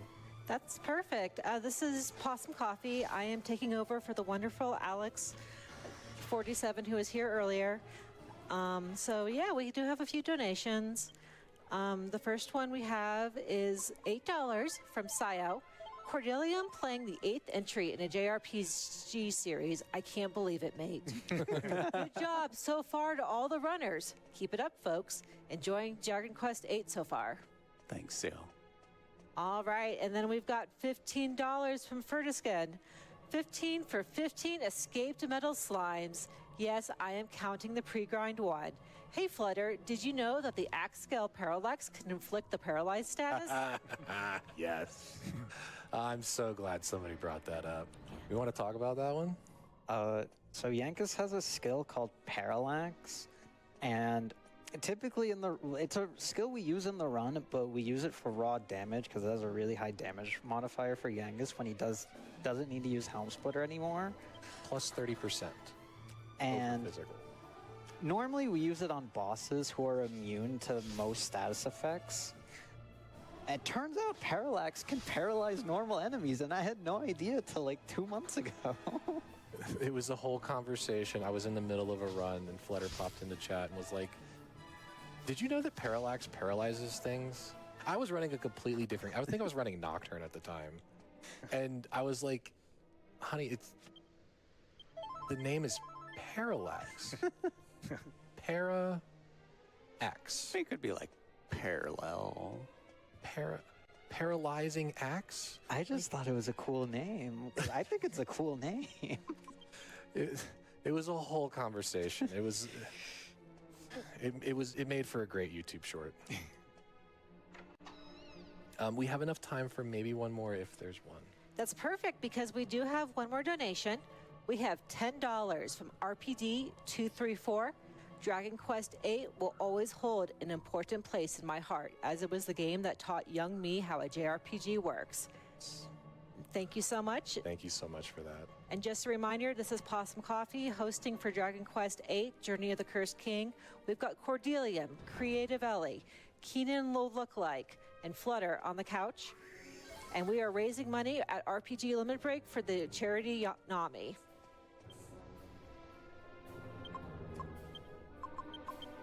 If you want to put the bunny tail on Yangus, you can. Okay. It doesn't. The only thing that you really need to make sure that he has is the chainmail over the leather kilt. Right. But the bunny tail it gives a tiny little defense boost and a small agility boost. And because he's currently unequipped with his axe, it'll give a little bit more. We want to leave the axe off because we're going to cast Accelerate turn 1. So Trapbox is the first real non-scripted fight. Trapbox is a little random. Ideally, he does just basic attacks. He has 1 action per turn, but he can do 5 different things. He can basic attack, desperate attack, cast Snooze, cast Fizz or Fuddle, and then cast Crackle. Yeah, Trapbox is the first instance of a boss that has Desperate Attack. The Hammer Hoods that we ran into or like very early into the run, can use Desperate Attack, but it's a very low chance. And Desperate Attack is basically a guaranteed crit skill from that enemies have. And only enemies have them. No one in this game has Desperate Attack, unless you count the Lightning and the Thunder Thrust and Executioner skills we have on Yangus and Hero as Desperate Attacks, but they're not guaranteed. Yeah, crit skills do times 2.5 damage and ignore defense, so that's why they're super scary. But luckily for us, Trapbox doesn't have too high of a strength stat, and we are also pretty high level, so our HP values are pretty good. Also, Legasp. Who would have thought that we walked up to this very ornate-looking treasure chest and there happened to be an enemy inside? So for the strat for this fight, what we're gonna basically do is we're gonna use the tension skills as much as we can. We want really badly to avoid seeing Trapbox use Fuddle or Snooze because it breaks our tensions.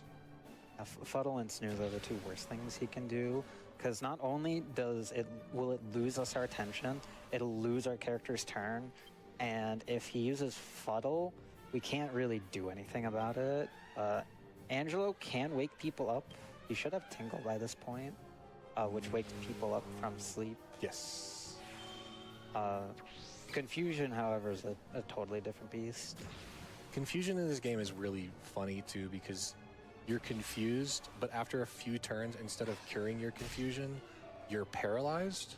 But if you're confused and you get hit, you have a chance to not be confused anymore, so there's no paralysis with it. I don't know why the 2 are tied together, but they are. It's very strange. And Trapbox and the next boss, Don Mole, are the 2 instances of bosses that can confuse you. And Trapbox is a lot more manageable because he only has 1 action a turn. Don Mole's a lot more annoying with it because Don Mole has... it's a whole thing with this fight that we'll get into later. Yangus got put to sleep, but that's not the worst thing. Not the worst. Like I said, ideally we get all the boys to tension 50 and get oomph on all of them, and then Jessica, cast oomph on all of them, and they all do their skills. Angelo hits, Hero uses multi-thrust, and then Yangus uses parallax. Trapbox has 1100 HP, so usually that's enough to take him out, but unfortunately we lost the tension, so we'll probably need to tension up to at least 20 tension on both the boys. Because he's about half health.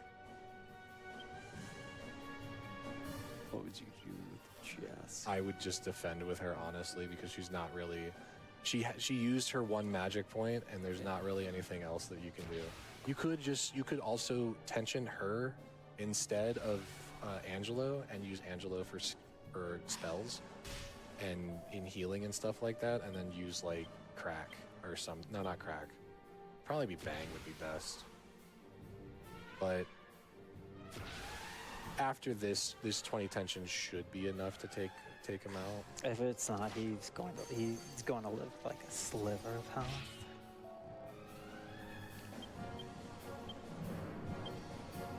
Yeah, since we're fairly over-leveled not fairly over-leveled, but a decent bit higher level than Trapbox, we can kind of play this fast and loose and not be too worried about anything bad happening. Yeah. Yeah, He's pretty close.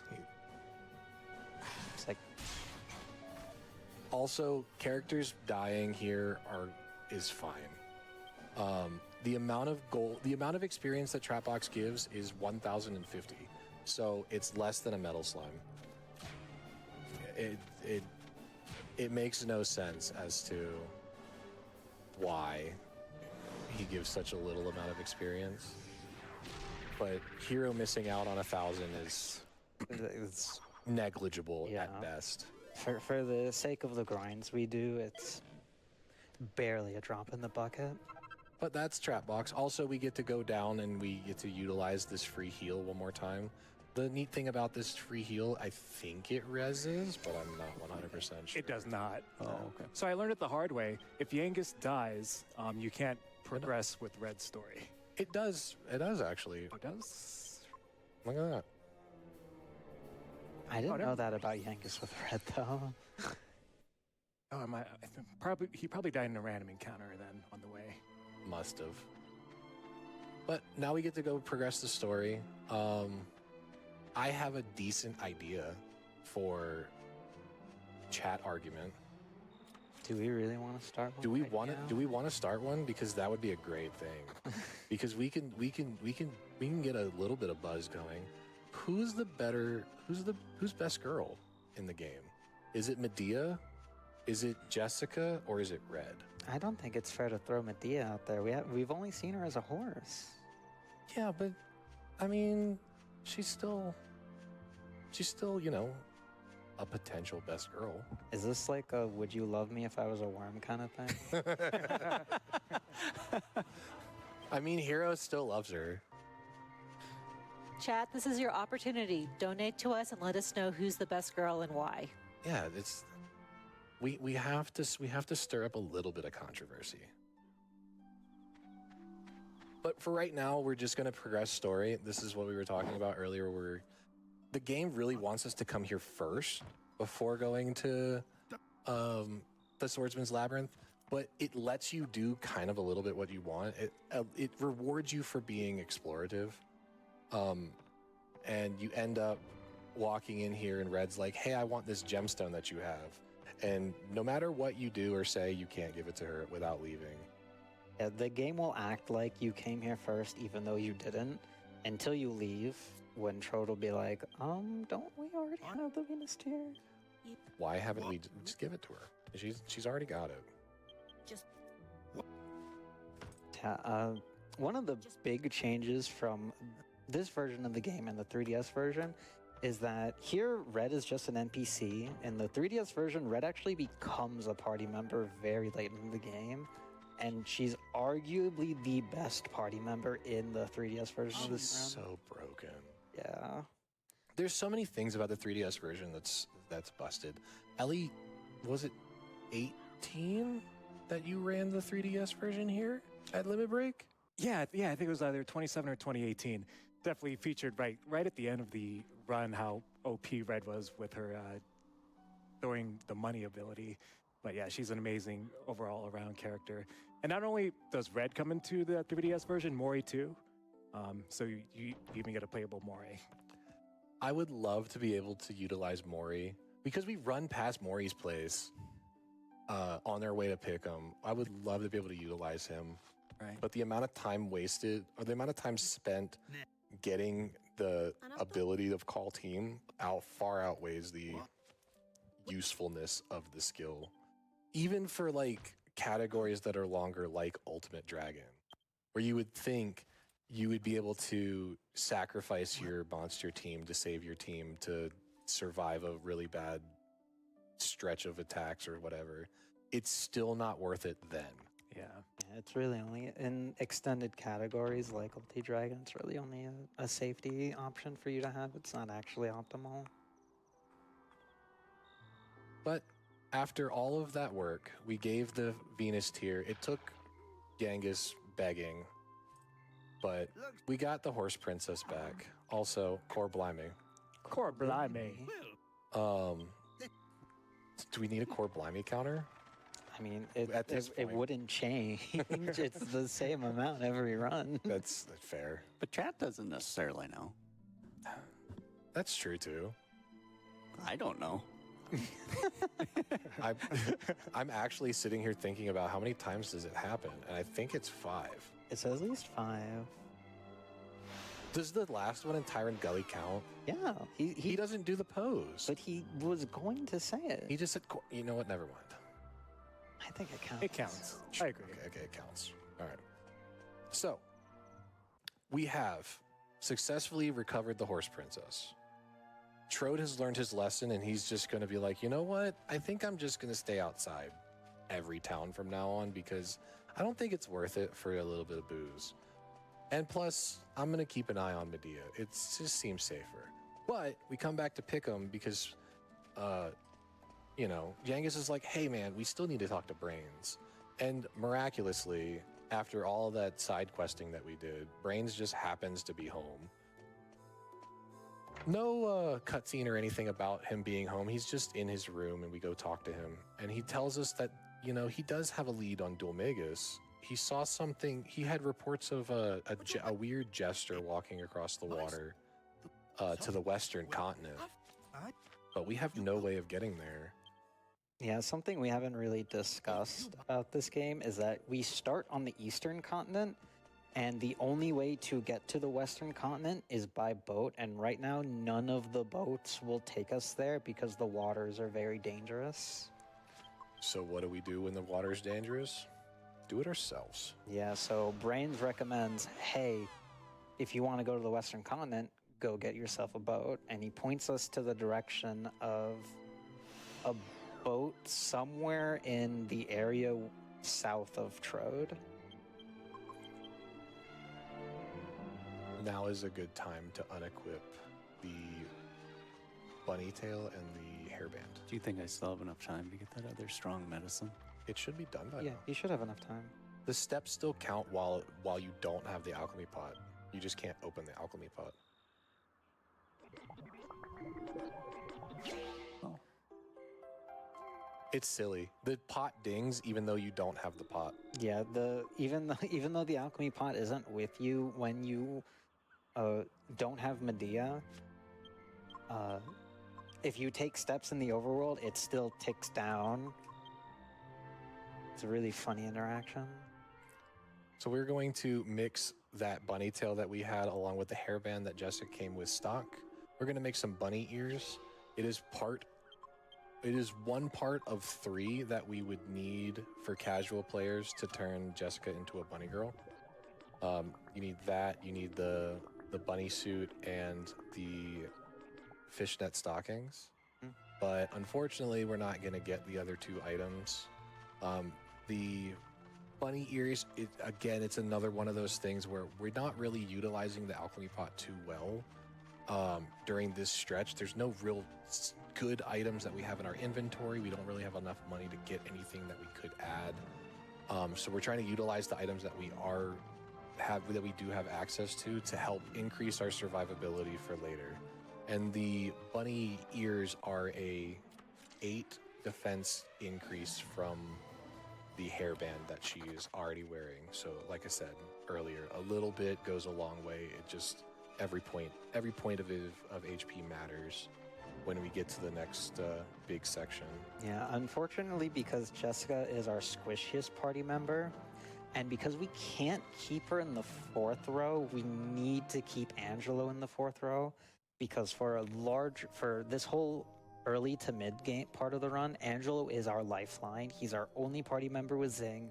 He has our best healing right now. We need to keep Angelo alive as long as possible by any means. So we have to keep him in the 4th row, which means Jessica is kind of susceptible to dying. Also, free 6,000 gold, and it's another direct increase to defense for Yangus. We're gonna utilize this helmet for Yangus for a little bit. It's free. We just jump down this well. We spend 48 seconds or so on a cutscene, and bam, upgrade. It's also on the way, so we may as well. Yeah, it's a gold we could not possibly, we couldn't skip it if we wanted to. 6K is a lot. Yeah. And we're gonna also go a little bit out of our way while we're about to run to this next cutscene to find another overworld chest that has a sledgehammer in it for no other reason other than it's worth 1,000 gold. 1,000 or 12,000? It's 1,000. 12,000 would be really nice. Yeah, 12,000 would be great. 1,200 would be. I said the wrong amount. All good. My bad. So we have a fair minute of downtime. We're gonna run up to the boat, and Trode's gonna be like, "Hey, cool, we found a boat. This is nice, but why is it so far inland? You know, we're actually kind of close to home. Let's go home and check the library at home, and maybe the library at home will give us some answers as to what we can do." So we're gonna run back to Castle Trode. So if there is anything from the host stam, Possum, now would be an optimal time. Fabulous. We actually do have one donation. We have $15 from Freedom Pulse, $15 for 15 metal friends released into the wild. Nice. Thank you so much for that donation. And while we're here and we're entering the mid-game, just know that those incentives are ticking down. We are so close to the Dragon Quest VIII piano melody. We're just, looks like about $68 away, so please get those donations in sooner and later so we can meet that incentive and make it happen.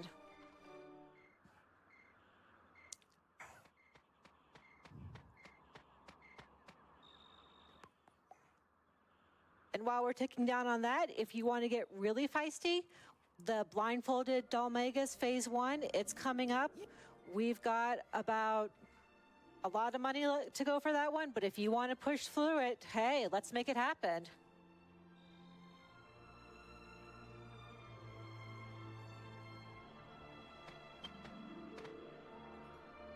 How long about do we have on the Dalmagus?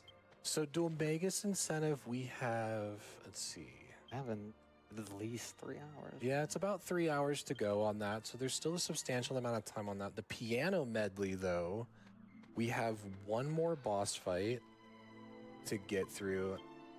The cutoff for that is going to probably be right after Don Mole, which is the next boss that we're going to. So hopefully we can get there in time. It's still quite we still have to. Technically, our next dungeon is Trode Castle, because right now Trode Castle is cursed. So there's the game treats it as our next dungeon. Thankfully, though, it's fairly short since we're going to be skipping most of the optional rooms. We're going to pick up one set of items in a side room at the very start and then go straight to the library.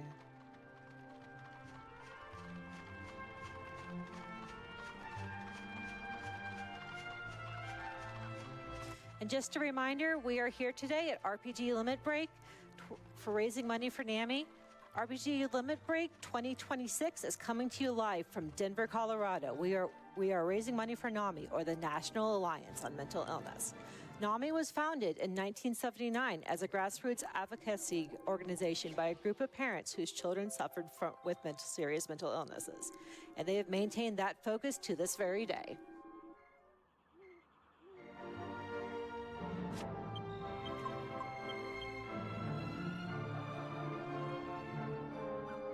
So we got a little bit ways to go. There's a small chance that we can find there's a very small chance that we find the one of the funny encounters that Flutter was talking about earlier.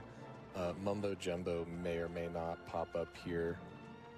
It's fairly likely we see the encounter. Whether or not they transform is another story entirely.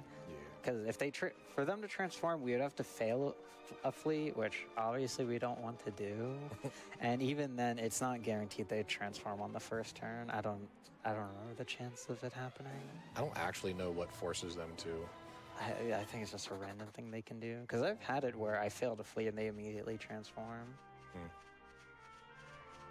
So a couple more encounters that we have to go through, and then a pretty substantial flashback cutscene where we get to learn about exactly what happened the night that Castle Trode went and got cursed by Dulmagus. Yeah, so up until this point, we've gotten bits and pieces of what happened at Trode and what happened to Trode and Medea.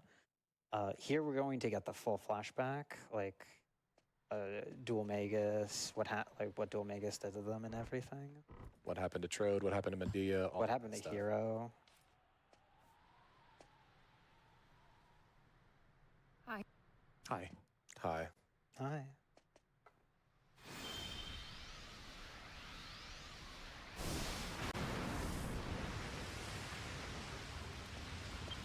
Ahmed.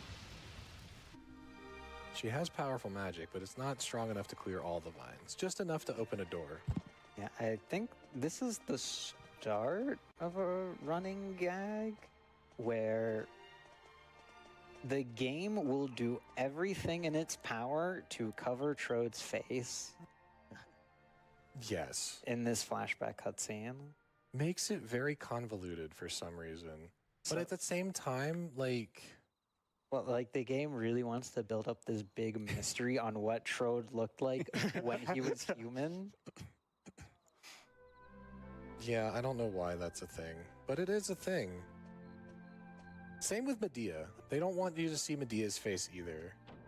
Well, Medea's face gets revealed much earlier in the game than Trode, which I think is very funny. I don't really know what the deal was about why they wanted so badly to... Not only did they want to cover Dulmagus' face for a little bit, but it was also Medea and Trode. They just don't like... It's a drip feed. Is it? Yeah. I guess. Can't just be all at once. I guess.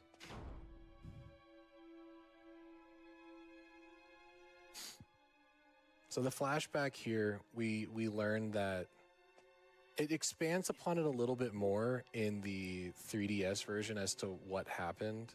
But basically, Dulmagus entered the castle, and because reasons, Castle Trode holds the magical scepter of doom. That's chained up and covered in a magic circle and all that stuff inside the castle. Yeah, no one knows why it's chained up. It just is. And it's just here in Trode. Don't mess with it. But Dulmagus wants power, so he's like, you know what? I'm going to mess with it.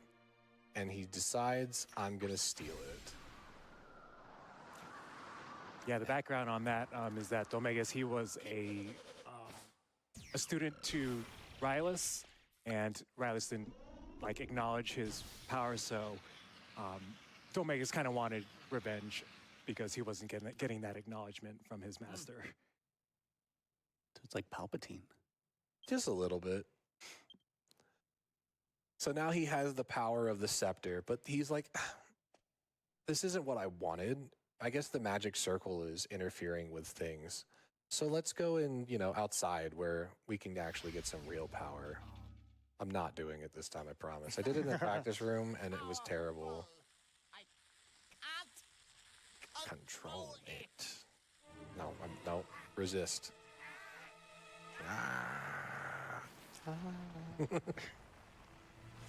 Yeah, so for, I'm not sure why vines were the curse item of choice. What on earth? But the magic circle is at least protecting Medea and Trode from further ruin. And but unfortunately, everybody else inside of Castle Trode is permanently turned into a plant. Yeah. Don't worry, they'll get better. I promise. We just have to save the world first. The simple task. Yeah. We don't know what we're saving the world from yet. We just know we have to do it. Well, we don't know we're saving the world yet, not until way later. I think, the story is that Trode thinks that once we defeat Dual Magus, the curse will be lifted. Or we're somehow going to beat Dual Magus up so much that he's like, I'm sorry, I'll reverse the curse. Because, bad guys do that. But we'll see. Hero, on the other hand, is just, he's fine. The only one not turned into a plant for some unexplained reason. It's because his clothes and stuff are different colors than everybody else's. Oh, I never thought of that. He doesn't look like generic NPC number 4.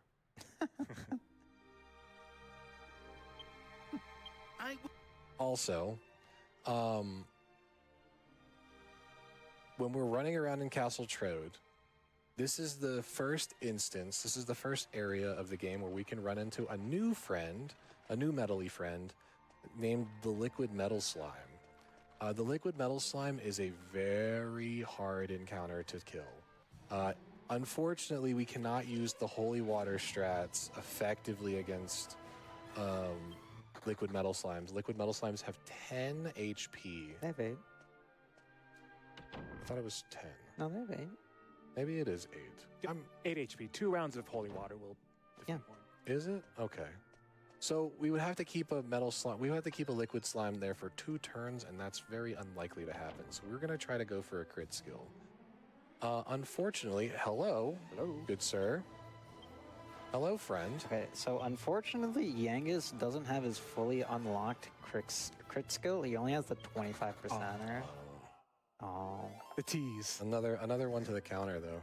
Oh, that's the LMS counter. That's the LMS counter. Already. So we want very badly, we need at least 1 liquid kill to get Yangus his 50% crit skill. Yeah, so unfortunately, with the way the routing worked and the amount of kills we need, Yangus can't get access to his crit skill until we kill 1 liquid metal slime, which is really sucky. We could go and try to beat up more of the small metal slimes. We would need on average 4 more in order to have a substantial chance to get the level up. We might need to supplement a little bit of experience here and there, but it's just not worth it. Yeah, the way the mathematics work out, it's just better to fish for a liquid with either Hatchet Man or Lightning Thrust. So inside of Castle Trode, though, it's about a 10%-ish chance for a liquid metal slime to spawn. Unfortunately for us, though, the liquid metal slimes can only spawn 1 at a time. And you can imagine from the runners past where we would spend hours in here whistling over and over again to try and defeat 10 that spawn 1 at a time. And it was beyond painful. It was a time. And instead of that, we're going to continue through the next boss, very underleveled in comparison. And the fight's going to take much, much longer. But the reward that we can get by being in this really high level area that we're not supposed to be in is encounters that can spawn upwards of 7 liquid metal slimes in a single encounter. Yeah, it's kind of funny, and all past versions of this route, or of the routes in this game, Except this route exactly. The next boss is kind of a joke. However, since we're actually under-leveled, he is one of the most annoying bosses in this game. Not only underleveled, but severely undergeared. Yeah, that's the other thing holding us back, is that our gear is not good. So we have about, on average, 2 or maybe 3 more encounters before we get to the library. Unless Mr. Cord Senpai here wants to greed 1 or 2 times and throw a random whistle out there. I think we can try once or twice. I mean, we were teased once. I think I always try once. We were teased once by the singular first encounter liquid metal slime that just decided to appear. What's the worst that happens? We TPK? I mean, yeah. We don't have much gold, but we kind of need all the gold that we have. Would right now be an okay time to interject? Absolutely, if you have anything. I do. We have $50 from Kino with a comment. No one saw me playing with my phone trying to make this donation. Right? And then $25 from a mysterious donor. And with both those donations, we have met the Dragon Quest VIII piano melody incentive. Yeah. So that's really excited about that. I cannot wait to see it. Awesome.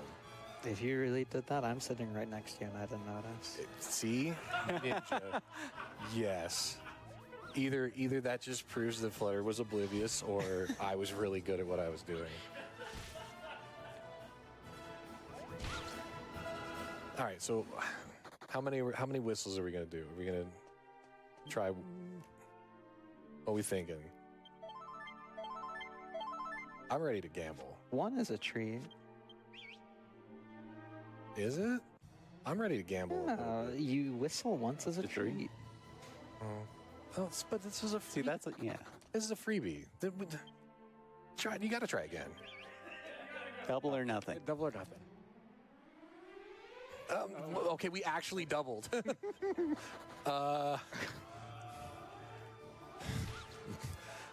Okay. Hold. This got a little scary. Oh, it's fine. Well, no, hang on. It's okay. It's fine. All right. It's fine. We're fine. So the Hunter mechs in specific are really scary because they can take 2 actions. If they just decide to. Yeah, and they have Okay, see, yeah, we're fine. a really powerful AoE attack. We're fine. Yeah, third time's a charm. Yeah, why not? All right. It can't be as bad as the last one, right? Surely. Oh, And it wasn't. See, it wasn't as bad. So anyway, Yeah, let's go. Let's not talk of this again. You know, it was worth the effort. We got teased by the random liquid that we saw at first encounter. Getting a kill here it's really nice to get because it puts you with that 1 kill. So you have your 2 characters that have the crit skill. Also, early kills gain the most level because the amount of experience between levels is much lower. So being able to start the grind 1 or 2 levels per character higher means more HP, more MP to be utilized while we're grinding. So it is very beneficial to at least give it 1 or 2 tries. For me, like serious, when I'm trying to like go for PBs and stuff like that, I won't do it because the idea is I have a higher chance of getting them during grind 2 section out of bounds than I do in grind 1. So I'm taking the risk on purpose, but in this setting, you know. yeah, I think in a marathon setting, go for a couple whistles. Three was Yeah. Yeah, in my runs of this, I always do at least 1. So we're back in the Moonshadow realm, and Ishmari gets comments is like, wow, y'all are back again. I rarely get seen once every 1,000 years, and y'all have seen me twice in the last hour. What do you want? And we asked for the ancient ocean to be brought back so we can move the boat back to the water. But unfortunately, the Moonshadow Harp that Ishmari has is not strong enough. Needs a little bit more oomph behind it. So, I think that's just a regular harp.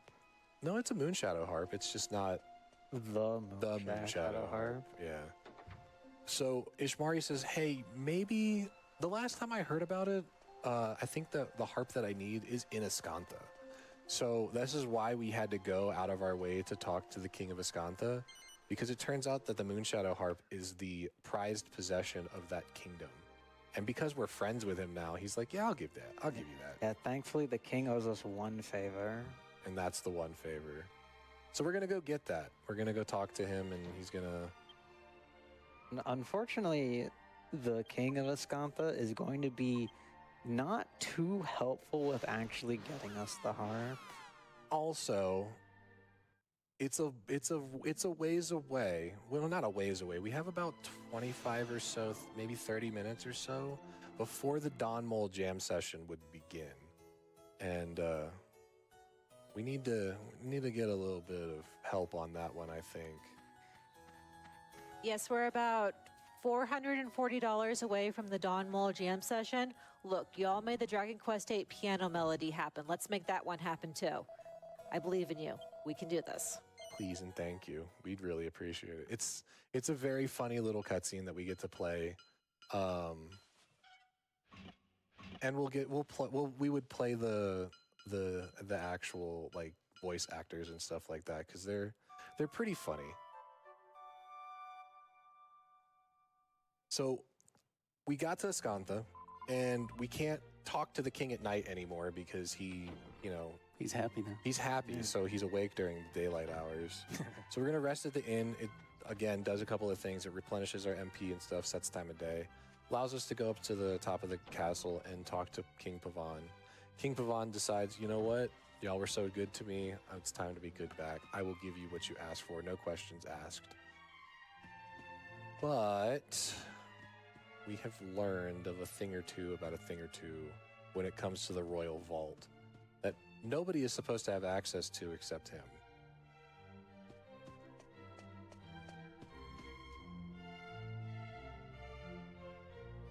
So we have a few minutes or so of some cutscenes and stuff to mash through, and then a little bit more running through the next dungeon before we get to the next boss. So, Possum, if there's anything from you, now's a good opportunity.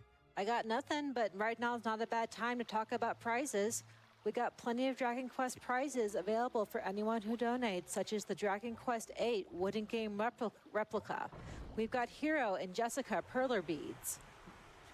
And then alongside that, you can win the Dragon Quest slime plushies. We have so many Dragon Quest slime plushies, it's not even funny.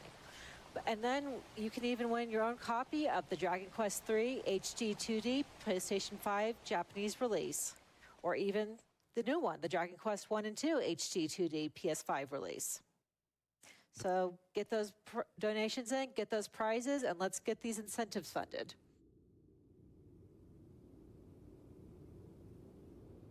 All right. So, unfortunately, King Pavan has been robbed blind by somebody who was strong enough to break through a whole wall.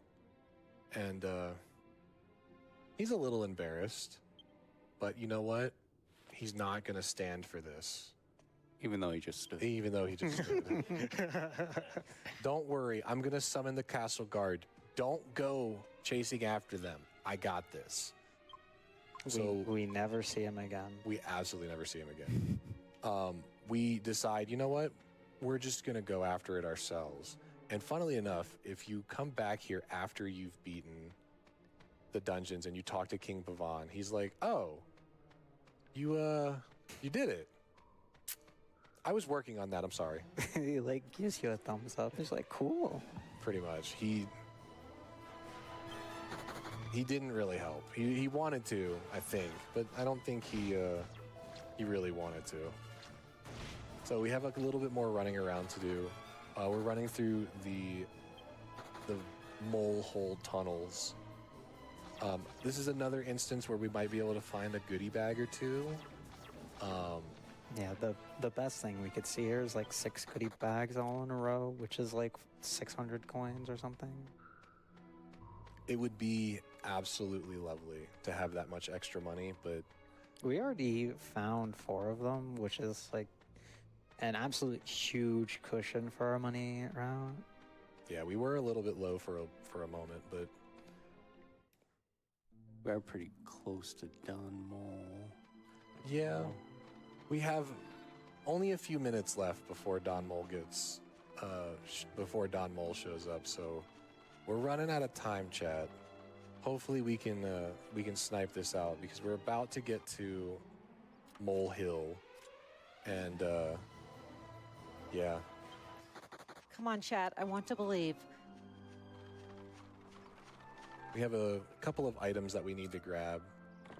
The life seed here we're not going to use on a hero or on our characters. We're going to hold on to this for another alchemy recipe later. And then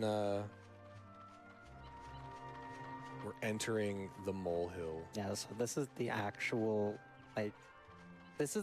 next dungeon with a boss at the end.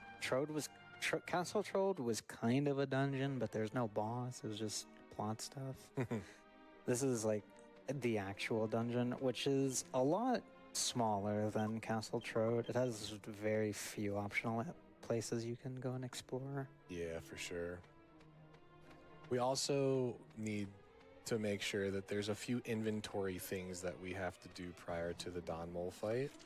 So we'll have a little bit of a small little cushion of time, but we maybe have less than 5 minutes before we actually go to fight Don Mole. Would right now be an okay time for a donation? Absolutely. All right, we've got $25 from Bob, the Ninja Goldfish. Bob. Yes, and it's a little bit of a lengthy, but a good one. Dragon Quest VIII was one of the first games that my wife and I truly played together after I moved to the States, and the phrase, Yengus didn't get it, is often heard in our house.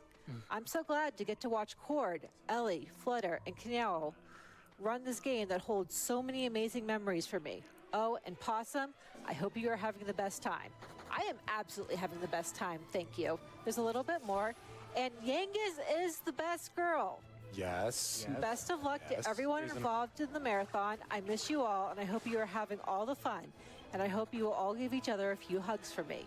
Money goes to the choice of whichever runner wins a best of 3 rock, paper, scissors. And remember, guys, gals, non-binary pals, and all those beyond the spectrum, in the words of the 16th President of the United States, Abraham Lincoln, please be excellent to each other and party on, my friends.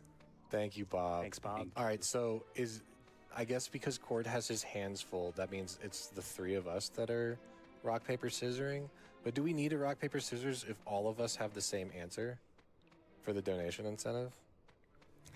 Like what we're trying to push it towards? Because it's obviously we're trying to push it towards either the Don Mole incentive or to get the blindfold Dolmagus incentive.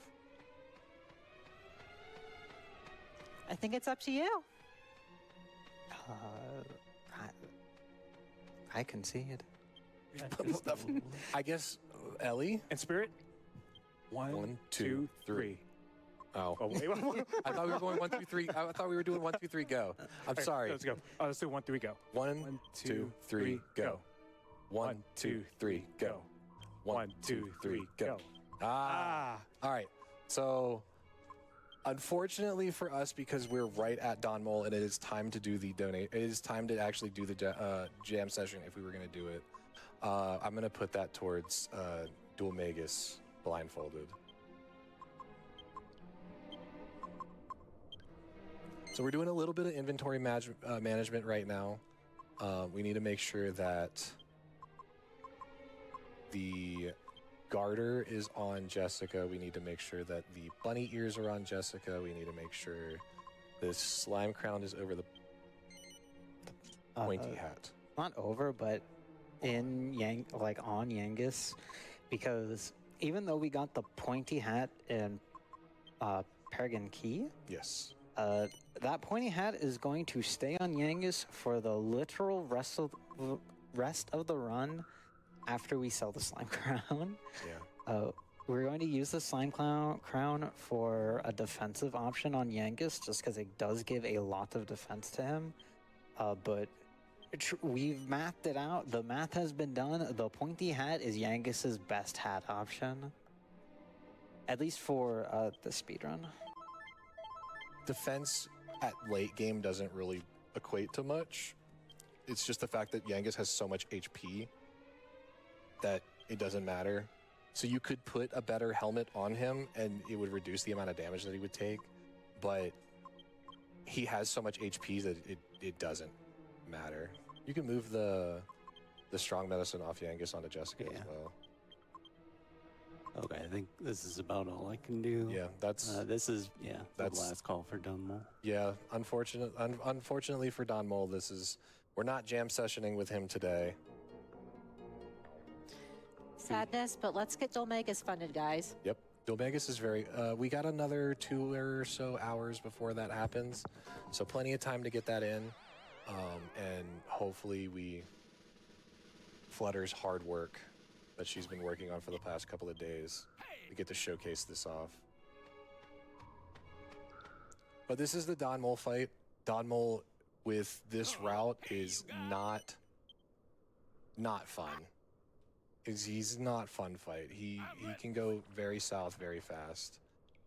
So what we're gonna do is we're going to try to utilize our AoE skills as much as possible to take out the soul moles.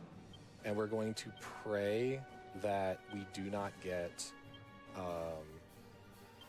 confused. Yeah, unfortunately with the actual enemy lineup with Don Mole, because they're separated into 3 groups, the 2 moles on the left, Don Mole in the middle, and the 2 moles on the right, it makes a lot of AoE really awkward to use because we can only hit 2 moles at a time.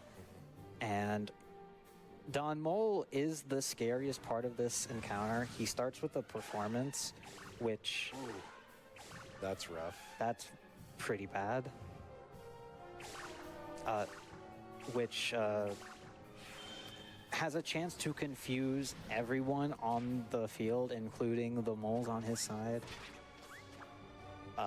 Ideally, only one person would get confused. There's no way to get rid of confuse on Yangus, so the only thing that you can do right now is unequip both weapons. Yeah. Thankfully, even though we don't have control over what Hero and Yangus can do, but we can still manage their inventory and unequip them of their inventory. Hero doesn't do much with a punch. Unfortunately, since we have invested into Yanks' fisticuffs, he does kind of hurt with a punch. Yeah, but it's better than the axe. He has more points into axe, so it's just... And a higher chance to crit with the axe. Yeah. Ooh, hey, that actually is nice, though, because it made Yangus come to his senses. So now you can start utilizing some damage. Also, the soul moles are beating each other up, which is also very nice. And running away, so this is neat. Don Mole also is a scripted fight, scripted per se. His first round of attacks, he's always going to do confusion, attack, earthquake, attack, and then call a friend.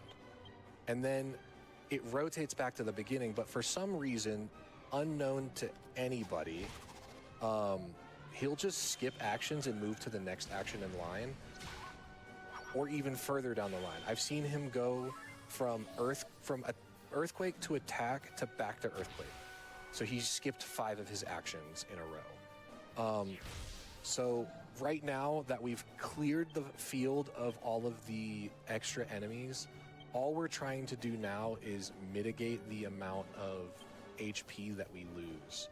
So using Jessica to heal, using Angelo to heal, trying to get Yangus to 50 tension to do a parallax to do good amount of damage, hoping that Hero snaps out of his confusion. This should knock him out of confusion. It doesn't, obviously, because I said something. I'm sorry.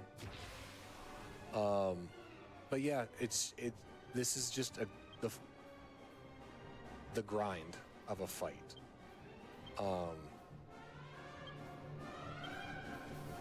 So I'm just gonna let let Cord try to think this through. Yeah, ideally we want a random hit to knock Hero out of confusion so he doesn't get paralyzed, because once the confusion runs out, then he's going to get paralyzed for a couple turns. We have a single Moonwort bulb. Oh, there you go. That's Perfect, nice. perfect. So this fight is actually why we kept the boomerang to deal with the ads that Don Mole has. Otherwise, when it's just Don Mole by himself, once Hero gets a bit of tension on him, we're going to hit him with multi-thrust, which, if there are other... And what multi-thrust does is that it randomly hits whatever's on the field. But if there's only one target, it can only hit one target, so all of the attacks get hit into that one target. And multi-thrust has a chance to hit 3 or 4 times. So we're at backup call now, and then next turn that he gets, he's gonna possibly count confusion, or he's gonna skip down the line. So if he does another performance, then that's where we're at. Otherwise, he might just basic attack. Let's get there. How much HP does he have? 1200? He has 1280 HP total. So we're maybe 500, 550 damage in right now. So we still have a pretty big gap to go. Cordelium's making good progress here. But all we can do right now is just kind of, like we said, keep HPs as high as possible, try to do our best to chip them out as much as we can, and utilize tension. So here we go with performance. Hopefully we don't get as unlucky. All right, perfect. Nice. The Soul Mole E being confused is nice because he can also help beat up Big Don Mole. Or they have no idea what to do. That is also a thing that they can do.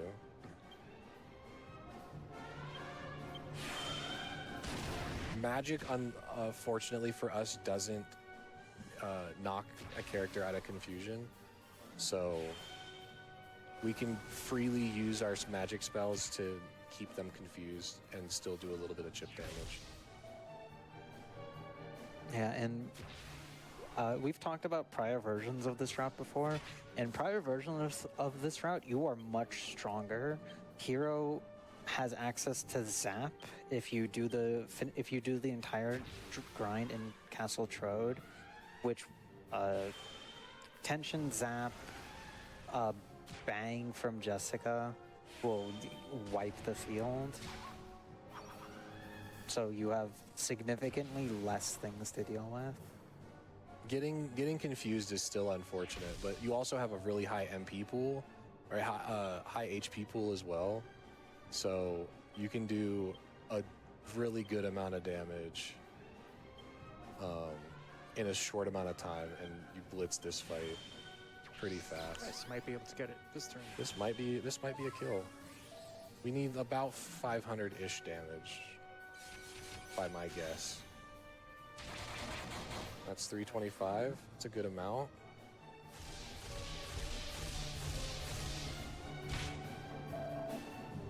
And the parallax.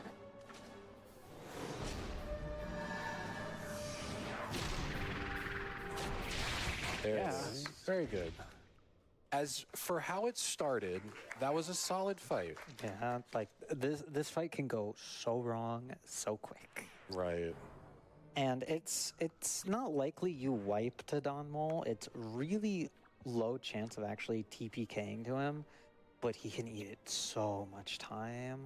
It can be a very slow grind to get through that fight. So, with all of that being the case, now that Don Mole is down, we're gonna start setting up soon-ish. You want to start setting up now, or do you want to wait? I'll look back and Okay. get ready. So Cord Senpai here is going to start getting set up to perform his piano medley for us, since the generosity of the... I don't know how your turbo controller works. Okay. Okay. I'm just gonna mash. I'm just gonna. I don't want to. I don't want to mess with things, but But yeah, Court Senpai is going to get everything started for us. And I'm going to do a couple of little things for him while he's going to go get set up. And then hopefully he's gonna have this performance ready for us in a few minutes. It's gonna take a couple of minutes to get everything set up, so bear with us.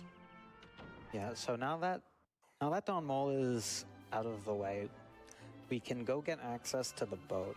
And once we have access to the boat, it's when we have access to the second big grind of this run. And we need to do a little bit of prep before that grind. It's mostly healing. So we've mentioned before that the thing that really hurts in this second grind is that you really have to do it in one trip. If you had to do it in multiple trips, it would be such a time killer because you have to take the boat, go to the island where we do the clip, and then walk to, once you're out of bounds after you've done the clip, walk back to where we need to grind, which eats like 10, 15 minutes on its own. It's really, really brutal. So we're going to try to mitigate that as much as possible by stocking up on as much resources as possible. So we're going to buy about 127 herbs. And I know that sounds like a lot, but we will burn through these very quickly.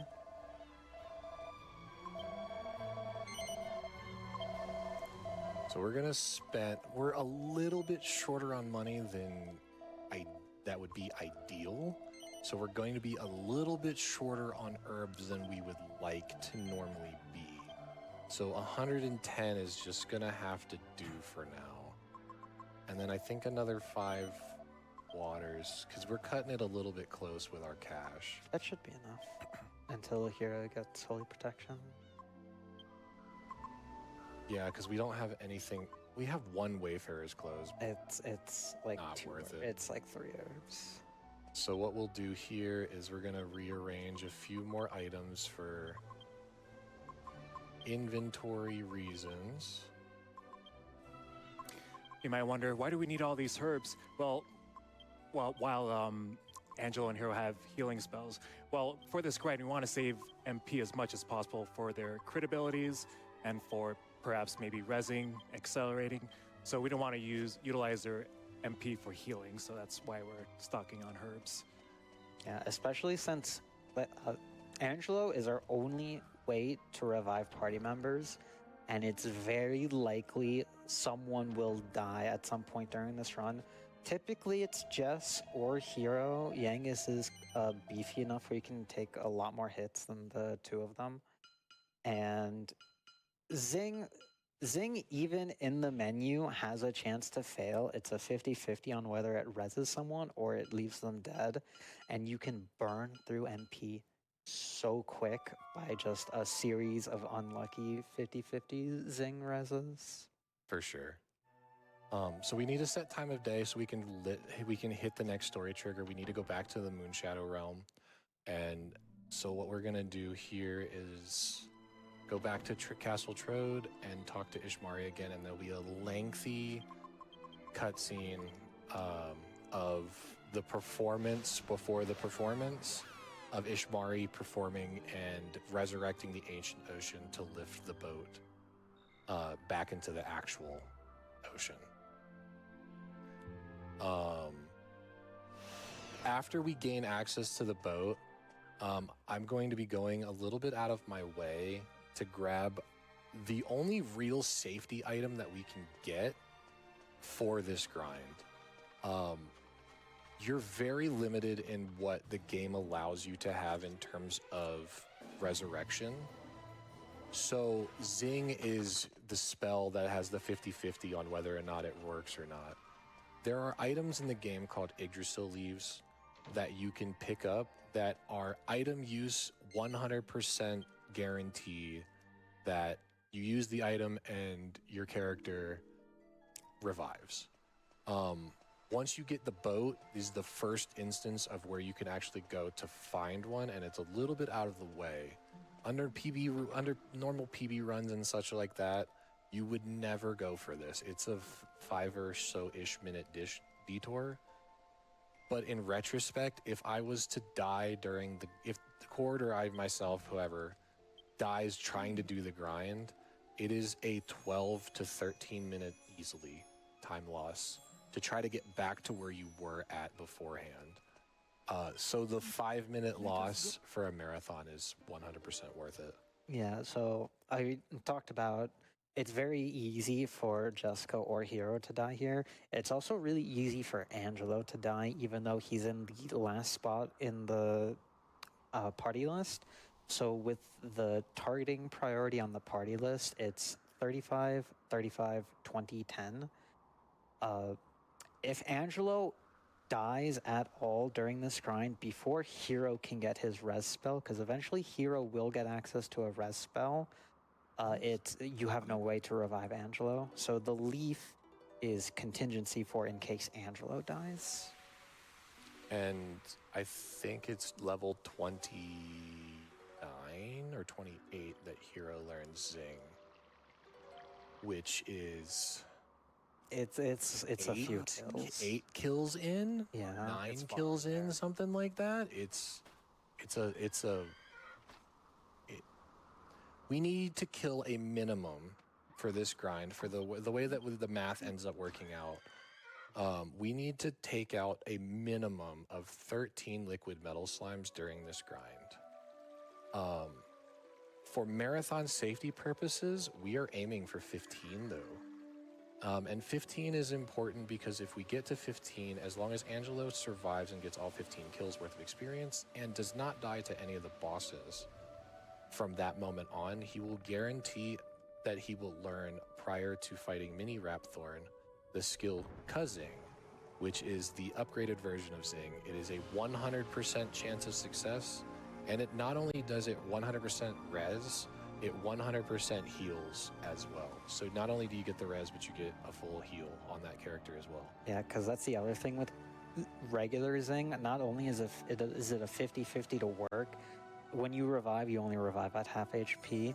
So it's very likely if you revive Jessica mid-fight, she comes up and then immediately gets knocked down. I've argued this multiple times, or I've complained about this multiple times. I still think the skills should be Zing is a 50% chance of resing to 100% HP, and Cuzzing should be a 100% chance to res, but only reses to 50% HP. It makes more sense. But, you know, who am I but just a speedrunner of this game who complains because he loses 8 Zings in a row on Imperia and loses a really good run. Not I, but I. So like I said, we have a pretty substantial cutscene here. We are gaining access to the boat, and then we're going to go out of our way, like I said, to try and find this item. I will sing to bless your journey on the ancient ocean, my children. So yeah, it wasn't just Ishmari's harp alone. He needed help from Medea, who was singing there.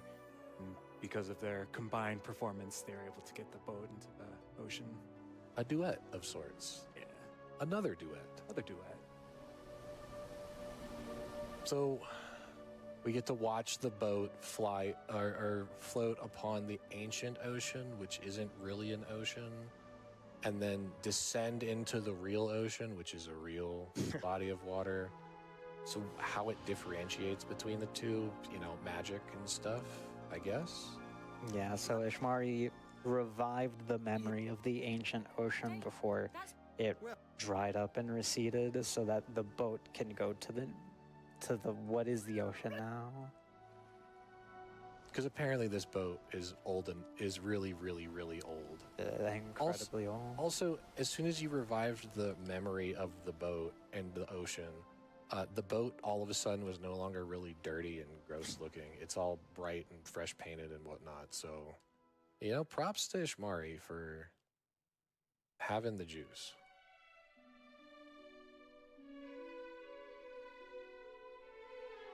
So yeah, now that we have access to the boat, we're going to reset time of day. We needed it to be night to talk to Ishmari, but now we need it to be morning, so we have enough time to get to the grind location. An important note about where we're going to grind: liquid metal slimes only spawn at night, so we need ample time to be able to get there. And if we just went straight there, we would get there in the middle of the day, and then just wait there. So it's a bit more efficient to rest at the end till night, even though we just rested, and then head there. Yep. So now that we have access to the boat, we're gonna go ahead and do a quick little detour to get the items, or the item that we need. But it appears as though we may almost be ready with setup for the performance. I'm just waiting to get final confirmation that we're good to go. If Cord Senpai's ready, we can send it to him. Well, we got maybe a little bit longer, just a smidge. I'm super excited for this.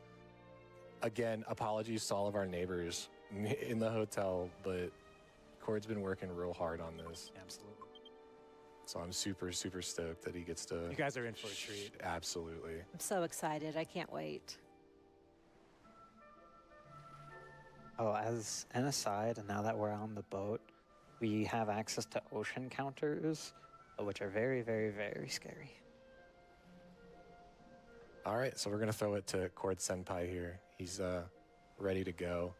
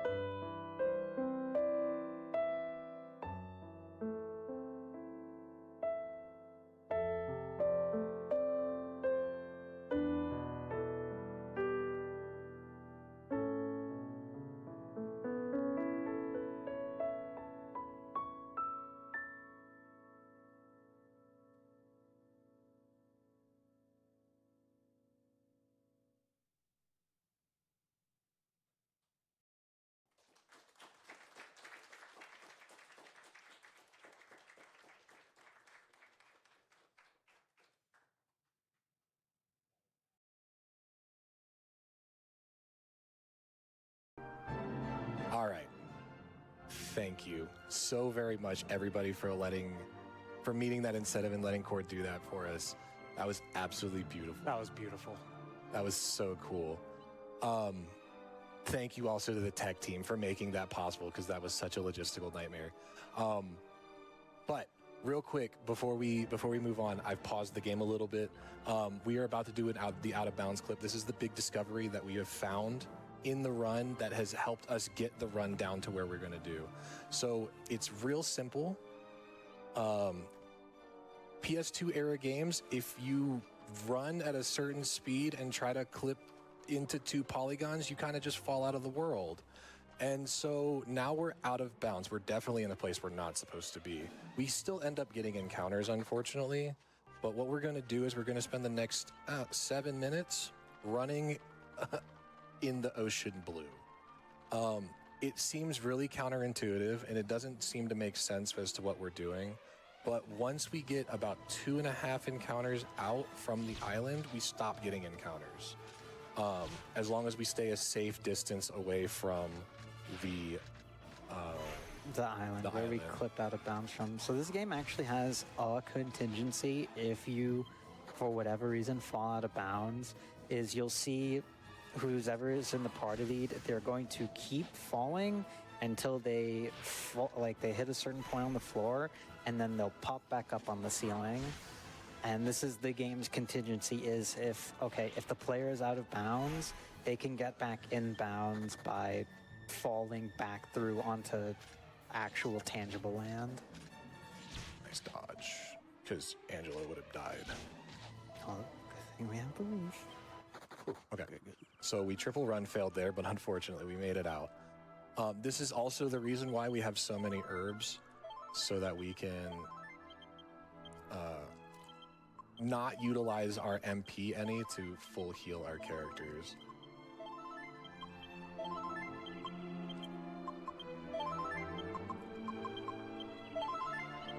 And so now that Cord's back, do you want to take the controller? Sure. How many counters did we just get? So that was the second one.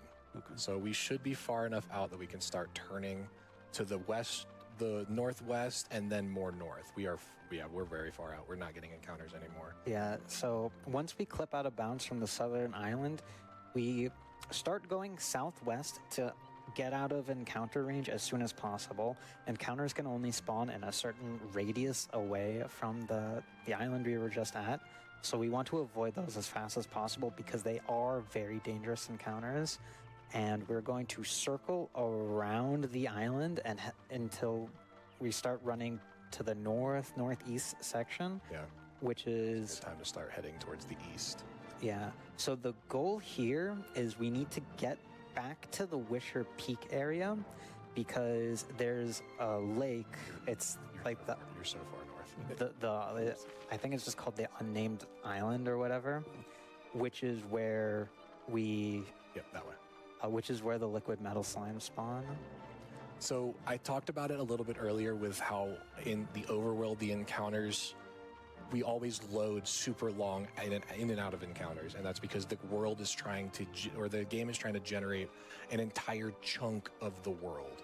And it just so happens in our sense or in our situation here, what we're trying to accomplish, this section of the world where this unnamed island is at the south is connected to the same area of the continent that the unnamed isle near the lakeside cabin lives. So it works out perfectly in our favor that we go to this island, it's still loaded into memory, and then we clip out of bounds and run there. Yeah, so the area that you can vaguely see in the background, that's the Pickham Swordsman's Labyrinth area, so we're going to... there's a chance we get back into encounter range and find encounters there. Thankfully, they're not that scary. Yeah, it's just a time waste at that point.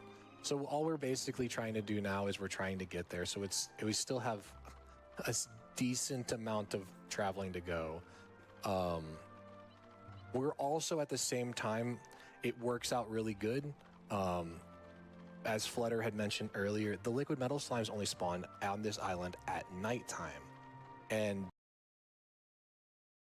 we set time of day for this purpose of, as we're running in the overworld trying to get to this encounter, we're burning daylight.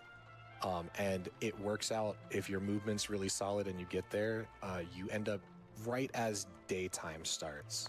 Yeah, you can actually do this clip too fast and do this run too fast. You need to head more north.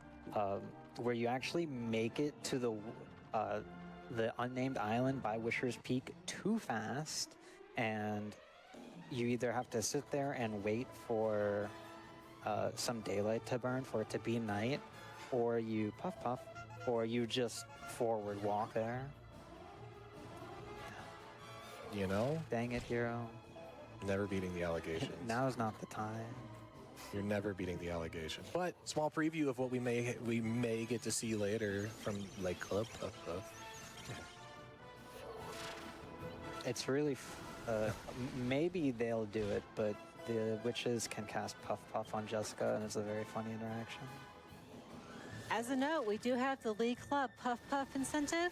We've got $50 in. Donate and for more Puff Puff action. Club Puff Puff would happen right as... There's a lot of time for it. Yeah, so at the end of Section 3 into Section 4. So we have plenty of time for that still. We still have a lot of work to do for the Dual Magus blindfold incentive that I really want to see that one too. I would love to see the blindfolded Dual Magus incentive too. We still got a ways to go, but we're farther in that one. So get those donations in just so we can see it. It's going to be really cool, I'm sure. But as I was saying, we have a little bit more of running to do. So, Awesome, if you have anything else for us. I do actually have a donation. We have $5 from Snake 1982 that says, "Thanks for this beautiful game." And thank you, beautiful person, for that lovely donation. Other than that, I don't really have too much. But let's see if I can find something. More east. Yeah, so the gap in the mountain there is where you're aiming at.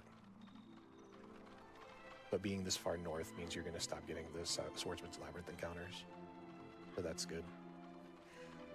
Then let's take a moment and talk about NAMI, the charity which we are raising money for.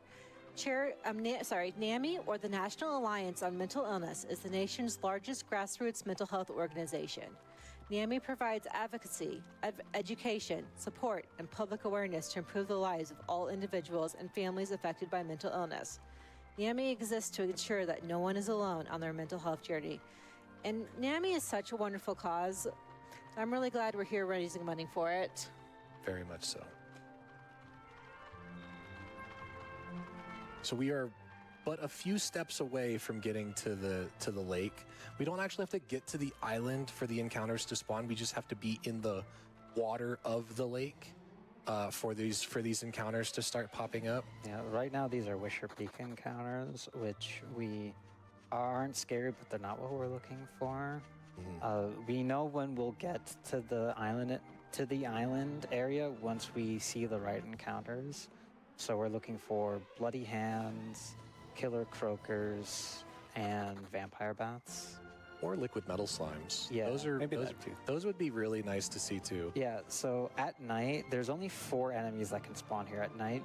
It's bloody hands, vampire bats, killer croakers, and the liquid metals. I know it doesn't sound like a lot of enemies, but they're very scary. Very good start. So this is one. Oh my god. Yeah, well. Oh. It's. The piano took everything out of me, I think. It's fine. All right. So now that we're actually here at the island, we can just. We didn't like that encounter anyway. Yeah, we can just stay suspended midair. Ideally, we get an encounter that's just liquid metals, because normally this is an area you are supposed to only access after you get the Godbird Soulstone, which is very late into the game, and this is a pretty decent encounter to start with. Yep. We really need one kill here, so Yangus gets his upgraded crit skill. One stayed, so that's all that we need. We just need Hero to land a 50-50. or Yangus lands a 25%. Yangus got it. Okay. He did not get that. One more time. We got another chance. Maybe. It stayed again. Now would be a ideal time for a natty. Hit him with the strong stick, Angelo. Oh no, that's... There it is. All right. Slime number 1, most important slime because it gives Yangus level 21, which gives us his upgraded crit skill. It's also a lot of stats. So we cannot survive like a 3 or 4 flea from like at a group of like 6 or 7 enemies. We will just die. So getting the extra stats from this kill is very important because it will give us a bit of a cushion to be able to survive some of the encounters here. We are also going to always, and I mean always, make sure that all of our characters are full health at all times. Even if it's 2 or 3 HP, it is worth burning the herb for because every HP matters. Yeah. The number of times that we've had characters survive 1 or 2 HP. Yeah, this is a part of the run that's so scary that 1 or 2 HP is the difference maker and has been in many runs. We have the herbs. We're gonna go ahead and use them. We have 5 magic waters. Ideally, we like to keep at least a minimum of 1 by the end of it, but they are all expendable. Oh, I thought they were called vampire bats. They're night emperors.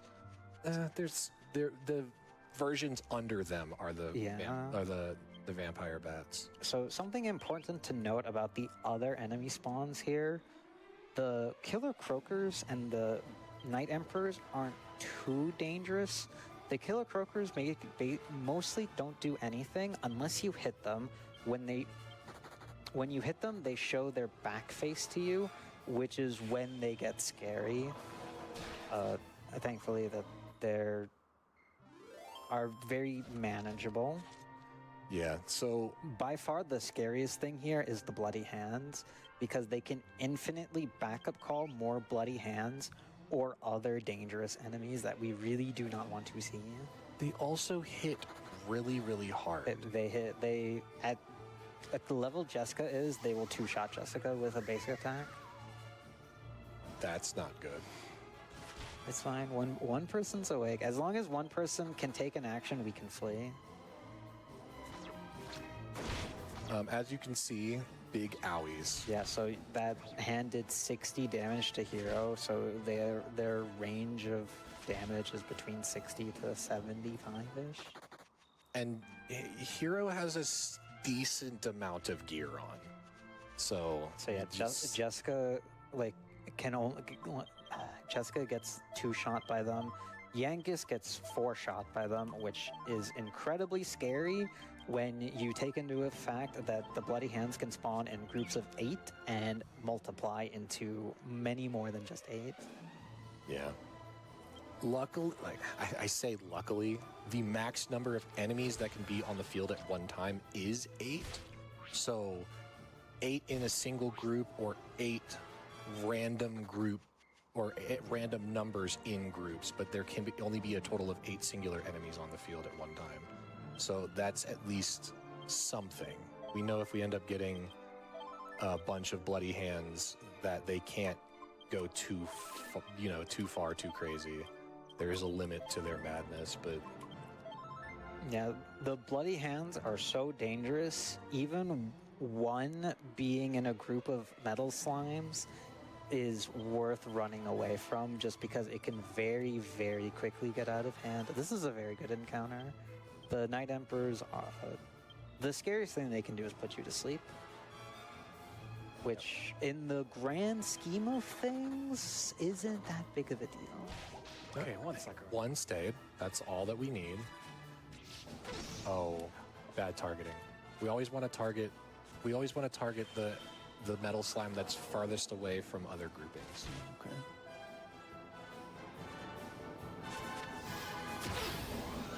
They didn't crit anyway, so It didn't matter. It didn't matter. It's still worth going for just this one. For sure. It stayed again, so we have another opportunity at it. 1 damage. No, no natties. Hero. Yangus. Dodge. Dodge. That's that 3% that I was talking about. Yeah, so this is why we say that killing a metal slime is like more like a 47% chance, because they do have a chance to just outright dodge, which isn't a factor in the 50-50 crit calculation. Oh, now you do Oh, it. cool. Thanks. That's another runway. Actually, that's a lot of runways. That was... Yeah, good luck keeping track of the number of runaways. I want to say that the liquid metal slimes have the same chance to run away as the other metal slimes, but it feels like it's higher. And maybe I'm just biased because more of liquid metal slimes run away because we need less of them. But it feels like their runaway chance is substantially higher. Also, this encounter, failing to flee it, a little scary.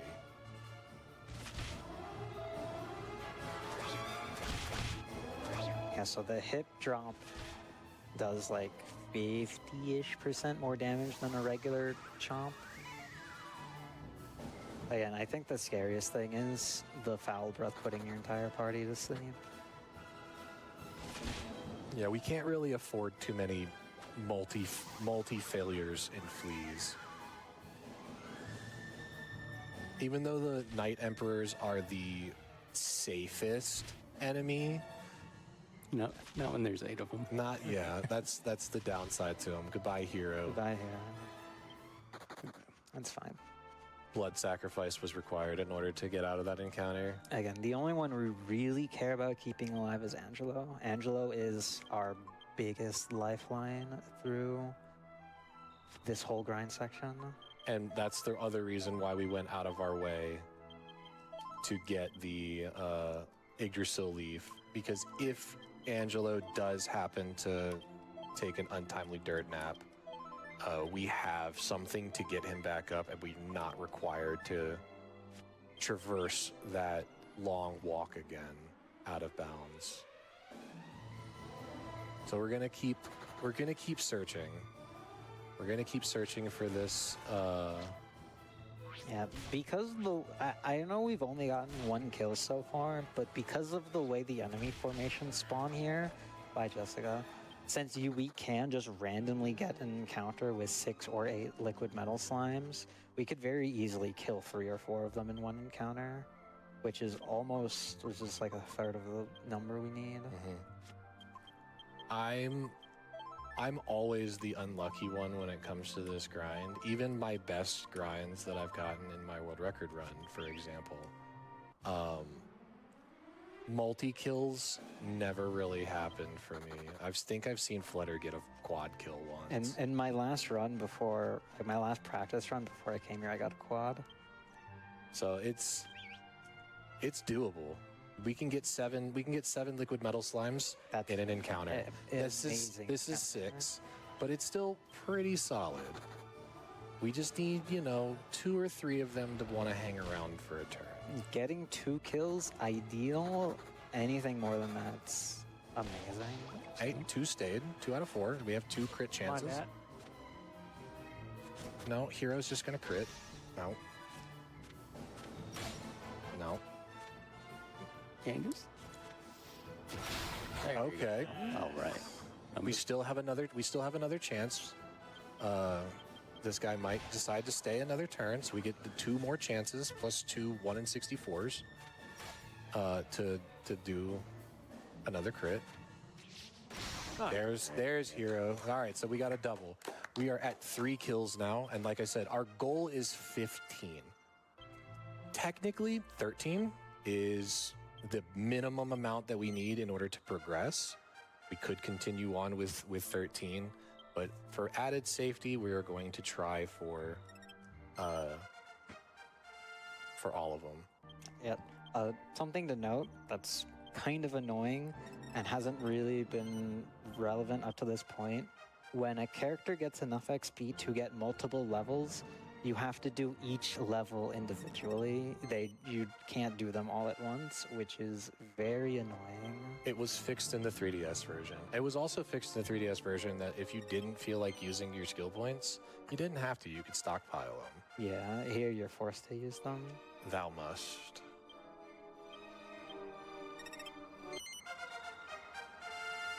All right. So we are at 3.